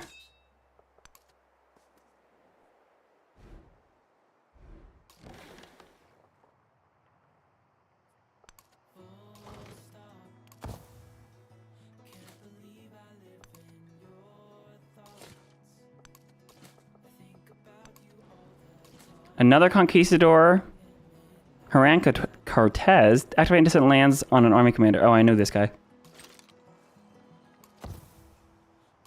Alright, we'll start sending merchants around. I want to go to Venice.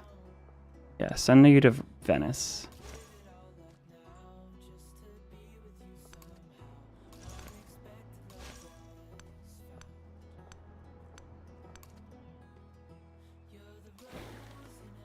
Man, this map is so big, guys. Holy cow. I have no idea. There's the bottom of the map, finally.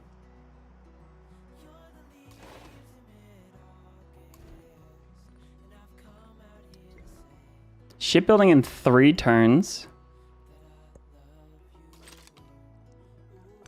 Man, I feel like it's gonna be really hard to get economic treasure fleet points on abbreviated ages, especially. Did they lower the threshold for this? I don't think so. I can also get camels online. So let me go ahead and plug this stuff into Madrid. I also need to start converting, making settlements in distant lands specifically. So Toledo, Hugh, and Barcelona could probably be cities. I can get their population way up though. We are making our very first settlement or treasure resource in Barcelona.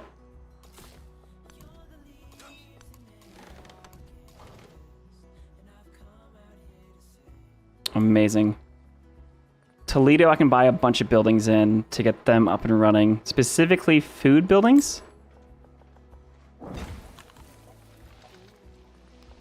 Stonecutter and the granary.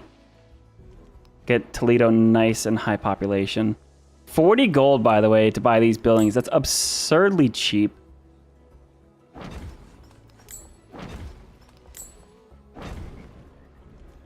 And now it is only 942 gold to convert that settlement. All right, so Carthage can absolutely build a casa or a plaza in a good spot between navigable rivers and quarters, eh?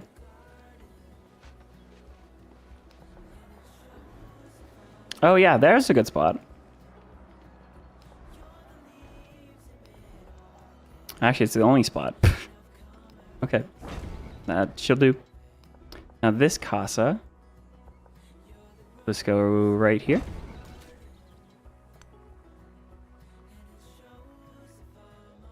I still need to find a natural wonder out here.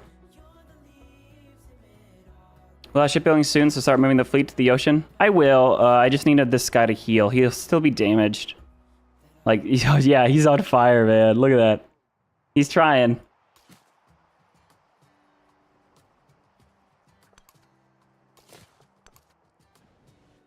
I can actually start buying settlers out of these cities now, too, I realize. And just kind of start hopping them around. I don't see any more treasure resources that are convenient for me to grab.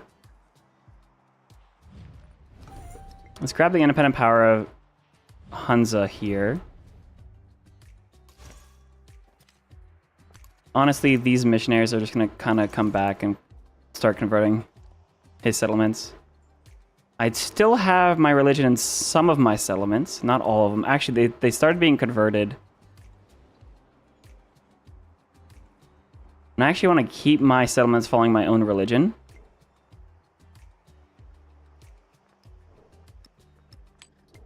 I'm going to reorganize my resources here in a second when I get a distant land settlement. And bring you back. Actually, that's what I can do with these missionaries. I'm going to bring them back home to reconvert my own cities since the AI are going to start converting them now.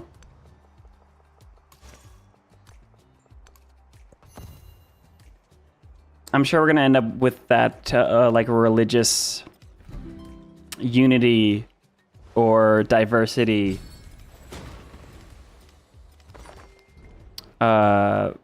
crisis. All right, 2 culture on great work, so it's really nice here.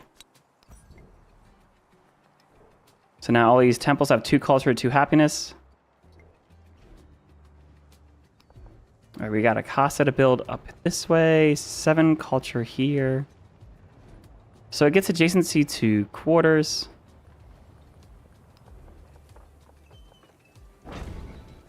Nice. All right, we're gonna grab this settlement. I think I'm just gonna settle here right in the middle. Because I can still get a fishing key out there. Because I can go ahead and buy itself a granary here, grow, grab that, another tea. I can buy a brickyard and a fishing key. And now all these treasure resources should start developing treasures shortly. 4 turns left for treasure resource. 1 turn left for treasure resource convoy. So Toledo should actually start on the very same turn as shipbuilding. So I'll get my next treasure next turn. Awesome.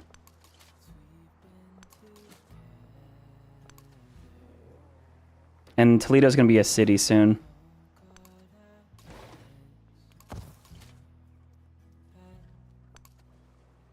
All right, this Miguel Conquistador. Activating distant lands on an army commander with 3 empty slots. Yeah, okay, we're activating all these guys at the same place, I think. We might as well just send this merchant here.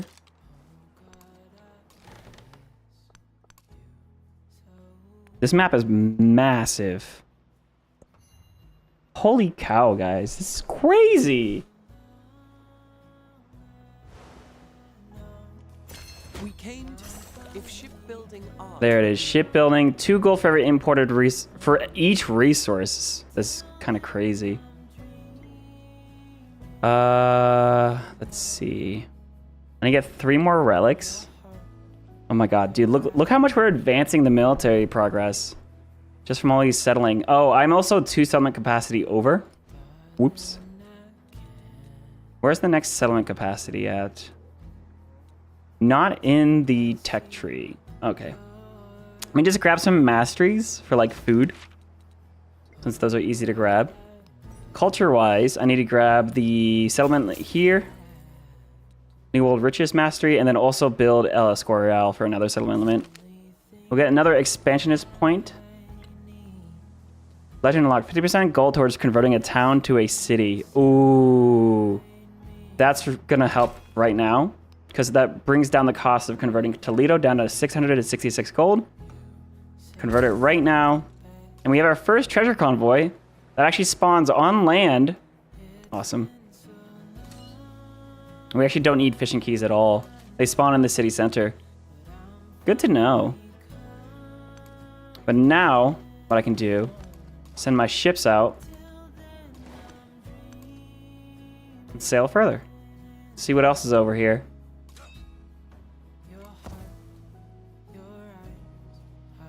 Now that we have a Toledo, a distant land city, I will focus on getting my things like Colin that give food in distant land cities out specifically to Toledo. And I think I'm actually going to move the camels to Toledo even. And just get Toledo built up like crazy, because these resources will do the best in Toledo, like just period. Look at that. 4 Colin. Just getting that city to grow super fast.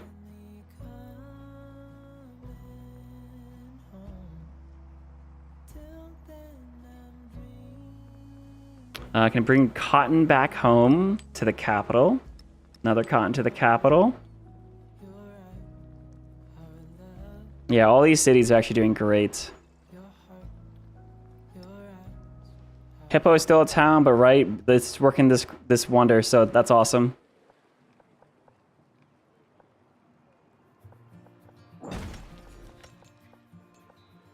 Oh, grab another camel. Amazing. 2 camel here. Are there any other resources that do distant land cities better? Not that I see right now. All right.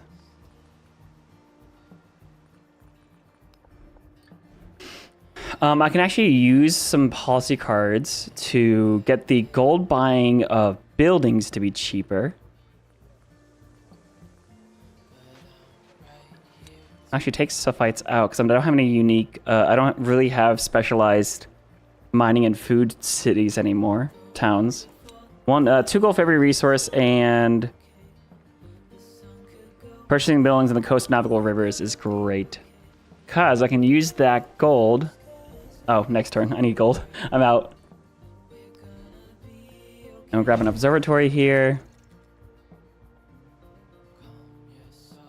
Send these conquistadors that need an army commander to this guy. And actually, we'll unpack 2.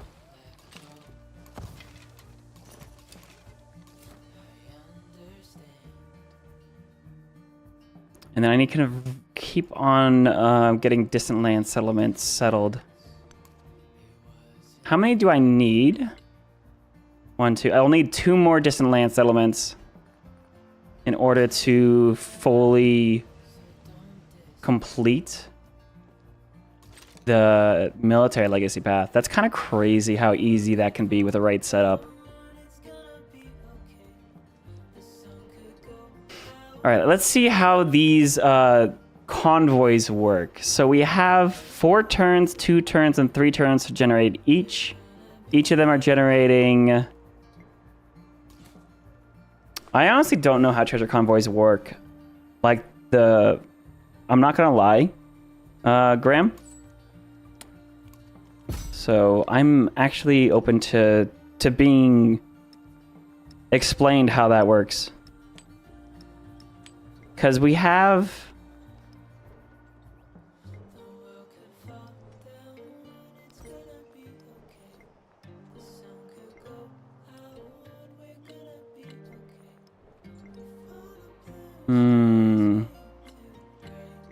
Hang on. Resources.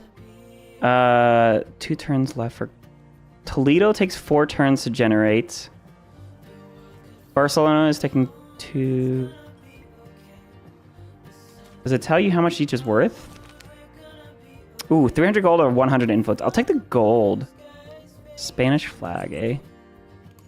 Keep on trading. We got another camels and incense. I'll plug this stuff into Madrid. Food can go into a town, though.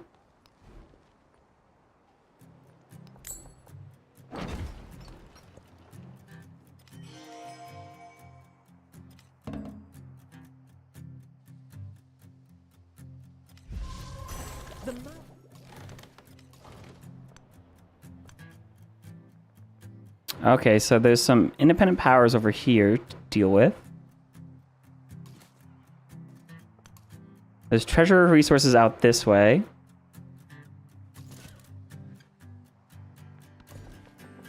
Grow a city. I need to start focusing on my high yield specialists too.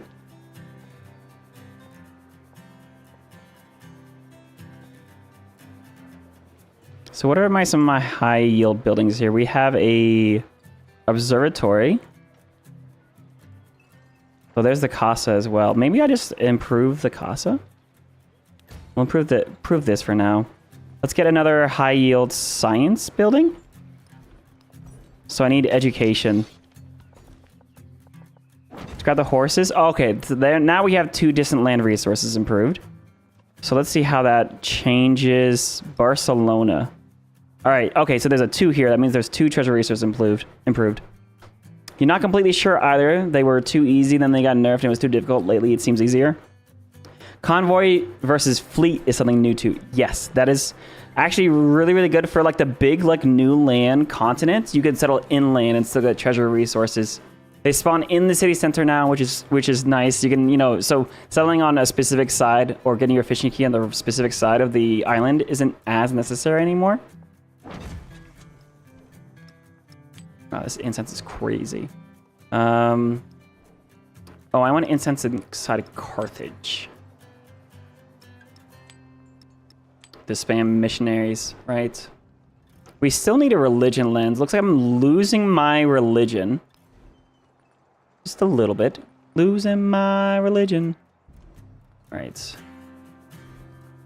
I do need to go ahead and get a sawmill with the grist mill. All right, I need observatories and kilns. I need as much science and culture as I can right now.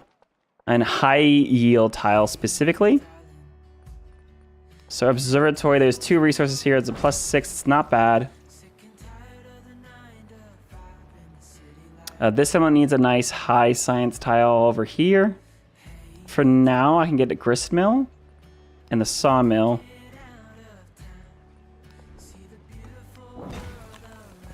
Move this population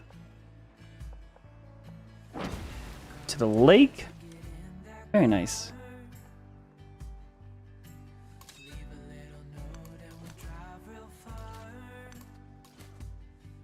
Treasure convoy. All I need to do is get to my own settlement. If I had a settlement like right here, it would actually be very, very quick to get my convoys to my own cities. Like incredibly, incredibly quick.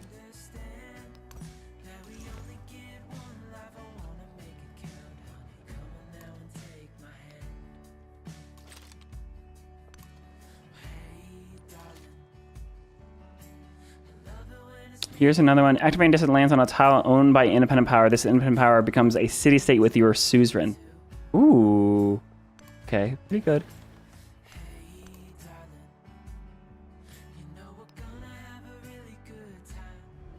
I should convert... Oh, Toledo actually already counts as mine. Relic-wise, I have a few.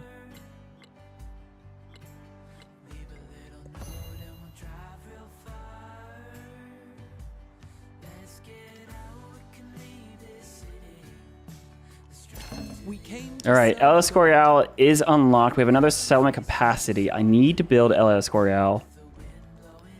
Please tell me it's not already built. It's not. Must be placed on rough terrain. Happiness on cities within 7 tiles of this one are gained 4 happiness. Okay. Oh, I can't build it here. Aha! This city can build it. That's actually really nice, because I could hit a few of my cities.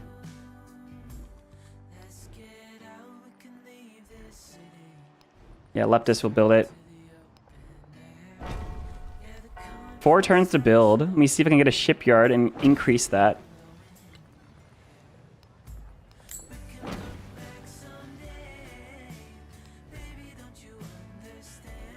Very nice. Keep growing settlements. Grab some fish as well.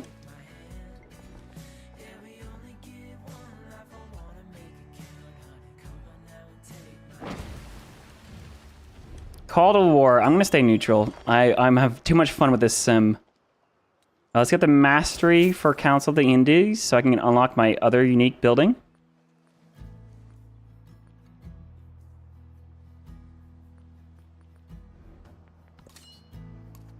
We can also do some town focuses. We have another treasure convoy. So theoretically, this treasure convoy should be worth twice as much as this one, because we have 2 treasure resources improved. Theoretically.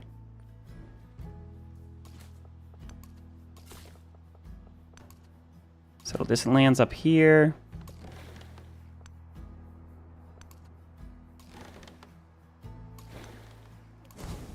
Grab a goody hut, 100 science. By killing my gold for 2 turns. No, I'll just take a little bit of culture instead.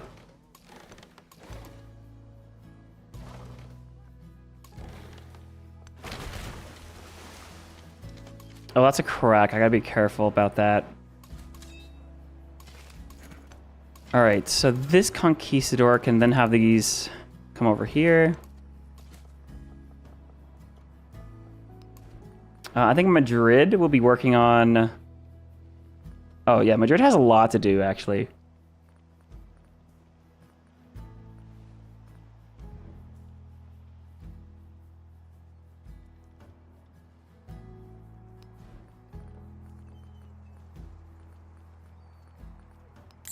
I'm gonna get another settler. Settle over here to make it really easy to get my units upgraded.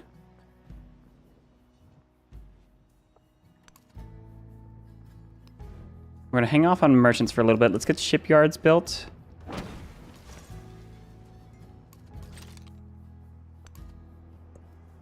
There's like nothing happening on this island. It's crazy. Oh man, I love Pangea Plus. I love Pangea Plus, dude. I have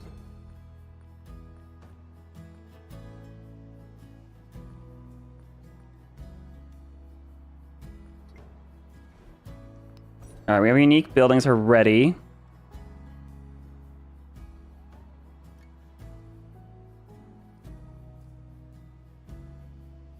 Ooh, all military settlers, missionaries, and conquistadors receive 2 movement when embarked. It doesn't apply to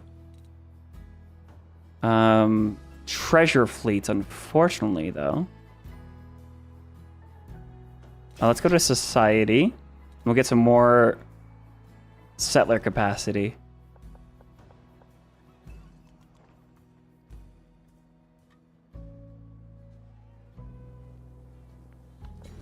All right, this will grow. Who has really good adjacencies? The Kothon does. Ooh, espionage detected. Harriet Tubman performing secrets. Okay, yeah. Sure. Sure, Harriet Tubman. We'll get some casas built. Army commander is doing its thing. This army commander receives 2 infantry and 1 cavalry. Fantastic. Now this army commander will give 3 infantry units if he's empty. So let me go ahead and deploy. We'll use him again. Wow, a lot of these conquistadors are just giving me free units.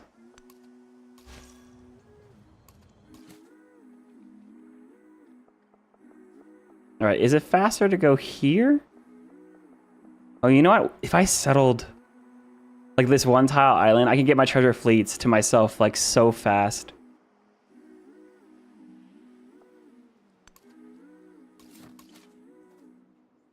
Here's another treasure convoy with you in the water.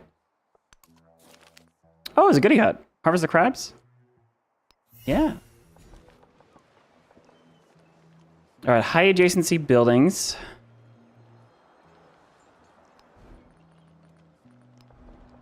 I need to build a one here just for the adjacencies, to be honest.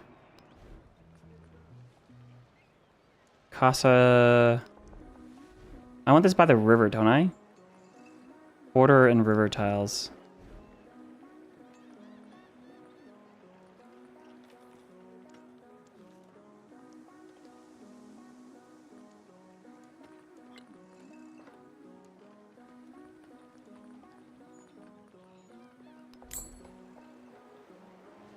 Plus 6 production shipyard in the river, but I can also now build on the other side of the river.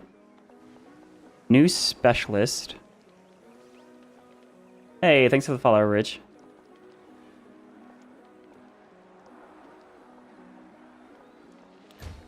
The observatory and the monument kiln. All right, we actually need to back this up. This is kind of crazy.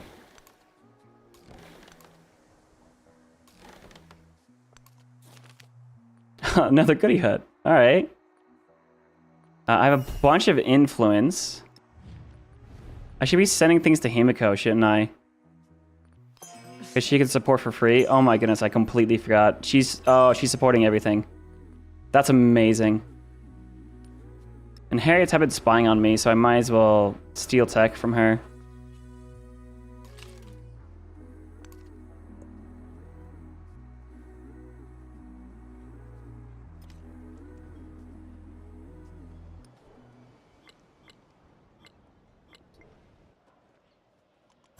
The best investment. Nice. All right, so we have access to universities.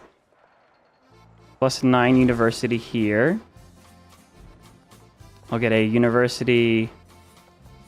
It's a plus 8 up here. That's crazy, actually. Hang on. Oh, that's really good.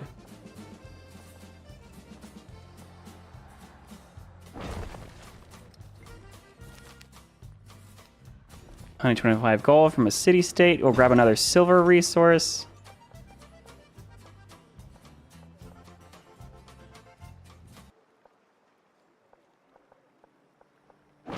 Food and production boat.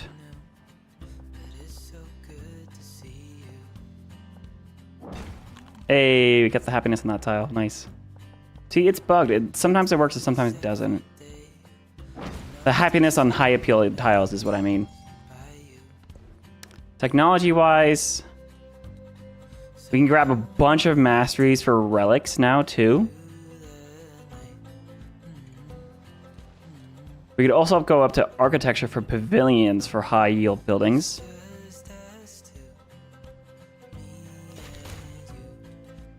So let's get science and science buildings first and a relic. University +9.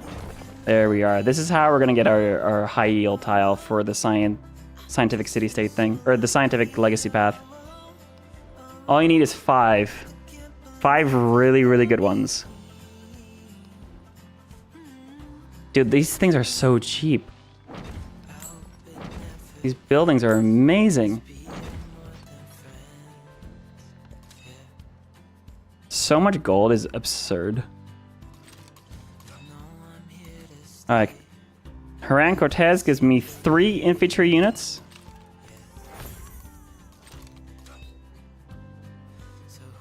Which I can then deploy and use the other one. Oh, sweet. We had another treasure convoy already. Here's our first treasure convoy. Giving us access to 1 point. Okay. So having 2 treasure resources should give me 2 points, I believe.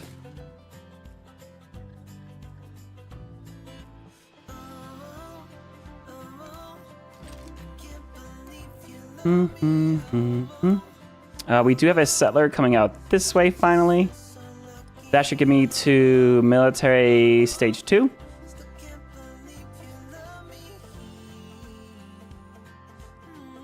Get this guy over this way. Christopher Columbus activating distant lands on any water tile reveals the map except for the interior of distant lands. Dude, that's absurd.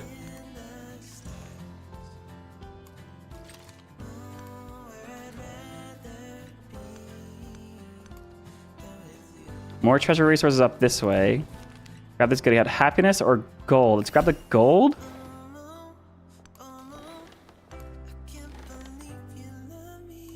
Because I can then start shoveling gold into some of these cities.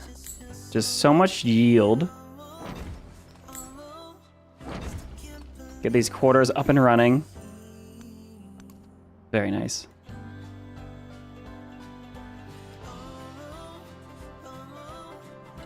And you can start shoveling production. Some of these buildings.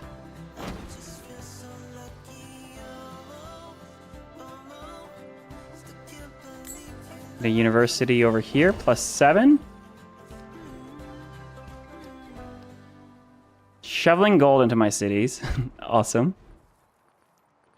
Buy a grist mill. And a sawmill in this settlement. Amazing. And a +10 food inn. That's crazy, man. This city is no longer happy. So let's fix that. Back to happy. Cordoba here is just chilling.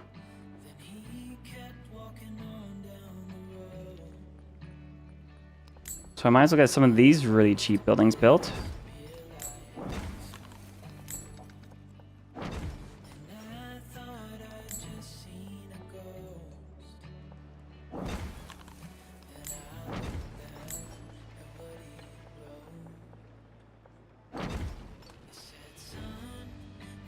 Cordoba's nice and big now.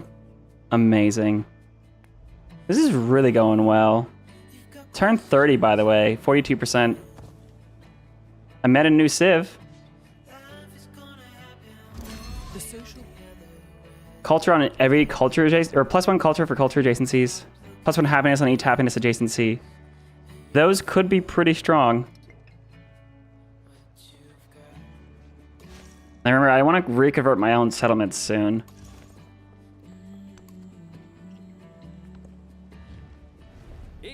Charles!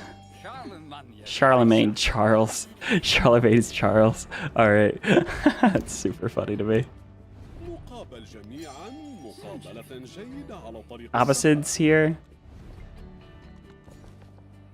Alright, let's also get some high adjacencies.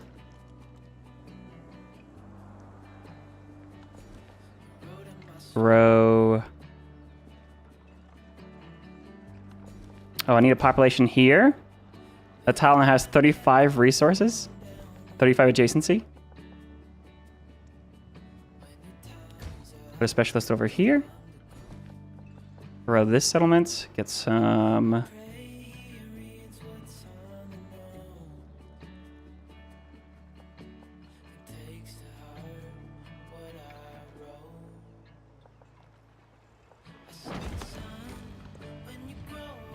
Jose wants an alliance. I'm gonna reject that. I don't really care.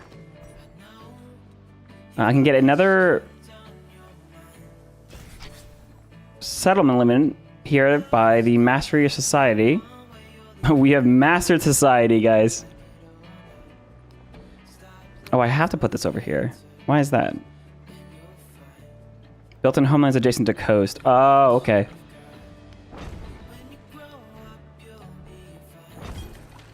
All right, I'll build that all together.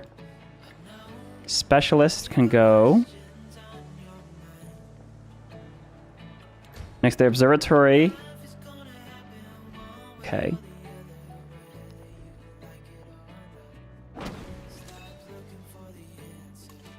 All right, this is receives 2 range units and an infantry unit. So we have a huge military just from conquistadors. I'm gonna need another commander here soon. And honestly, I kind of want this commander. He was supposed to be a sim commander to stay like back home. I'm gonna send him back over to the capital.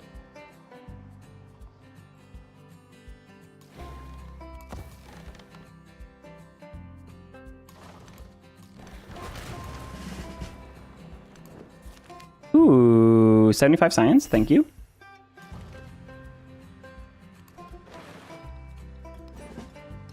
Upgrade bombardment. Amazing. I might actually buy another, I have so much gold right now. I could buy an army commander for 215 gold. That's insane, dude. I'm gonna need them to be able to keep these units around, so. I have 1 commander back home.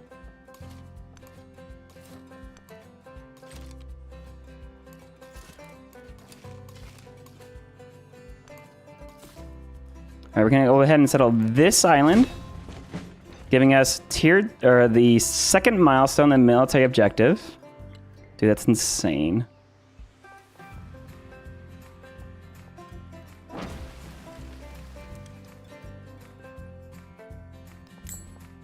Get a fishing key up here. This is literally just settled for points. We're 2 settlements over capacity.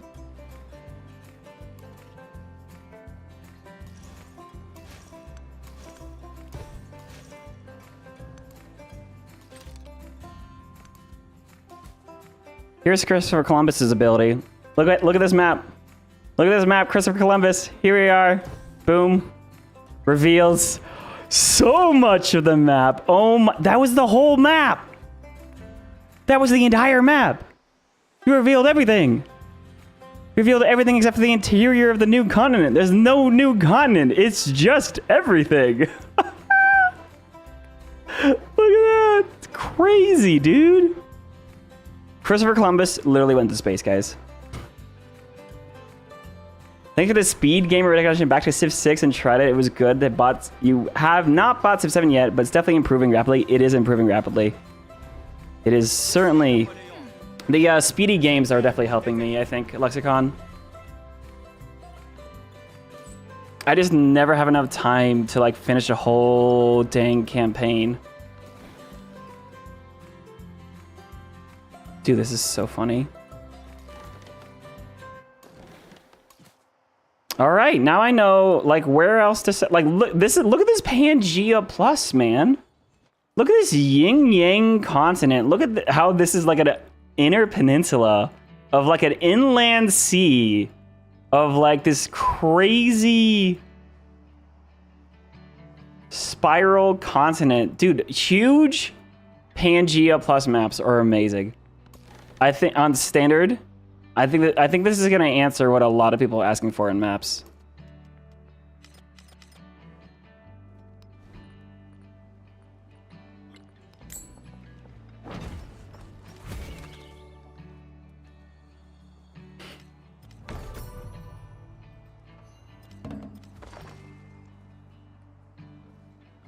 Law is nothing other than the El Escorial. There we go. Another We got another settlement limit for that, as well as a bunch of happiness. We got a relic from the technology tree.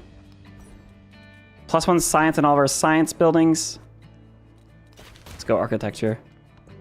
Narrative event. Happiness or culture. I'll grab the culture.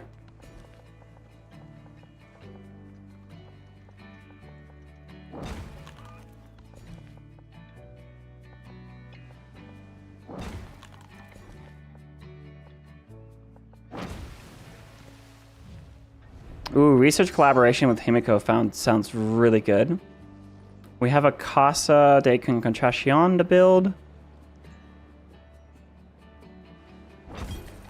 Getting our plazas up. This settlement actually has a bunch that's done. Do I accidentally... I didn't get any scientific... I don't have anything that has like a crazy amount of adjacency yet. This settlement has... That's 28 adjacency. 14, 16, 9. Let me see. Maybe I just can build a separate mound and boost something. No, it doesn't look like it. Not here, at least. I could just spam missionaries out of the settlement, since the capital has other things to do. Or I could just buy shipyards, actually. Hang on, buy shipyard. Amazing.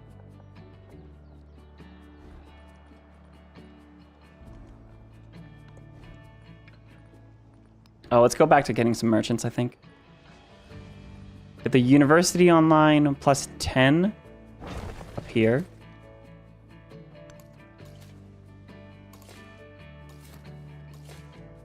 Get this settlement soon. Get this treasure fleet. Come back here, please. These guys can go ahead. Grab them up.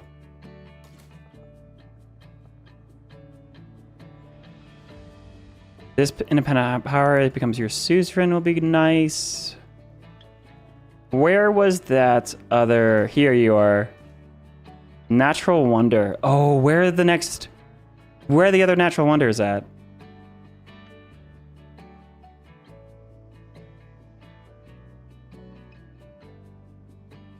Yeah, spamming merchants. Yes, thank you.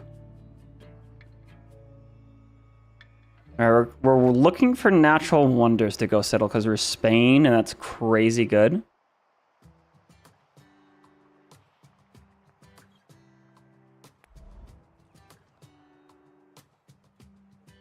Or because we're Isabella, technically. Oh my god, I wish there was a search feature, please. There's a House of Wisdom.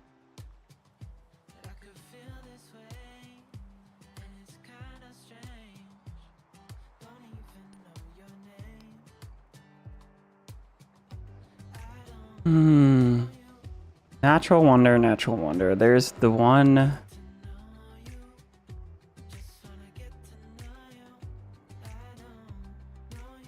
I blind?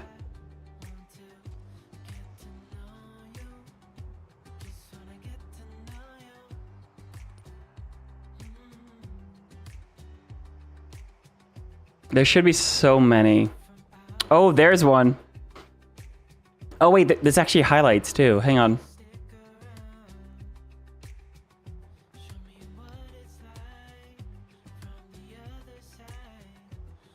Is that the only natural wonder? No. Oh, there's the Bermuda Triangle. Crazy. There's this island over here. All right, come over here. You go settle that. There's this guy as well. Convoys.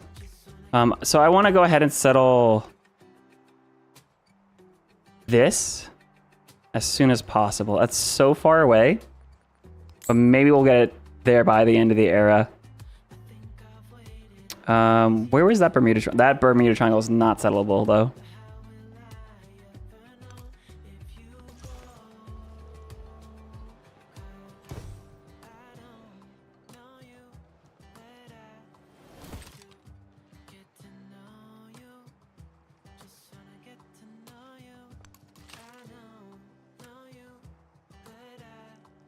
I guess my military should be mostly back home for next era. I guess they get moved around regardless next era, but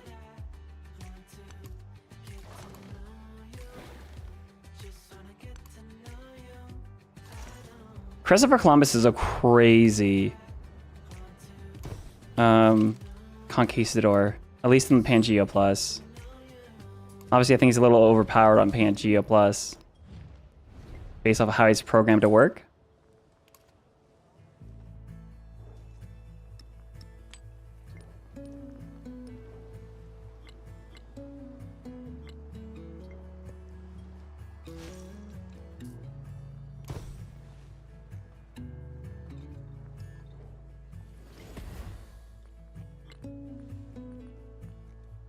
I forgot about the adjacency cards I need to run.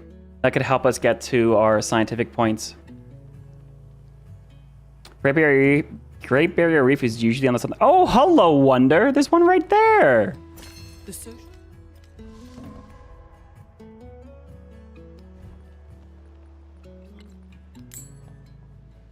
We are settling as many of these as physically possible. Definitely need happiness to get celebrations going. Specialists up.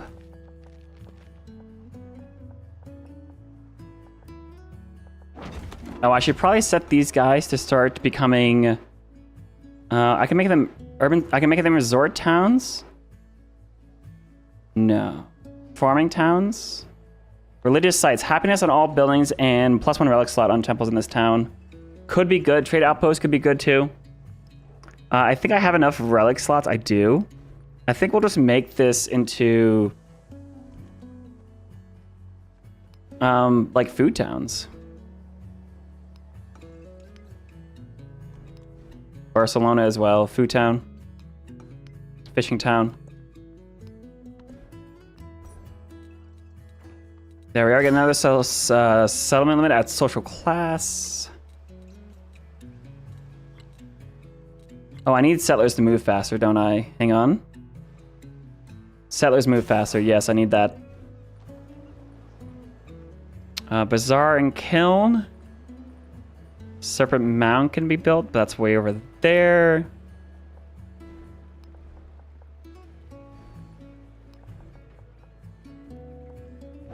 Let's get this and this. Those two buildings are high adjacency right there. We'll get another treasure convoy. That's 1 treasure fleet point. This one should be 2. That's 2 treasure fleet points. Yeah, all right. So if you settle multiple treasure fleet resources, every time you produce a treasure fleet, you just get multiple points out of it. So it's okay to you actually do want to get as many as you can in one swing.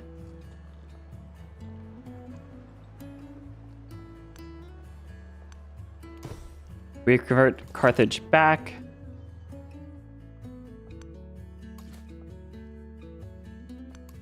Get you over here.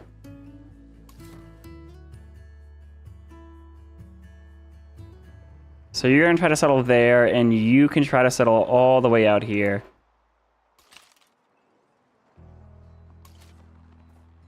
Treasure convoy. Treasure convoy. Amazing.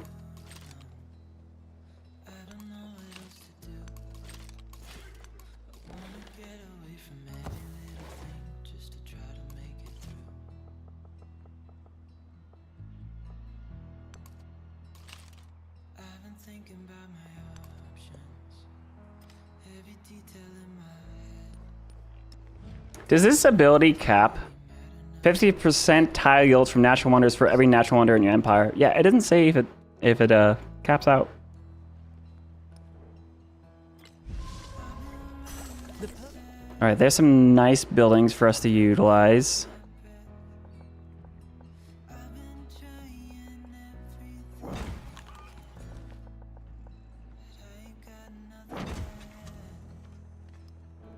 We have a lot of resources here. Holy cow.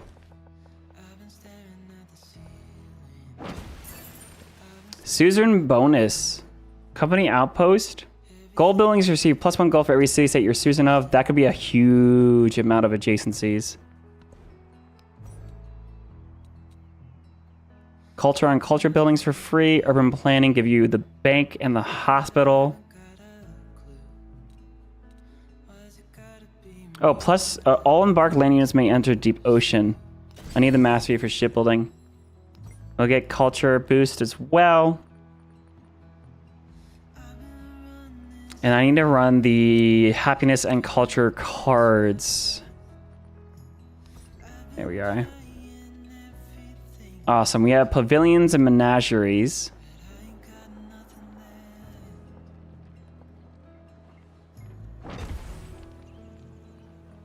We got an observatory to build here. That's a +8. Actually, there's a really high culture building over here. Let's get the pavilion built.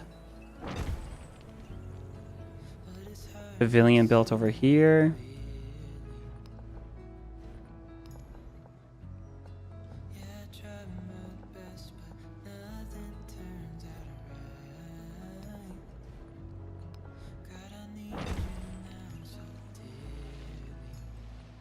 +6 pavilion.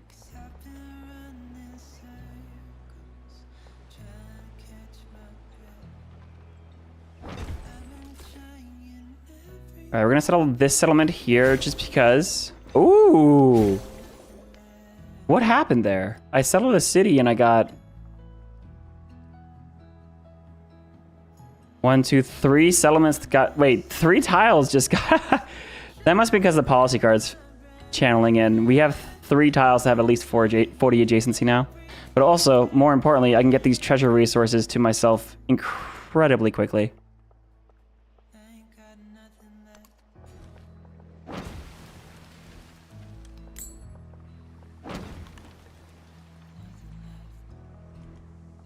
I do actually want to get the temple inside, and yeah, actually getting those resources is gonna be tough. Have 4 trade routes. I can do that. I did that. Amazing.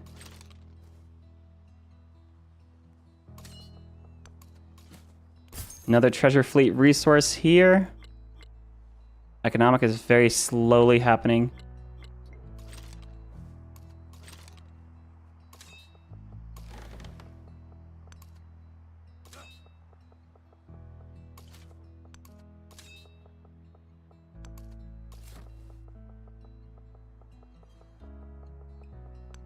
$20 turns to get there. That does not seem possible.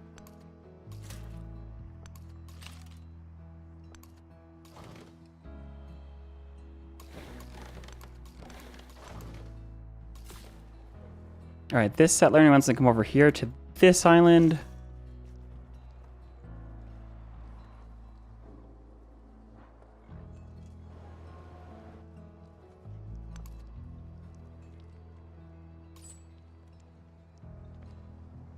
Oh yeah, we're starting to feel a little bit of performance issues now that we could reveal the entire map. Maybe that wasn't a good idea. Turn 34 at 62 age progression though, or 64% of the age. I said, if she...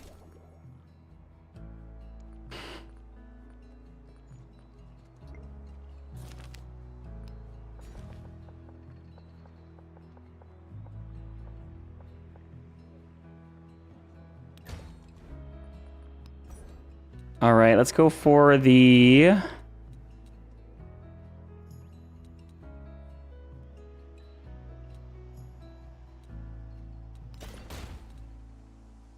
Mastery of Architecture. Get Mastery over here. Pavilion is +7. Grab that. Treasure Fleet Point. Oh yeah, look at that. Literally, it's like 3 tiles away and I could get a treasure resource. That's actually incredibly convenient.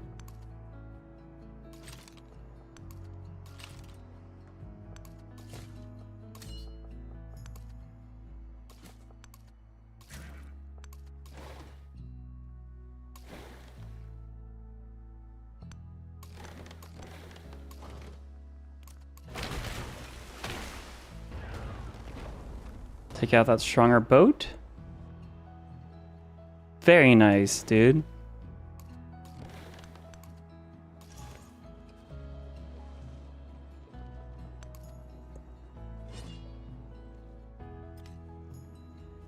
We got 3,000 gold to spend.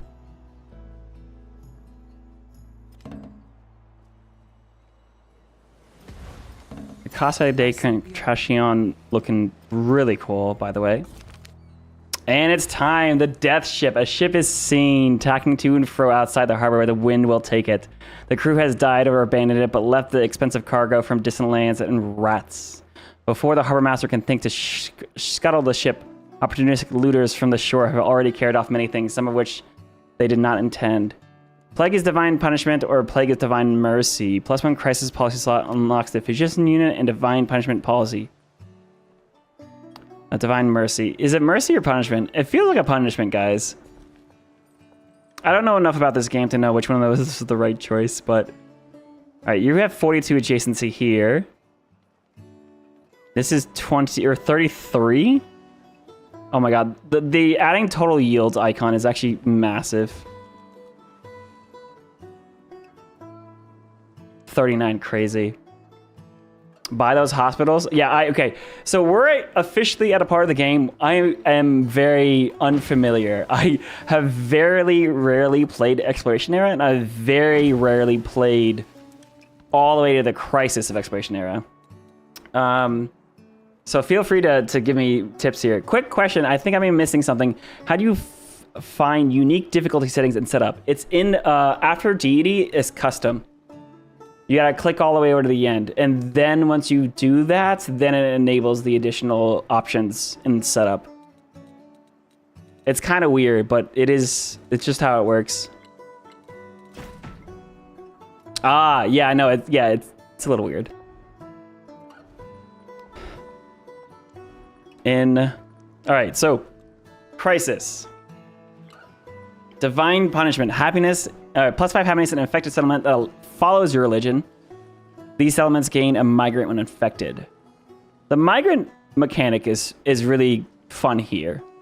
I gotta convert my cities then, it looks like. Make sure my settlements are following my own religion. Genius. Thank you. So Vicissons. Let me see. Any inclination of where these plagues are? I don't see any yet. Anyways, distant land, city resource pearls, Toledo. You'll grab that, and then we have food and happiness here. Maybe I'll put these in these low happiness settlements.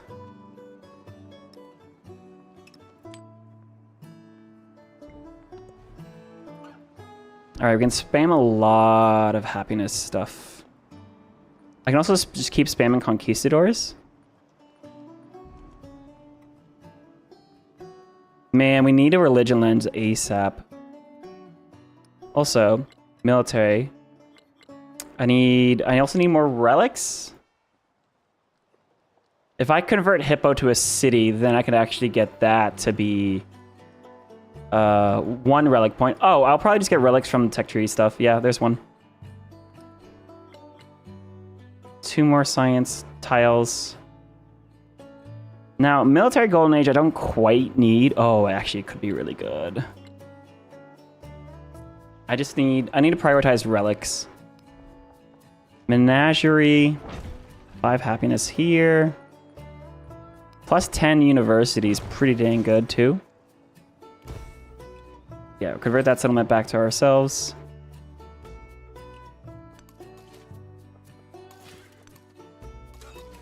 Can these units kill my conquistador? I'm not sure about that. Oh, I should probably get them around.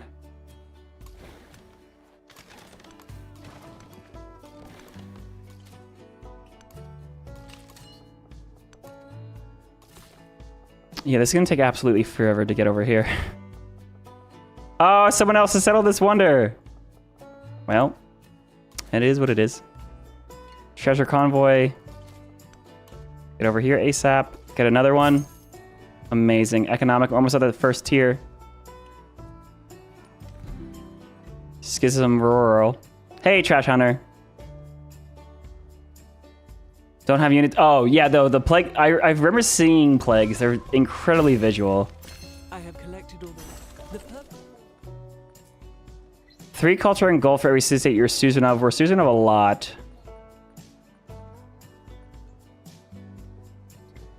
Let me use my gold to buy a ton of buildings right now and then take that policy card out. If I can.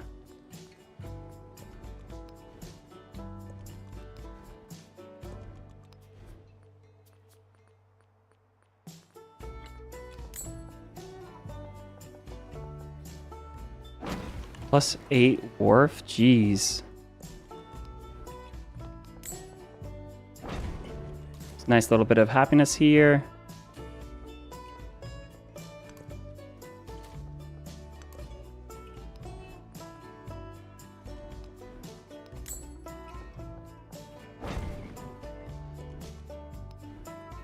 So Argoza, you can get some good happiness here, and it probably actually needs it.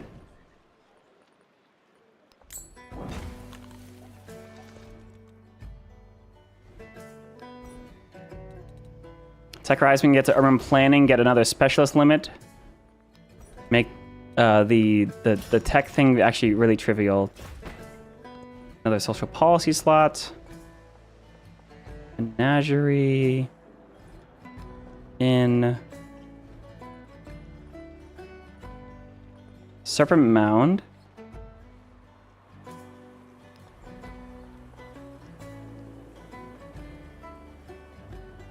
Ooh, that would actually make a pretty dang good tile to build here once I get that wonder built. Pavilions +7. All right, I'm gonna dump gold into this city, I think. +8 science tile. And +9 more science. Guild Halls are really good and always good.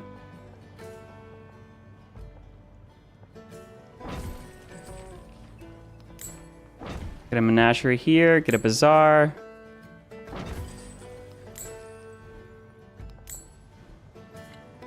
And then build yourself an inn. Very nice. You can also add some specialists to that really high science tile. Hey, Rex. Ad started right away. Oh, I'm sorry.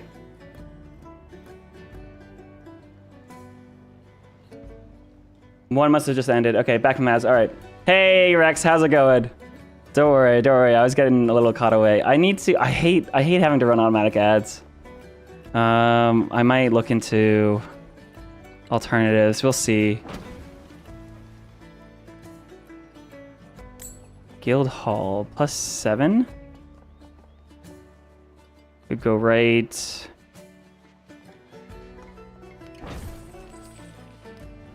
Here. And then get the inn next to it. Dude, look how cheap everything is to buy. This is crazy.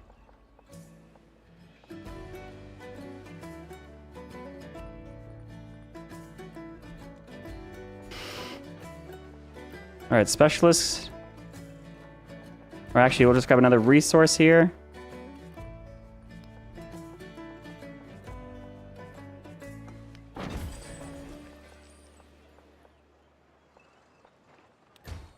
Get the Casa. 32 tile or resources on that. That's crazy. How am I liking the new patch? I think there's a lot of really good adjustments in the new patch. I think Isabella, even though some people are saying she feels nerfed, is not. Look at these yields. This is insane to see these kinds of tiles.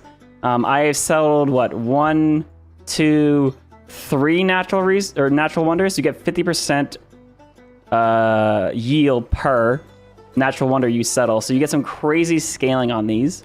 There's adjustments to the treasure fleets. They can now spawn on land, travel land, but also specifically if you like settled like deep inland of the natural into the new world, then you get to oh hello, that just straight up gives me an entire city state. That's awesome. You get to settle treasure resources in the New World and actually use them. So that's really good. Oh, +1 culture on specialists or a relic. Which one do I need?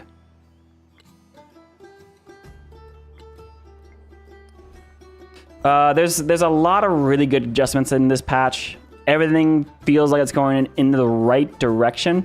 Would not argue with people that think that some of the stuff just should have been here from day one. That's fair.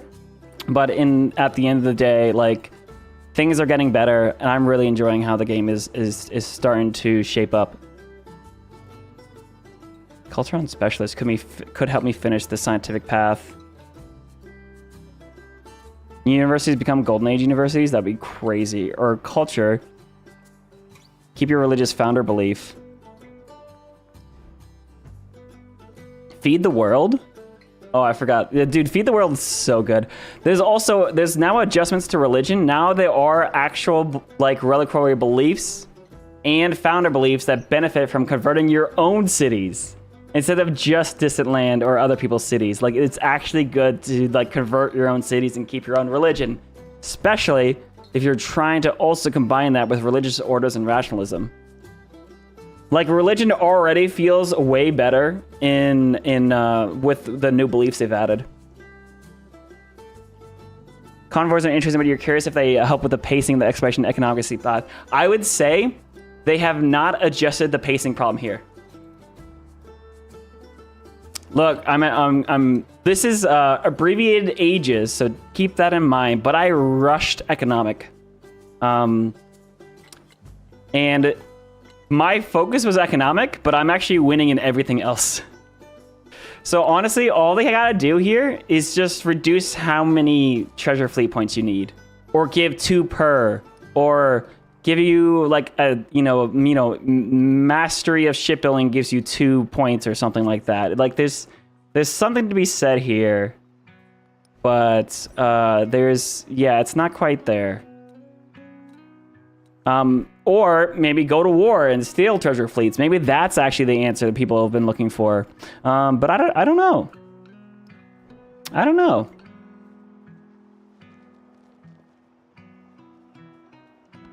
I think it'll be easy to get multiple relics. It might be harder to get this last point. Maybe it won't be, actually.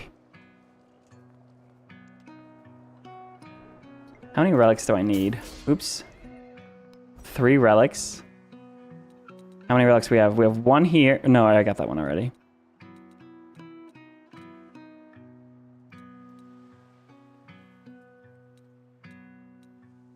Like, in terms of religion, we have Feed the World. So my own settlements gain 6 food if they follow my own religion. I also picked a new reliquary belief that gives me 1 relic every time I convert one of my own cities. So I basically converted all my towns into cities and spam my apostles in my own cities. Giving me relics, giving me food. And then I also picked the enhancer belief where newly founded towns and distant lands start with religion in place. Which means whenever you settle in distant lands and convert a settlement, you get military points. So I got 2 points per every time I settle a distant land. So this was like autopilot. Converting my own stuff was great. And then I'm getting food from all of it. It's really good. How am I getting my last couple relics? Like this already follows my religion. So is everything else over here. I convert this into a city and convert it for 1 relic. I need a... Oh, probably in the culture tree, actually. I can get a relic here at social class mastery. So that's 2.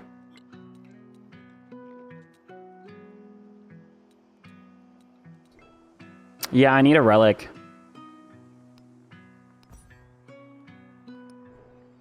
I should be able to get the science thing just fine on my own. This is now my independent power. That's awesome.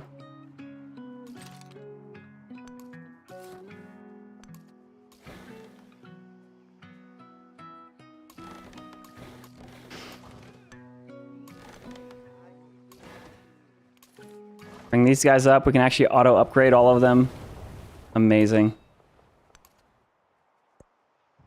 I'm trying to settle this natural wonder down here. Religion is cool. Religion is way cooler now. Absolutely. I think using missionaries, Since work. people feel that missionaries are micromanaging because now not only do you just convert the city, but you have to convert the rural and the urban populations separately. But there are ways to get around that. There's certain beliefs that spread your religion through trade routes. There's certain beliefs that spread your religion upon founding. There's also just if you go out early and a city doesn't have a religion, it converts both urban and rural immediately. There are ways to get around the micromanaging feeling of religion.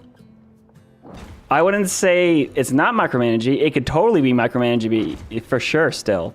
But there's alternative ways to play the religion game that just open up more possibilities now, which is just a good thing.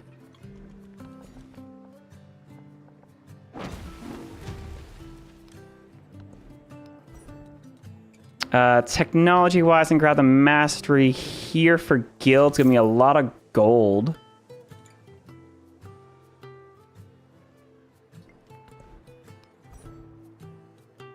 Good to know. Yeah, I think so. I think there's a lot. There's a lot. I think there's a lot that have been changed in good ways. Here's a temple. All buildings gain 1 happiness adjacency for navigable rivers. Ageless. Crazy.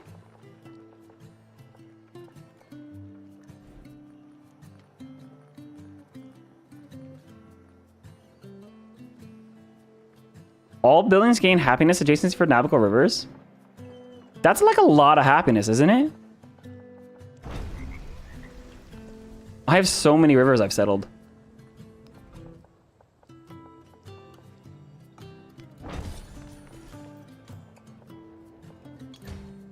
Oh yeah, look at that. Look at that tile. Oh, it's only 37. Okay. 5 culture per alliance. Oh, I'm not an ally anymore, am I? I have a attribute point that gives me gold for alliances, and I'm not an ally here. Oh, let me actually go to Himiko.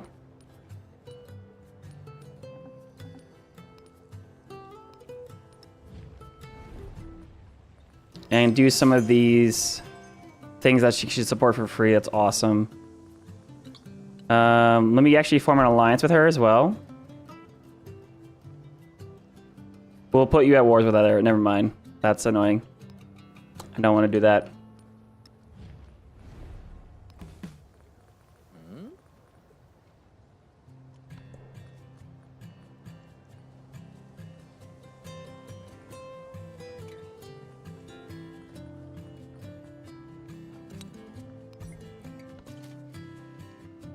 All right, here's another conquistador. He gives +1 movement for treasure convoys. Activate in distant lands on any water tile. Amazing. Oh, this is not distant lands, but I can activate him there. That's hilarious.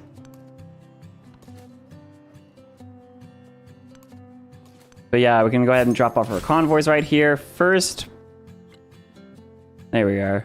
First milestone.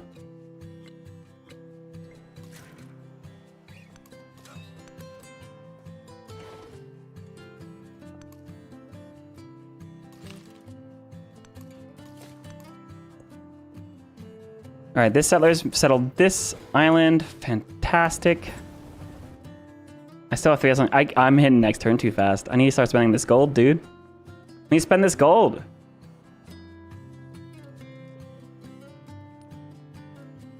Turn 38, 76, 78%. Ooh, my first volcano went off. Repair the temple, please.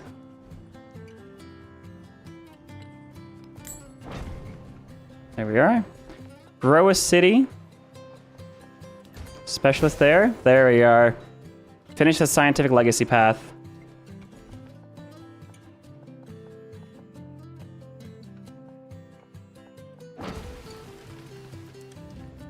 Local festival.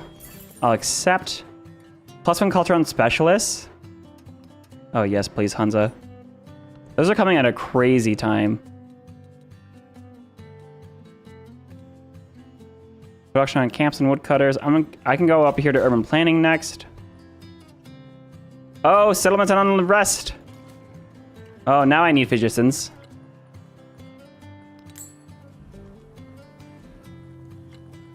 We now have our first plague to deal with. Migrants are gonna go leave.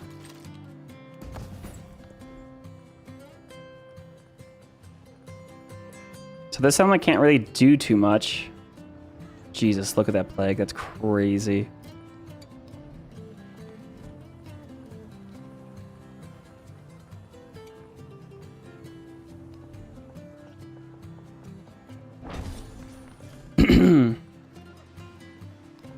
Get the dungeons online.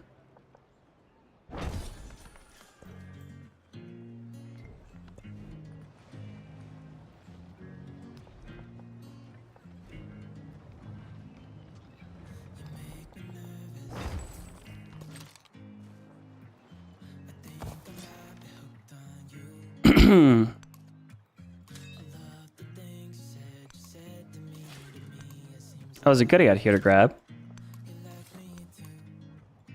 Alright, can you settle this natural wonder? Amazing. Grabbing this tile. Now I have 1, 2, 3, 4 natural wonders settled. So I'm getting 200% yield on our natural wonders. 18 food, 9 cultures. Absurd. That's so nice, dude. Holy cow.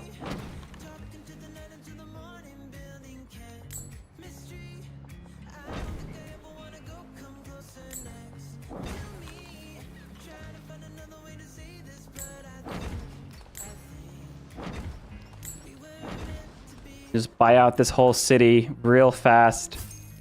Look, it settled this turn 8 population already. Oh, we have medieval walls unlocked. We got guild halls available. And bazaars.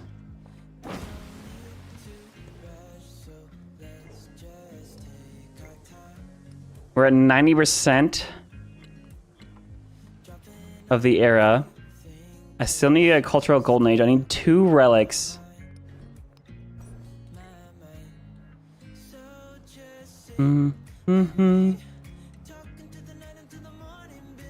Oh my god, look at this settlement.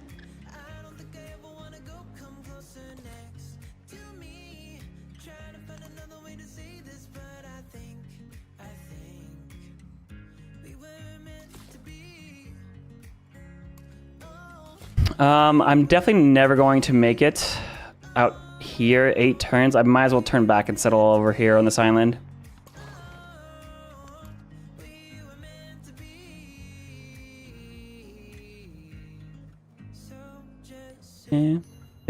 Turn 40, guys. Oh, I lost a wonder. Separate mound. Guess it was there the whole time. All right, we'll get the physicians down here.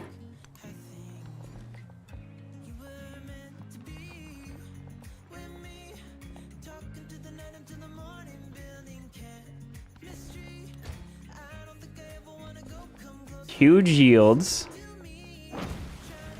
Very nice. Get a jade and oh, I should have grabbed the friggin' wonder tile.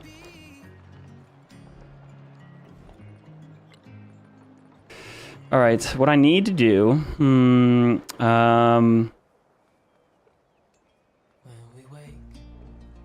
2 relics.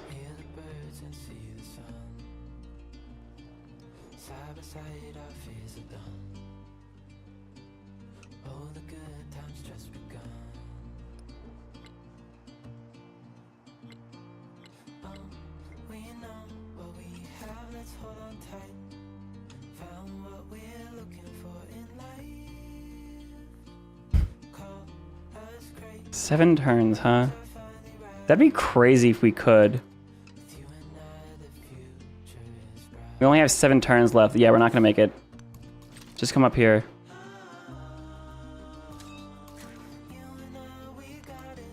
How about goody hats? 100 happiness.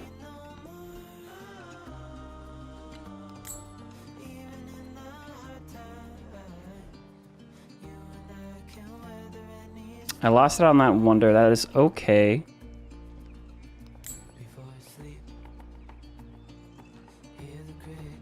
Dungeons give production for resources. We'll put this up with the university.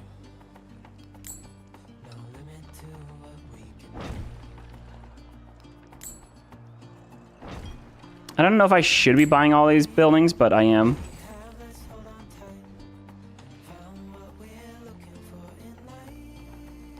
I need to convert another settlement soon.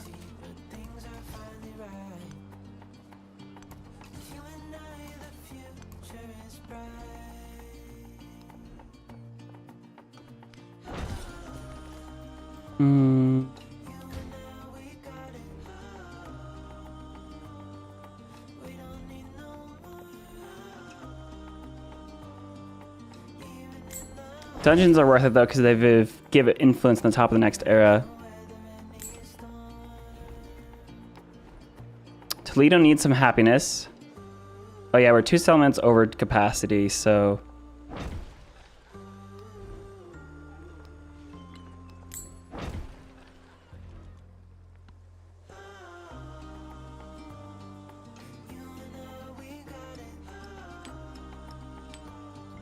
There we go.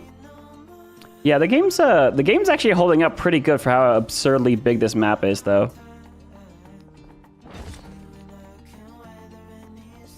We have a town focus available. Oh, I can convert this city.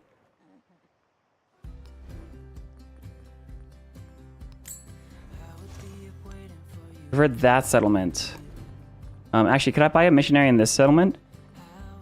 I can, and then I'll convert a Karuna. And then that should give me a relic. Oh, if I make this a city, though.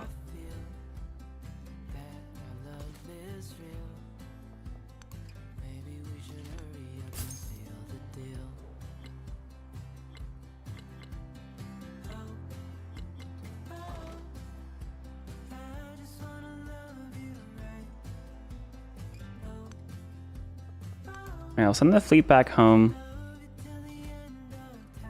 Oh, here we are. We have a conquistador next to Natural Wonder. 200 gold for each Natural Wonder tile here or adjacent. I don't want to go into the Bermuda Triangle because it'll teleport me somewhere random. So I'll just do it here. Give me a little bit of gold. And I need to spend my gold on some good things. Things like menageries. Feel pretty dang good here.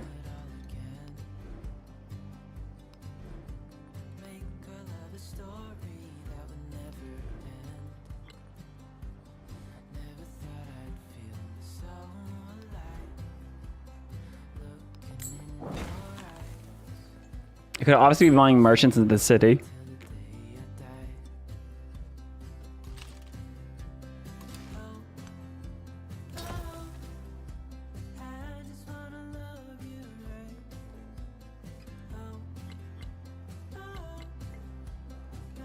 That settlement is following my religion.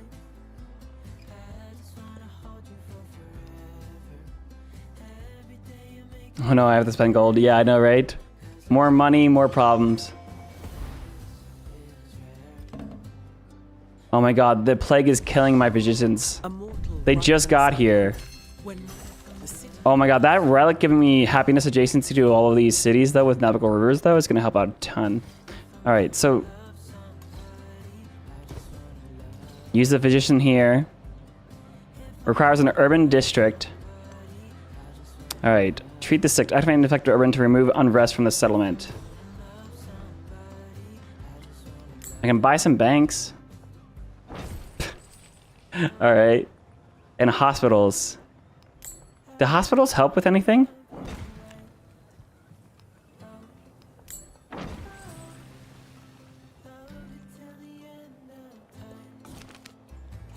Plague grows stronger.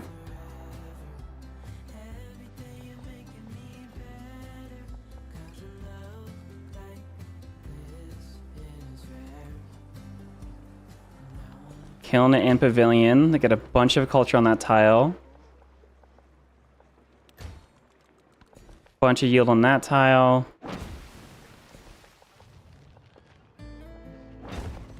Alright, get that wonder. Get some science here. Acknowledge. Alright. No more relics for me to grab, so I'm just gonna straight up to gunpowder.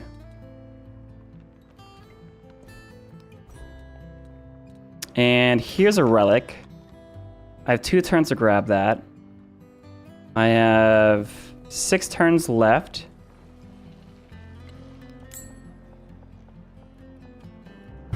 Grab some happiness and banks and hospitals going.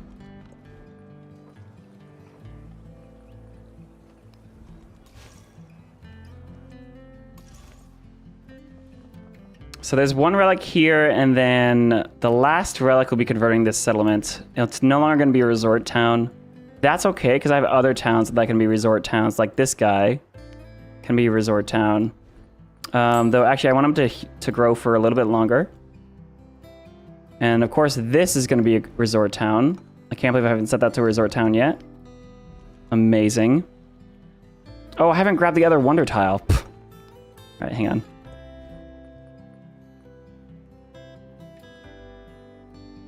$50 happiness in this settlement. Crazy.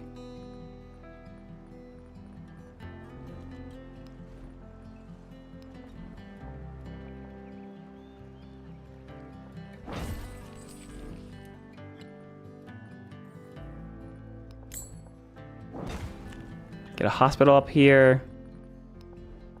+9 kiln.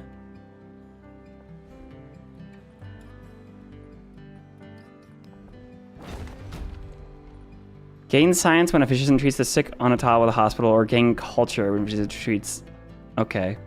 I need culture.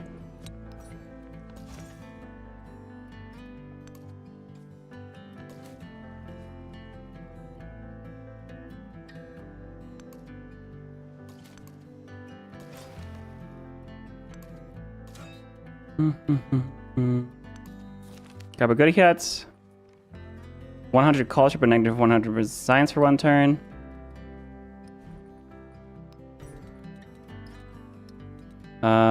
Sure, actually. Wait, 100% science. No, that's not even worth. Just take the gold.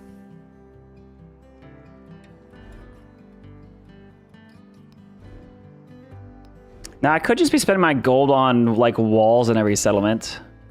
Because a lot of these other things are going to go obsolete on the next era. But I could gold buy walls to keep my settlements safe. Or safe-ish. Especially Cordoba, that's in the middle of everything.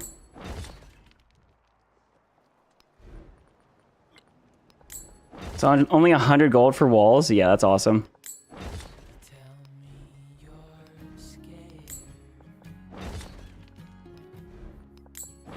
So much gold, dude?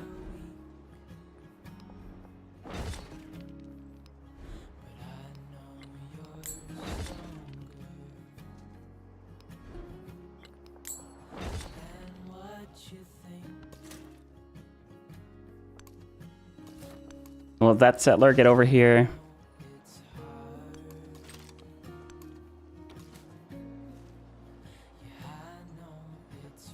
We got a migrant that can work over here in the capital.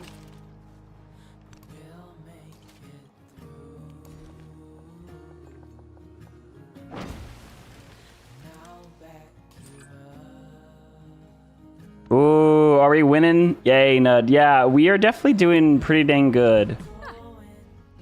I think we got a good game here. I'm actually really excited because next will technically be Mexico. Oh wow, I'm actually really having a hard time with my computer now. It was doing great, but whew. Also, look what happened to Charlemagne. He only has 1 settlement over here. Ruin. Oh man, you are in ruins. Oh, you got Jenny though, I guess. Yeah, converted town to a city and converted. I'm looking at it. I'm thinking about it. I'm hoping I'll be able to do. Here's the plan.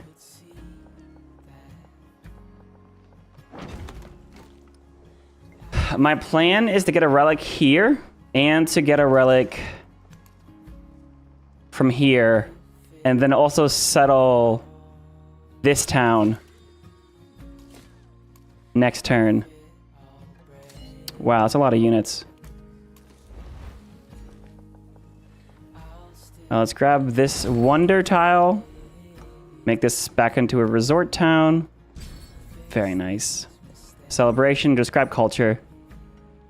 Science adjacencies. Amazing. And then you don't need to keep doing anything towards the end of the era, so I'm just gonna work on like yield. Get some culture here. You don't need to keep building these things. I will get a dungeon though. Oh my god, that tile, bro. 68 yield on it.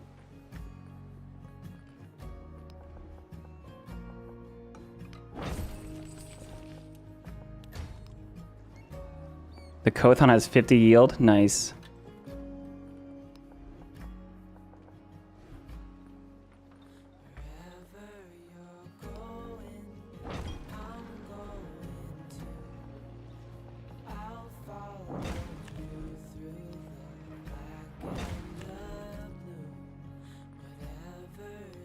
Work some culture.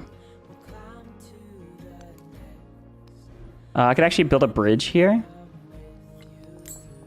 since there is part of a bridge there already. Grow the settlement. There you are.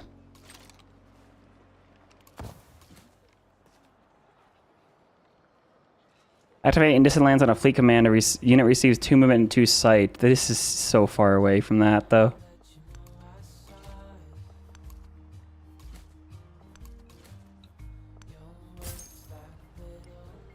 Economic, we're not going to get to. Yeah, it's really hard to get economic. It just, the problem is you can't start until like halfway through the era.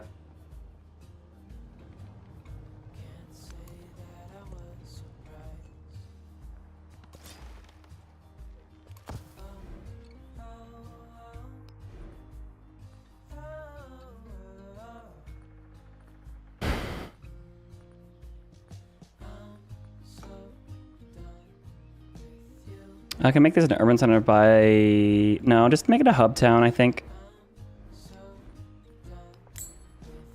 And then just buy any old building in here.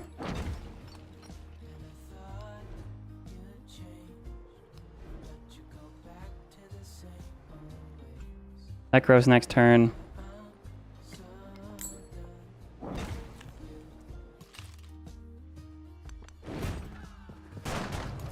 Settler will be safe. Settler needs to wait till next turn, though.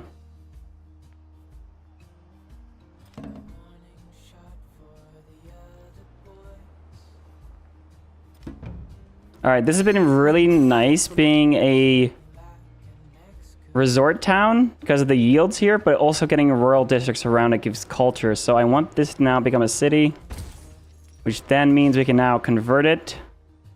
Oh, it's converted. Oh, it's converted already. Oh, no.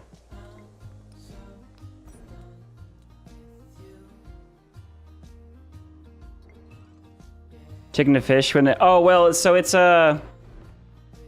Oh, yeah, on a fishing town, it is still chicken, you're right. All right, so this needs to become a city then. So I can convert it and get the last relic. We're at 100% of the era, so I might as well go ahead and also settle this settlement here, getting us 3 golden ages, military, science, and culture, having not tankated a single city, by the way, and only getting halfway through the economic tree. That's hilarious. That is hilarious, dude.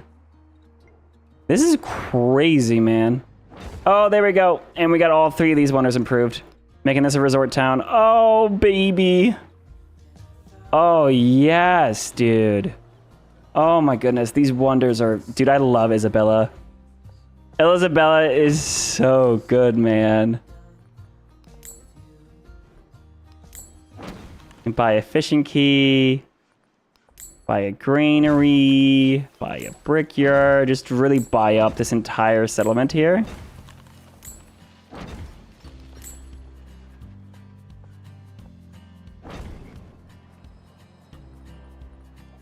Amazing. 9 population settled this turn.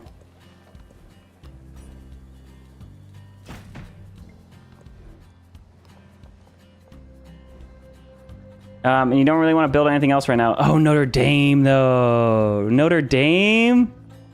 Oh, I can buy the Casa stuff.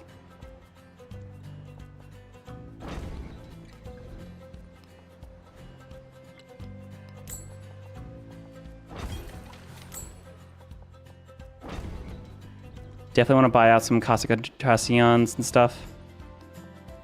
This city might as well get a shipyard. And a wharf in it. It's probably going to revert to a town next era anyways.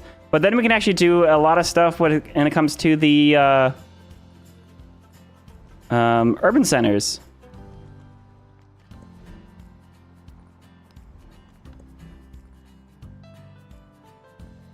Yeah, we're going to buy up a ton of stuff in here. Hang on. Shipyard.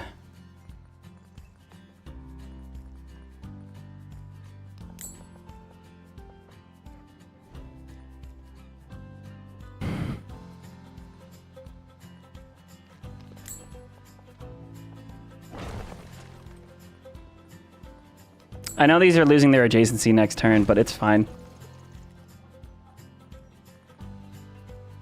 I can buy the dungeons, though. And the guild hall, because that gives influence.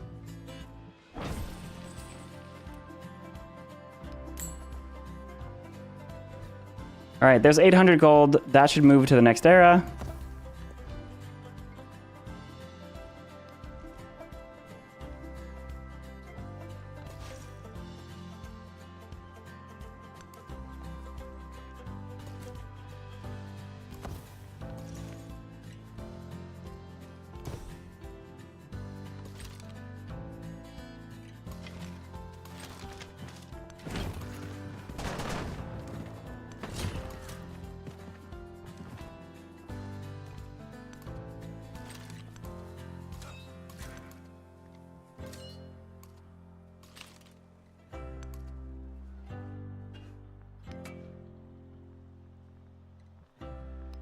$43 turns on the exploration era, by the way.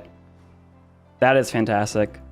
All right, well, the next thing to do is hit next turn and start the modern age under Mexico. I think I'm going to save this for another night. I have some dinner planned tonight, so I'm going to go ahead and get over to there. But thank you guys so much for being here. This was a ton of fun for me. I did save the game, right? I did save the game. All right. And yeah, we'll see you guys later. I will be making sure... Okay. Make sure you follow me, join the Discord if you guys want. We have a bunch of Civilization content if you want to see where the videos are coming online. There's also multiplayer games that are organized there. We're sending screenshots and sharing things as well, and a bunch of different community stuff, whether that's Civilization 6, 7, or Anno 1800 are pretty much the games we've been doing lately. Obviously, if you're on Twitch, you should subscribe to me on YouTube. And if you're on YouTube, you should go ahead and follow me over on Twitch. There's quite a few live streams that are going to be more casual based and only going to be on Twitch. Some of the more event stuff is going to be on YouTube as well. So you're going to see me on both different places. And also we're doing a birthday stream for my 30th birthday on Friday. So hopefully I see you guys, some of you guys there. And I really enjoyed today, and I'll catch you guys all later. I think we're going to end the YouTube stream here. And then I'll see if there's anyone on Twitch to raid. But all right, guys. Actually, I don't know. Nope, I don't know. All right, we're just gonna end the stream here, guys. Thank you so much for being in. I'll catch you all later. Bye-bye.